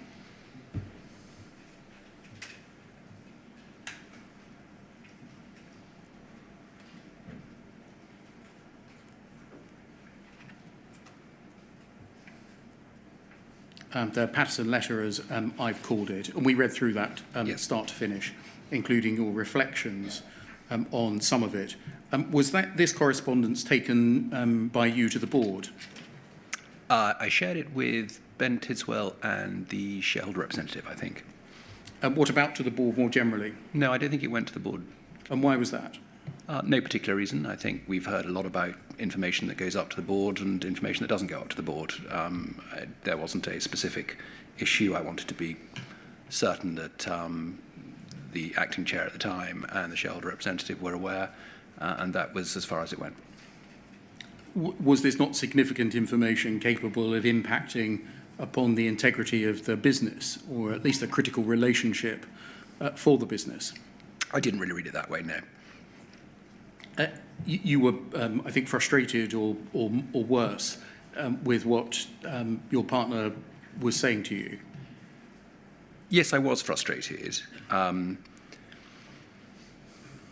Did that mean that I needed to alert the board to it? No, I don't think so. I think, as I said in my witness statement, it's not an easy relationship with Fujitsu for a multitude of reasons. I think we all recognise and accept that, but ultimately my relationship with Paul Patterson is perfectly serviceable and transactional. I found this particular exchange a surprise, and I think, to be fair to Paul, he reached out and tried to see if we could resolve it, and I know Owen took him up on that. I think we moved on. Didn't the position as described by Mr. Patterson have a considerable impact on the ability of Post Office to pursue or to report alleged crimes against the business?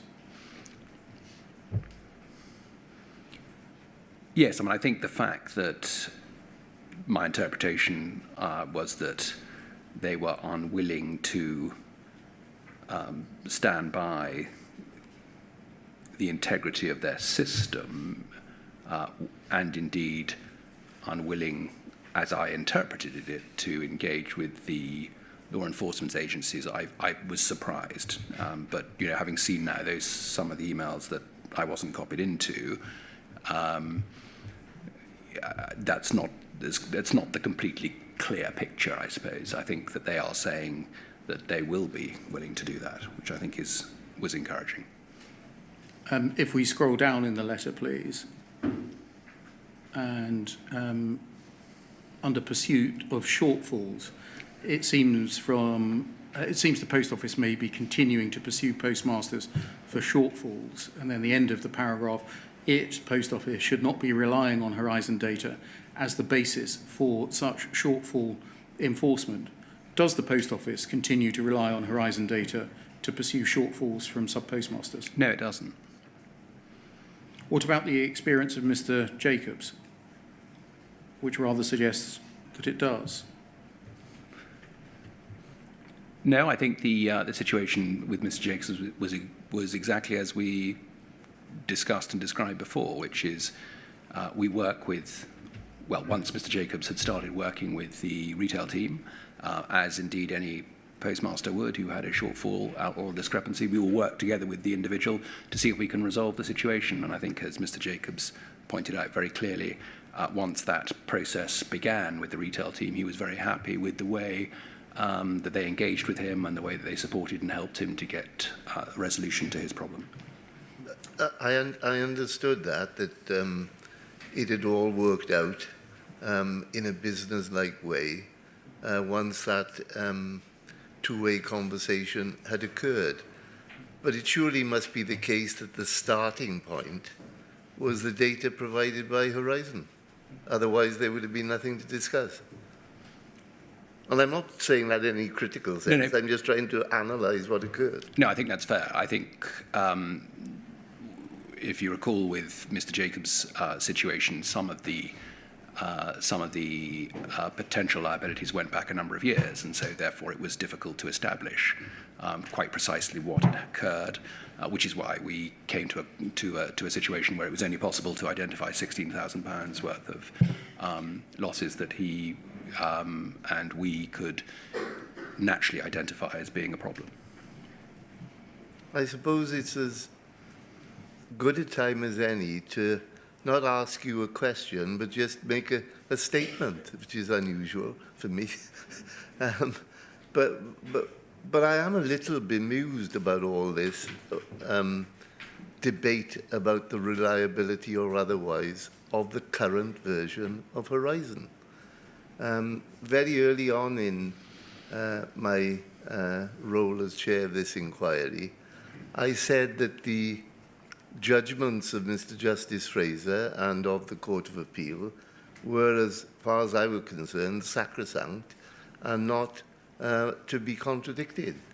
Well, unless I'm misreading it, one of the conclusions which Mr. Justice Fraser reached was that the version of Horizon which was actually in use at the time of the trial, and I've forgotten his precise words, but this is my interpretation of it, was reasonably fit for purpose.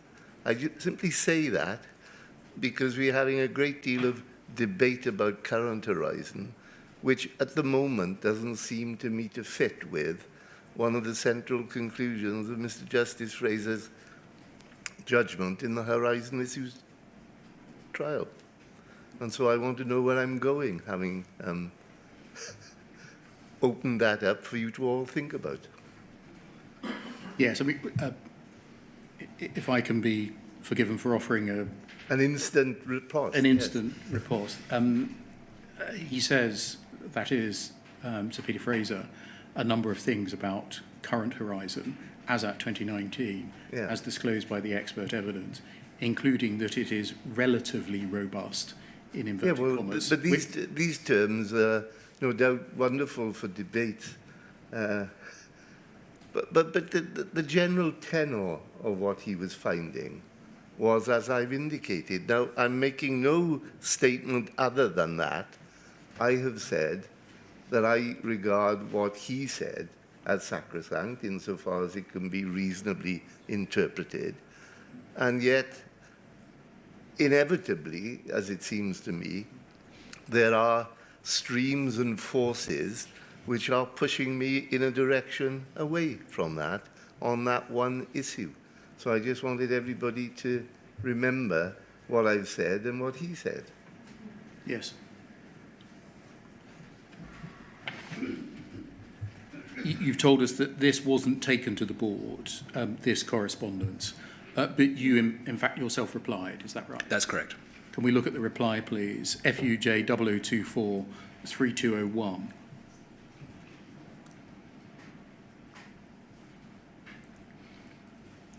This is, I think, your reply of the 30th of May, top right, yes? Yes, that's correct. You say that Mr. Patterson makes a number of concerning statements about postmaster enforcement. We share a commitment to learn lessons from the scandal and to ensure that the appalling treatment of postmasters and the miscarriages of justice that occurred could never happen again. And scrolling down. The Post Office has invested significant time and resource effecting cultural and procedural change across the business, taking on board the court's findings, ensuring that postmasters' interests are central to everything we do, and then taking points in turn, criminal investigations. I can reassure you that the Post Office is not now and will not in the future, I think, be undertaking any prosecutions against postmasters or any third parties as the prosecuting body. And then over the page, Post Office's requests to use Horizon data maybe for any number of day-to-day business reasons, including supporting sub-postmasters in their branches. In respect of enforcement, the requests only relate to cases where our teams are supporting criminal investigations or prosecutions pursued by independent third parties, such as the police or the CPS. These independent investigations may be initiated by a third party, by postmasters, or indeed by a member of the public, or by Post Office. Just stopping there, that doesn't bring into account the use by Post Office of Horizon data in its own investigations, does it? No. In response to the specific case you raised, potential criminal activities were identified in branch, and Post Office therefore reported the matter to the police. We have assisted with the police's investigation in including providing support, supporting data from the Horizon system. Naturally, it's vital to the police's investigation that it can rely on the Horizon data it's received. I'm happy you've confirmed in your letter that Fujitsu will cooperate with the police when it's exercising its independent investigative powers, as this case would require a statement from Fujitsu. It's a matter for the police and Fujitsu to determine the necessary content of the statement. And then, in relation to his second point, civil recovery of losses was stopped by Post Office in 2018. So Horizon data is not currently being used for civil recoveries from postmasters. Does that remain the case now? Yes, it does. Yes, sorry, thank you. However, Post Office does rely on Horizon data for a range of key day-to-day activities, including supporting postmasters with resolving discrepancies on their accounts. And then you set out how that happens. And over the page, please. Postmaster redress. The reliability of Horizon data is central to the compensation and redress scheme. I welcome your confirmations that Fujitsu will provide Post Office with information to achieve redress at no charge and provide a credit note for any prior charges which have been raised.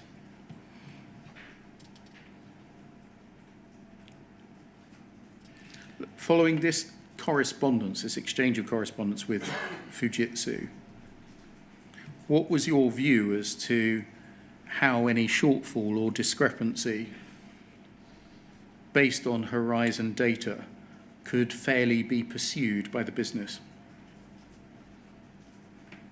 What do you mean by that particularly? It's a deliberately broad question. Right.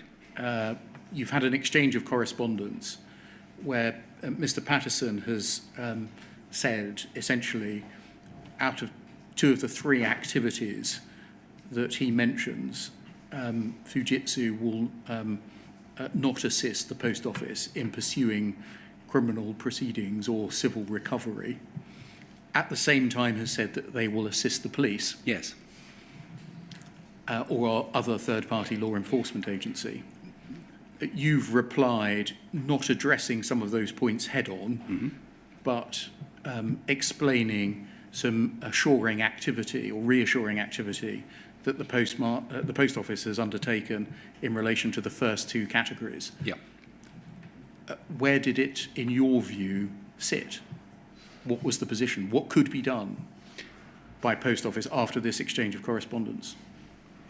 It's a good question. I think there are a couple of things. One, I think we covered some common ground where law enforcement agencies and the Post Office and Fujitsu would work together when there were organised or large-scale fraud or issues. I think with the sort of specificity, your point is well made, which is if the police are able to rely on the data, then presumably the data is accurate, and that would be where I am, certainly.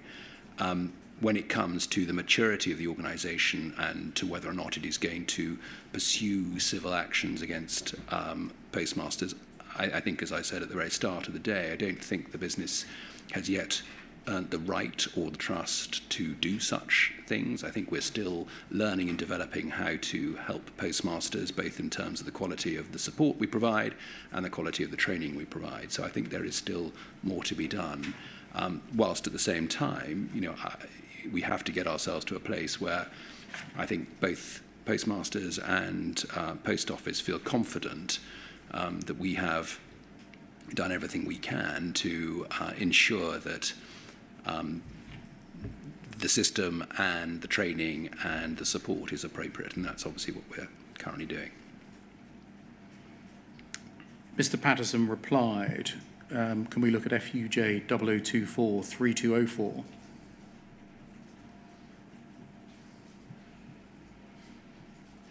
On the 8th of July 2024, replying to your letter of the 30th of May 2024,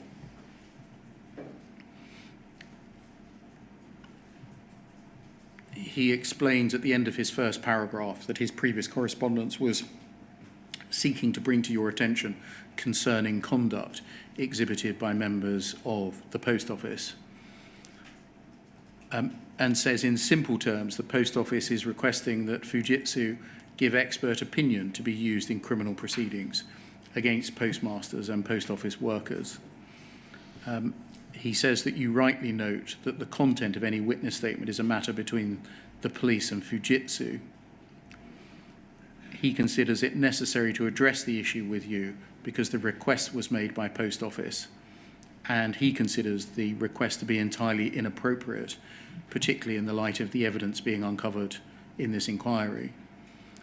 He encloses with his letter an email chain. This is the email chain that we looked at before the break, which contains emails from a senior member of the Post Office's investigations team, Bartlett to Walton.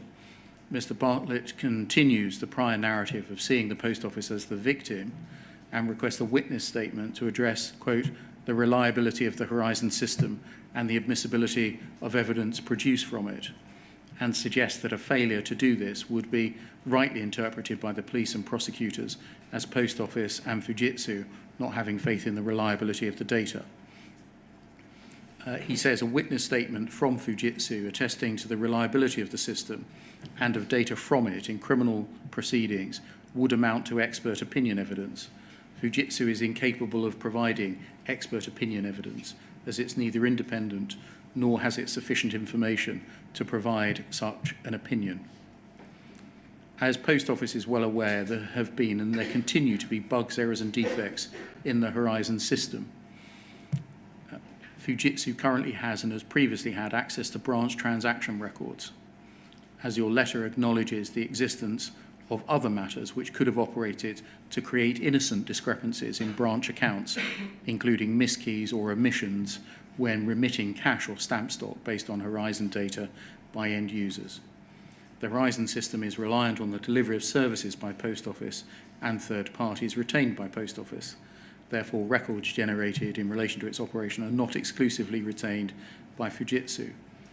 The Post Office has appointed other suppliers to manage aspects of the system, such as network and end-user computing towers. The Post Office has insourced various services previously provided by Fujitsu and other suppliers engaged by the Post Office, including the help desk and integration services. And over the page. Fujitsu considers that all of the matters mentioned above would need to be investigated carefully by Post Office and the police with the assistance of an independent technical IT expert, possibly a forensic accounting expert, to ascertain proper explanations for branch account discrepancies. Only after such an investigation has been undertaken could a meaningful expert witness statement be made in criminal proceedings which address the reliability of the Horizon system. Fujitsu cannot provide such a statement. And so, just stopping there, leaving aside the meeting that took place on the 18th of July, what did you understand Fujitsu's position to be by this time, July the 8th? Yeah, I think we're going around the houses a little, would be my observation. I think taking a step back, my expectation was that there would be 1, 2, 3 maybe incidents, events of this sort of magnitude. That would require the police to engage with Fujitsu on very specific issues, and I don't think a sort of blanket expert statement was necessarily what we were trying to achieve. We were trying to achieve a situation where Fujitsu would cooperate with law enforcement agencies. Just stopping there, sorry to interrupt Yes. an answer, which I'm conscious I'm doing. You said there would be 1, 2 or 3, or maybe I think 4 occasions on which, is that because why is that? Because of the scale of what we're discussing here, and I think I said at the very start of the day, our expectation is that where there is organised crime, where there's fraud, where there is money laundering, issues of that nature reported either by the Post Office or by the branch or by postmasters, they would be very, very small in number. And my expectation would be that Fujitsu would be willing to engage with the police on whatever it was that they needed. So I think there's a degree of cross purposes in terms of some of the engagement, and I suspect that Fujitsu felt that they were being directed to a degree by John Bartlett in terms of what they should or shouldn't do, and I think it's very much up to the police and FSL to decide what it is that is required or needed in whatever particular circumstance occurs. So I think there was a degree of cross purposes in terms of the engagement. Even allowing for that, what did you understand Fujitsu's position to be at this point in time? That they would engage with the police, but they wouldn't give a specific expert witness, and my understanding was that they would obviously engage with them, but they would engage with the police rather than Post Office engaging with the police and engaging with the FSL. Thank you. The meeting occurred on the 18th of July 2024 at Wood Street. Can we look, please, at FUJ 0024 3206?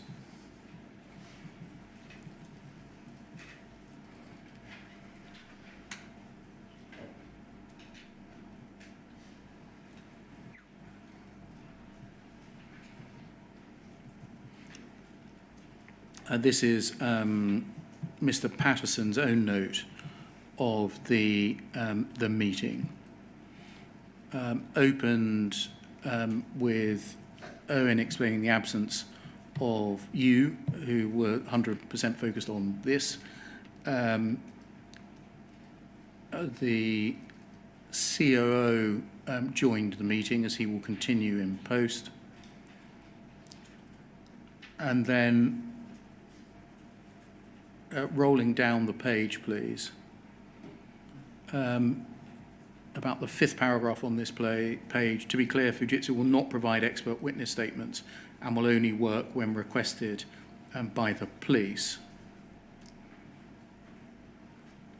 Was that conclusion one that was fed back to you? Yes, it was. And then if we carry on scrolling down, please.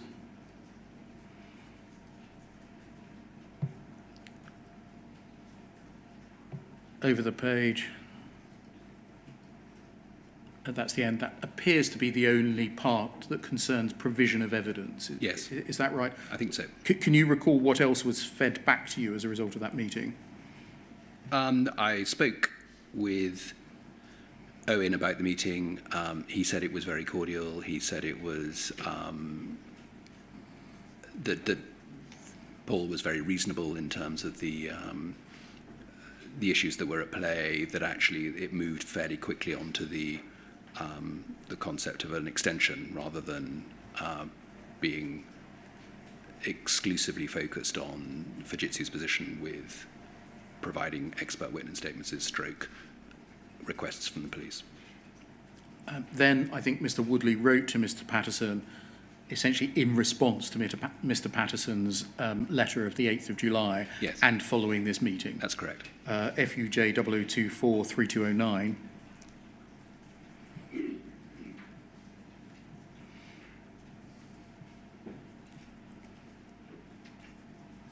Scrolling down, paragraph 1 refers to the Patterson letter number 2 and the meeting.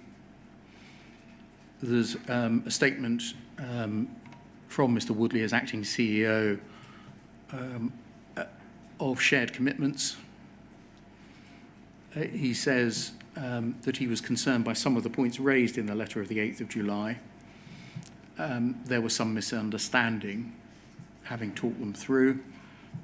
Scrolling down under expert evidence, your letter said Post Office was requesting that Fujitsu give expert evidence. This was not the case.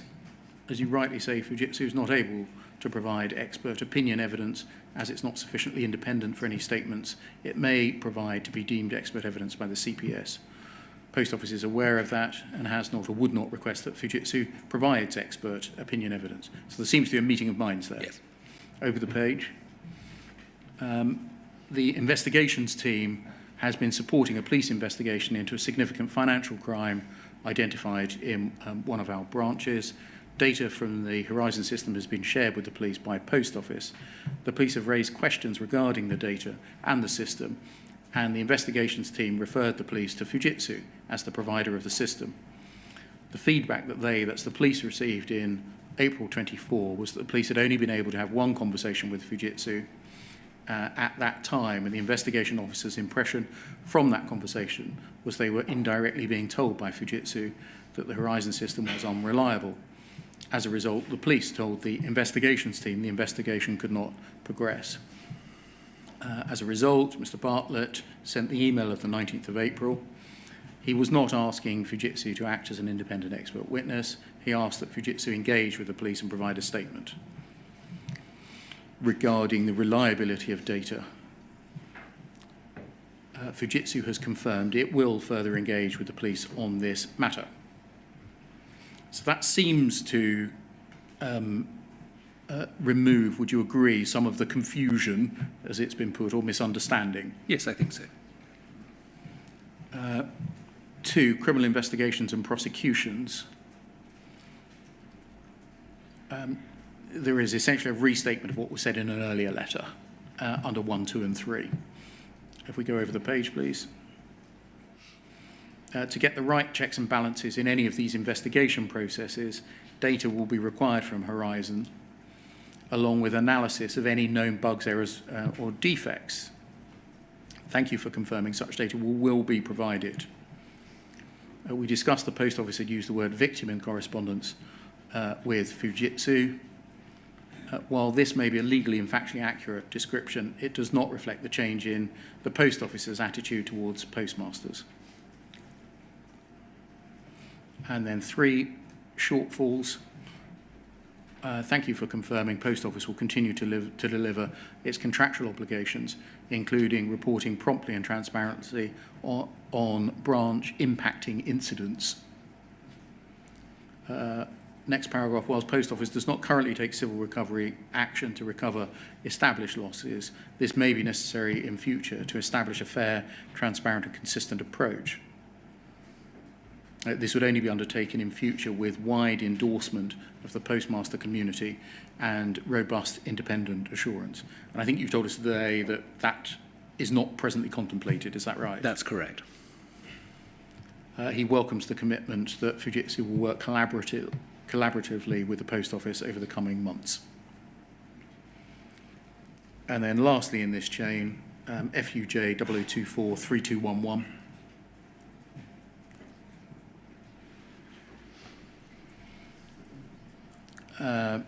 Mr. Patterson's reply to Mr. Woodley. It's unfortunate that Nick was not able to attend the meeting. The purpose of writing to Nick was to escalate CEO to CEO the concerns relating to certain behaviours within the Post Office. Post Office continues to have significant cultural issues, sees itself as a victim, with the enforcement and prosecution of postmasters considered as a business as usual activity of a commercial retail company. Fujitsu finds the language and the suggested behaviour unacceptable from Post Office investigators. I do not intend to engage further with the Post Office on the matters I raised. You will recall I've stated publicly Fujitsu does not wish to extend the contract with Fujitsu, and your letter has reinforced the challenges we have as an organisation with continuing to do business with the Post Office. So just stopping there, where did this leave investigations that were ongoing? I haven't had an update. I'm not fully aware of what the next stage was, whether Owen responded to Paul or indeed what the situation is with their support of the police. That hasn't been fed back to me. What's the current state of play, therefore, in relation to obtaining evidence from Fujitsu in support of either investigations or in support of investigations or prosecutions being conducted by third-party LEAs? Again, as I say, I haven't had an update since this letter, so I can't give you that answer, I'm afraid.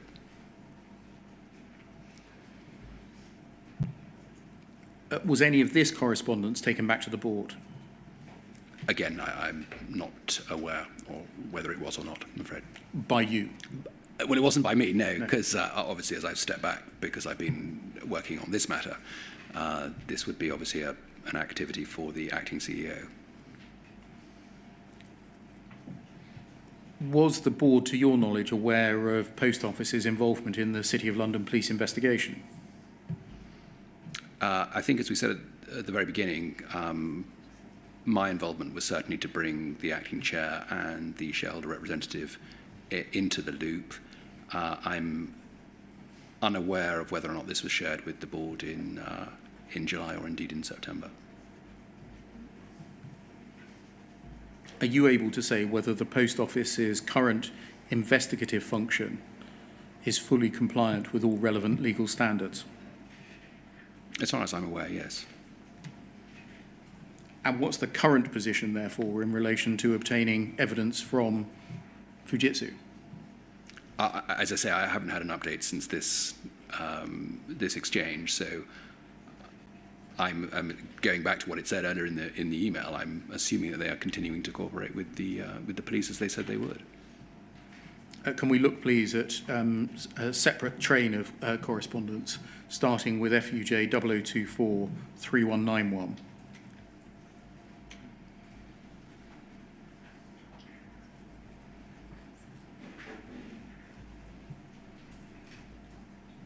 starting with page 3, please.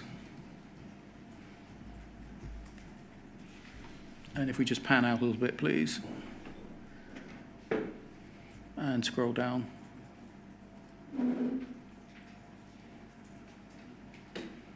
Thank you. It's an email from a Detective Constable Edwards in Lancashire Constabulary's Economic Crime Unit. And if we just look up, please, to the bottom of the next page. It's addressed to Mr. Morley, who we will in due course see is in the AC&I team. That's correct. Good afternoon, Andrew. So this is June 2024. Could I ask that you or your legal team provide the following? 1, documentary evidence which will confirm or verify that more robust, I think that's the more robust, Horizon Online was installed on the systems at blank post office from 2021. I appreciate your letter confirms the same, but is there any documentary evidence or records which show it was installed? As the letter suggests, are you able to get the ball rolling to prepare and provide a formal statement or report in an evidential format which shows why you believe the Horizon system in place at that post office was reporting correctly? CPS will inevitably want the same. And then scrolling up, please. Reply from Mr. Morley, a senior investigations manager in the AC&I team. While I work through the information required, can I request that response to item 1 and 2 below, in response to item 1 and 2 below, you obtain a statement from Chris Breen, who is the legal manager, litigation Europe for Fujitsu.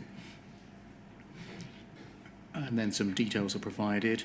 As you may be aware, Fujitsu are the company that supply the Horizon software and therefore best placed to address the points you raise. So this is the AC&I team directing the police to Fujitsu, asking for a statement as to Horizon's robustness and whether the system installed at this branch in, I think it was 2020 or 2021, was the HNGA system. And then scrolling up, please. You'll see an email to Fujitsu, to Mr. Breen. So the Detective Constable followed the suggestion made by the AC&I team. You'll see what is said in the first 2 paragraphs, which are sort of introductory. Are you able to assist by providing a written statement dealing with points 1 and 2 below?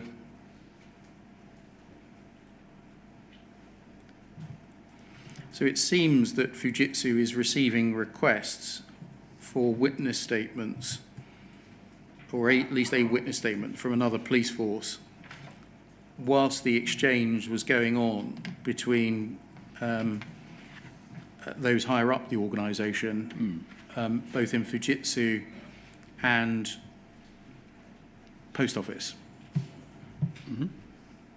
Did you become aware of this operation, which was called Operation Jetfire? No, I'm not familiar with it.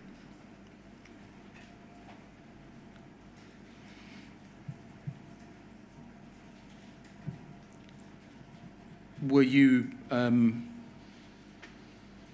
aware of any investigation like this being undertaken? No, as I say, I wasn't aware of this investigation. You said earlier, and it's reflected in some of the written evidence, that board approval was required. Yeah. Board approval for what? Sharing information, well, bringing to the table information associated with interaction with law enforcement agencies on specific issues. And if we just scroll up, please. Thank you. You'll see this is the 24th of July, 2024, whilst the correspondence between you and Mr. Patterson and then Mr. Woodley and Mr. Patterson is ongoing. What steps were taken to ensure that those in the ACNI team understood the nature of the relationship and the limits of the relationship as between Post Office and Fujitsu on the provision of Horizon evidence? Personally, I haven't been involved in that activity, but it would be obvious to ask the General Counsel who looks after that particular function to bring that to life. But I'm not aware of what kind of briefing they will have received.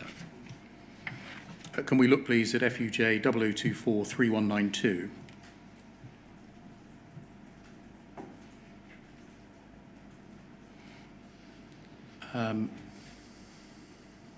This is a letter to that detective constable, who on this version has been redacted.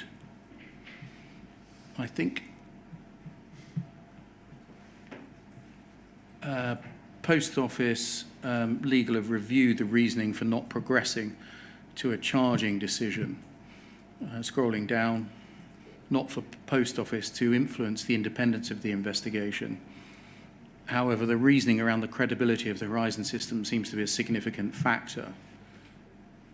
Just for context, this was a letter saying we're going to NFA and take no further action. Post Office have been asked to address 3 questions in respect of the decision to take no further action. Post Office hopes that the information provided below is sufficient to assist with a review of that decision. And then the 3 questions: New Horizon is much more reliable than the old system, evidence that a court has ruled so, and new system was in place at the blank Post Office was installed there from 2021 onwards. And then over the page, question C is answered. The branch was operating the HNGA version of Horizon. And then questions A and B. This letter goes on for many pages, setting out extracts from the Horizon issues judgment of Mr. Justice Fraser, Right. in answer to the question, which legal case Right. establishes or proves that the current Horizon system is reliable. You see that? Is this an approach that you, as Chief Executive, knew was being taken, i.e. leaning on the Horizon issues judgment? I was unaware of that. I'm unaware of this level of engagement, candidly. I'm not going to spend time now going through all of the passages in this letter. It's there for the chairman and others to read. You can see... Cause me to resile from or amend what I said earlier. Well, I knew this was coming.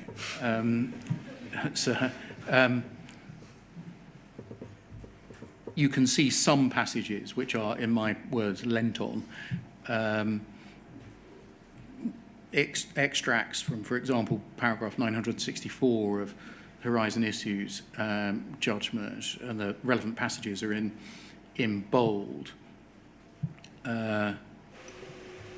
Findings in relation to legacy Horizon from 2000 to 2010, and then of online from 2010 to 18, are not findings on the Horizon system as it exists at the date of the judgment.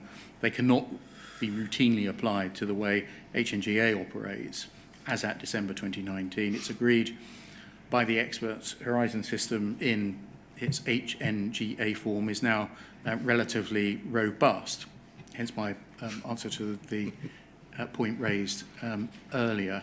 And then carrying on over the page. I can't help it. I love phrases like relatively robust. You could argue about them until 2030. Yes, there's another variant on that theme, and it's in bold, 3 lines in, where Mr. Justice Fraser says HNGA is a different matter, and the experts are agreed it's far more robust than Horizon in earlier times. And then another variant on that theme, para 969, again in bold.